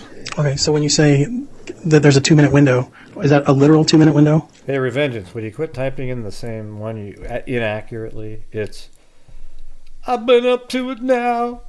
It's bad. Okay. Yeah, that's what Lori and Chad would say, yes. Okay, and you believe that? At the time, yes. Okay. Now I don't. Yeah, now you think there's a larger window? I streamed for 12 12 hours a day. And it's, so wow, you don't believe that demons can be cast out of humans? I don't believe that the way that anything that they did was right or correct. No. Thanks, Do I believe that an evil spirit can be cast out? Yes. Yes, because it was done in the Bible, and Jesus Christ did do it. Okay. But I believe that was completely different than what they were trying to do. Okay. So people can be cast, or evil spirits can be cast out, but just not by Chad and Lori, in your opinion? I just don't believe that. Yeah, but you lift out words. Chad, You got to accurately say it. Revengeance would have the authority to do that. I've been up nor to the it right now. intentions. Okay. So you don't believe that they had the authority to cast out, and you don't believe that they had the intention to cast out the evil spirits. Is that what you're saying? Correct. Okay. And when you say burn, and we talked a little bit about that, where you would burn for 2 minutes around the body of the possessed person or demonic person, is that right? Objection misstates what the witness said. Okay. That's the stuff. Okay. Tell me what you would do. Tell me what burn, number 5 burn means. I believe the way that I explained it was that we would burn around the body and the body so that not another demon wouldn't be able to come into the same body. Okay. And tell me how that happened. Judge, I'm going to object that this point has been asked and Is that answered a couple of times. Tylee was burned? Then? Tell me how you would burn around somebody's body or burn somebody's body spiritually, or how in this particular context. Well, everything was done doing a casting would be done spiritually, verbally. Okay. So how do you verbally burn somebody? I guess you just verbally describe it. Verbally describe what? How you would verbally describe This guy burning doesn't sound like a body. lunatic. Okay. But it had nothing to do with physical burning. Correct. Okay. And then the next one is number 6. Escorted. Oh, okay. Escorted and sealed. Tell me a little bit about that. In this part, Lori and Chad were saying that if we had angels come up and they would escort the evil spirit or the demon that had just been cast out, then he would be escorted out of the body. And then if you look at number 7, then they will be sealed away and not be able to come back and bother anyone else. I'm sorry, I said that was an and, but that was actually a 7. So the 7th step is to seal. Is that right? Correct. All right. And how do you seal somebody? How do you seal it? The same way, verbally, you just say sealed away so that it doesn't come back. Sealed away from that specific person. Not from just this specific person, but from coming back to bother anyone else. So he can't come back to the earth. Correct. Okay. Another guy says dispel. Is that right? Yes. And then what does it say next to dispel? It's not you. I'm a terrible reader. What does that say? Banish. Banish. Okay. So you banish. Correct to me is similar to saying when somebody says, "with all due respect." Anytime somebody says, "with all due respect," the next thing they're going to say contains no respect whatsoever, nor was the original "with all due respect" did it have anything to do with anything respectful. Person or the spirit, is that right? Correct. Okay, and that's just done verbally. You just say you're banished. Correct. Okay. What are you shaking your head? What happened, Jassy? Did something bad happen? And then expel, reject, eject, purge. And then what's the last one after purge? Evict. Evict. Okay. And those are just all things that are kind of under dispel and banish? Yeah. Okay. Like synonyms. And then it looks like there is a figure. There's some sort of a little drawing on the side of dispel and all the way down to purge. Can you tell me a little bit about what that is? I'm not sure what that is. Okay. And then under that, it says, after evict, it says cast out, get rid of them, right? Correct. That's the goal, or what is that? Yeah, that would have been the goal, to get rid of them. And then what does it say under that, get rid of them? Forced to leave by official action, take away the right of being there, drive out, as in excommunicated and blasted. Then after that, it says Matthew 8:16. Yeah, and what is Matthew 8:16? It's a scripture. It's a scripture in the Bible or in the book of Bible Mormon? and the New Testament. Okay. Yeah, I always tell people on here, never accept agree to disagree when you know for certain that you know for a fact that the side that you're defending is 100% true. It's not an opinion. I'm sorry. Can I ask what that scripture says? Do you recall, or do you know? Part of it says cast out with his word. Okay. And what else after cast out with his word? Matthew 10:1. Okay. And what does it say in Matthew 10:1? Do you recall? He gave them power against unclean spirits to cast them. Okay. And so the things that you were doing, you were writing these things down as you were being taught or as you were congregating with this core group of people, right? That were doing these casting out of demons? Correct. And that was biblically based or based on scripture? I think that it was some scripture mixed with their own philosophies. Okay. Tell me more about their philosophies. When in this particular context of casting out demons, tell me what their philosophies were. Well, if you read in the New Testament, there will be Jesus telling the spirit to leave, but there was never any burning or ejecting or dispelling or being or having to be escorted or sealed. So there was a small part that was scriptural, and then the other part was their own philosophies. Gotcha. But during this entire time, when you were doing these casting out of evil and demonic beings, you never did this physically. It was all done with prayer and spiritually, right? Correct. Okay. I'll give the bailiff or marshal the 54 again. Judge, I don't know if you want me just to go until 3:30 and cut me off, or I'd rather not go into another line, but If you are about to go into another line, I'd suggest maybe we end for the day. I would ask the court if we could do that. Okay, I presume you still got a pretty substantial amount of cross to go? Yes, Your Honor. Okay, let's go ahead and conclude the cross-examination for the day. What we'll do is dismiss the jurors here momentarily, and I'll have counsel stick around for a minute to discuss some scheduling and other matters we want to take up outside of the presence of the jury. So, and that's it. All right, well, that's it, you guys. I'm going to get the hell out of here. Thank you to, let's see. Thank you to Dobby, Mississippi, Danielle, Adniram, Danielle, Robin Verado, Allie Cake, Three Boys Mom, Allie Cake, Eugenie, Shomona V, Ashy Snow, Classical Guitarist, Revengeance, Kathy Friedmaker, Amber Maiden, Danielle, Cindy Leon, Zozo, Three Boys Mom, Simple Life Days, Shogun Love, Kathy Chapin, Hippie Chick is Me, Cindy J, Teresa Murray, Kit Kat again, Axie N, and those three right there were like a fourth of the entire night. Oddball, Classical Guitarist, Daniel, Caligal 3, Three Boys Mom, Robin, Jim Lon, Music Maker, and then I gave 5 channel memberships. Jim Lon, Caligal 3, Ashley Hansen, Juniper's tarot card thing, Shogun Love, Robin, Three Boys Mom, Robin, American Lady, Ashley Hansen, Three Boys Mom, Lori Will, and Cheated No More. Then we had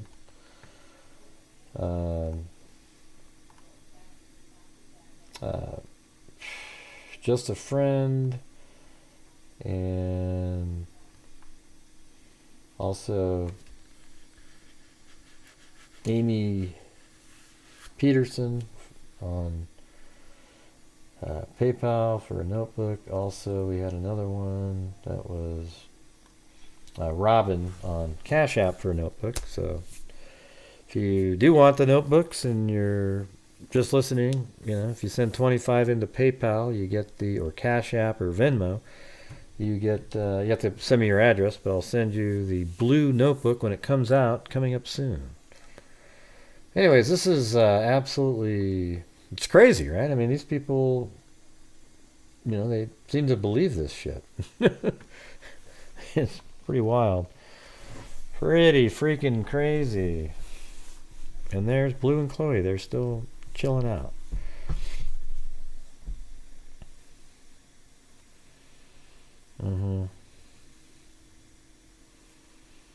It's just, what's crazy is they just take little parts from games like Lord of the, or movies, Lord of the Rings and The Walking Dead and, Dungeons and Dragons, and it's just this total bullshit mystical crap that doesn't exist. Okay, I'm sorry to break it to you guys. None of that stuff has any place in reality whatsoever. I know it's frustrating. All right, so I'm gonna spin for one of the notebooks, by the way, when they get here. So whoever wins this.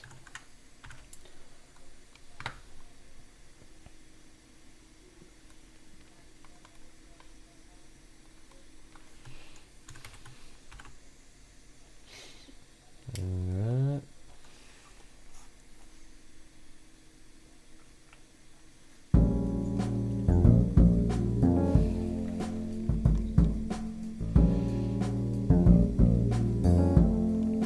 Anyways, thanks for supporting the channel throughout the day. I don't want to have to do that many hours a day for the same, income level, but I guess it's just, it's pretty crazy. So anyways, here we go. This is for the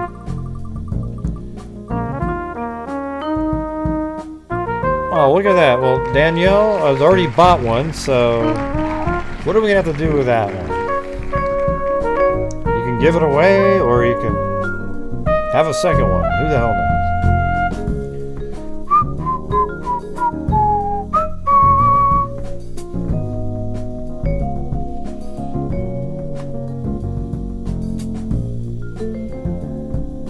Looks like Danielle won that one. I don't know if she's still here or not.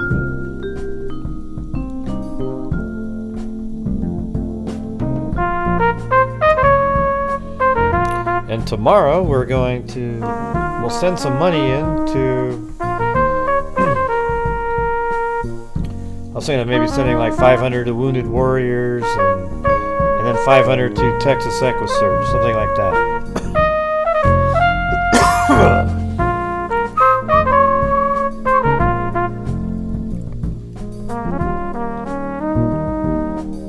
You almost got it. So did Three Boys' mom. I mean, it was right in between that one.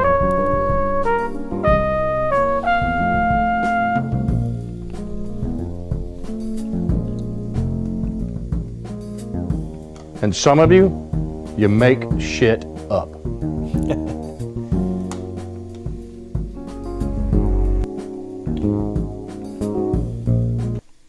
I like this sound effect. This one right here.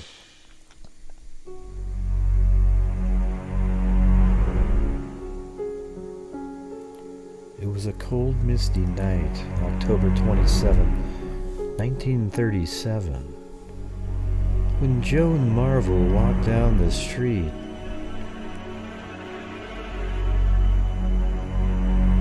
She saw something absolutely terrifying. What that was? Stay tuned to find out.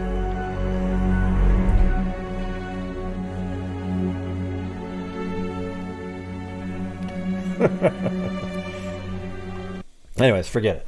All right, we'll see you guys tomorrow. Thank you very much for being here, and I'm gonna go do some resting now. And until next time, be safe out there. And a 1 and 2 and a 3 and a 4 and a 5. Good night, I've been doing this everybody. true crime thing for quite a while now, and during this whole time, I have not seen one person that is a I just made that crime dissector, plug rejector. I'm a certified human lie detector. Gonna get ya on a stretcher if you try and play me like an old projector. Crime sector is my nectar. Professor Grader's gonna give another lecture. Crime collector, freak connector, and I'm always gonna be a protector. Fool deflector, interceptor, and I'm meaner than a spectre with a vector on his spectre. With all respect, y'all, just remember I've a temper fucking check ya. I have no agenda, I'm no pretender, and I'll serve it to you straight without the blender. And in the end, I'm gonna send ya on a mission to reveal the true offender. Yeah, so I'll just get right back to work. All right, everybody? All right, everybody. Good night, everybody. Gee. You interrupted me right when I was about to say something. They wanted to hear me, though, Gray, not you. Gee. Oh, boy. Not now, not now. All right, we'll see you guys tomorrow. Be safe out there. And thanks, everybody, for supporting the channel.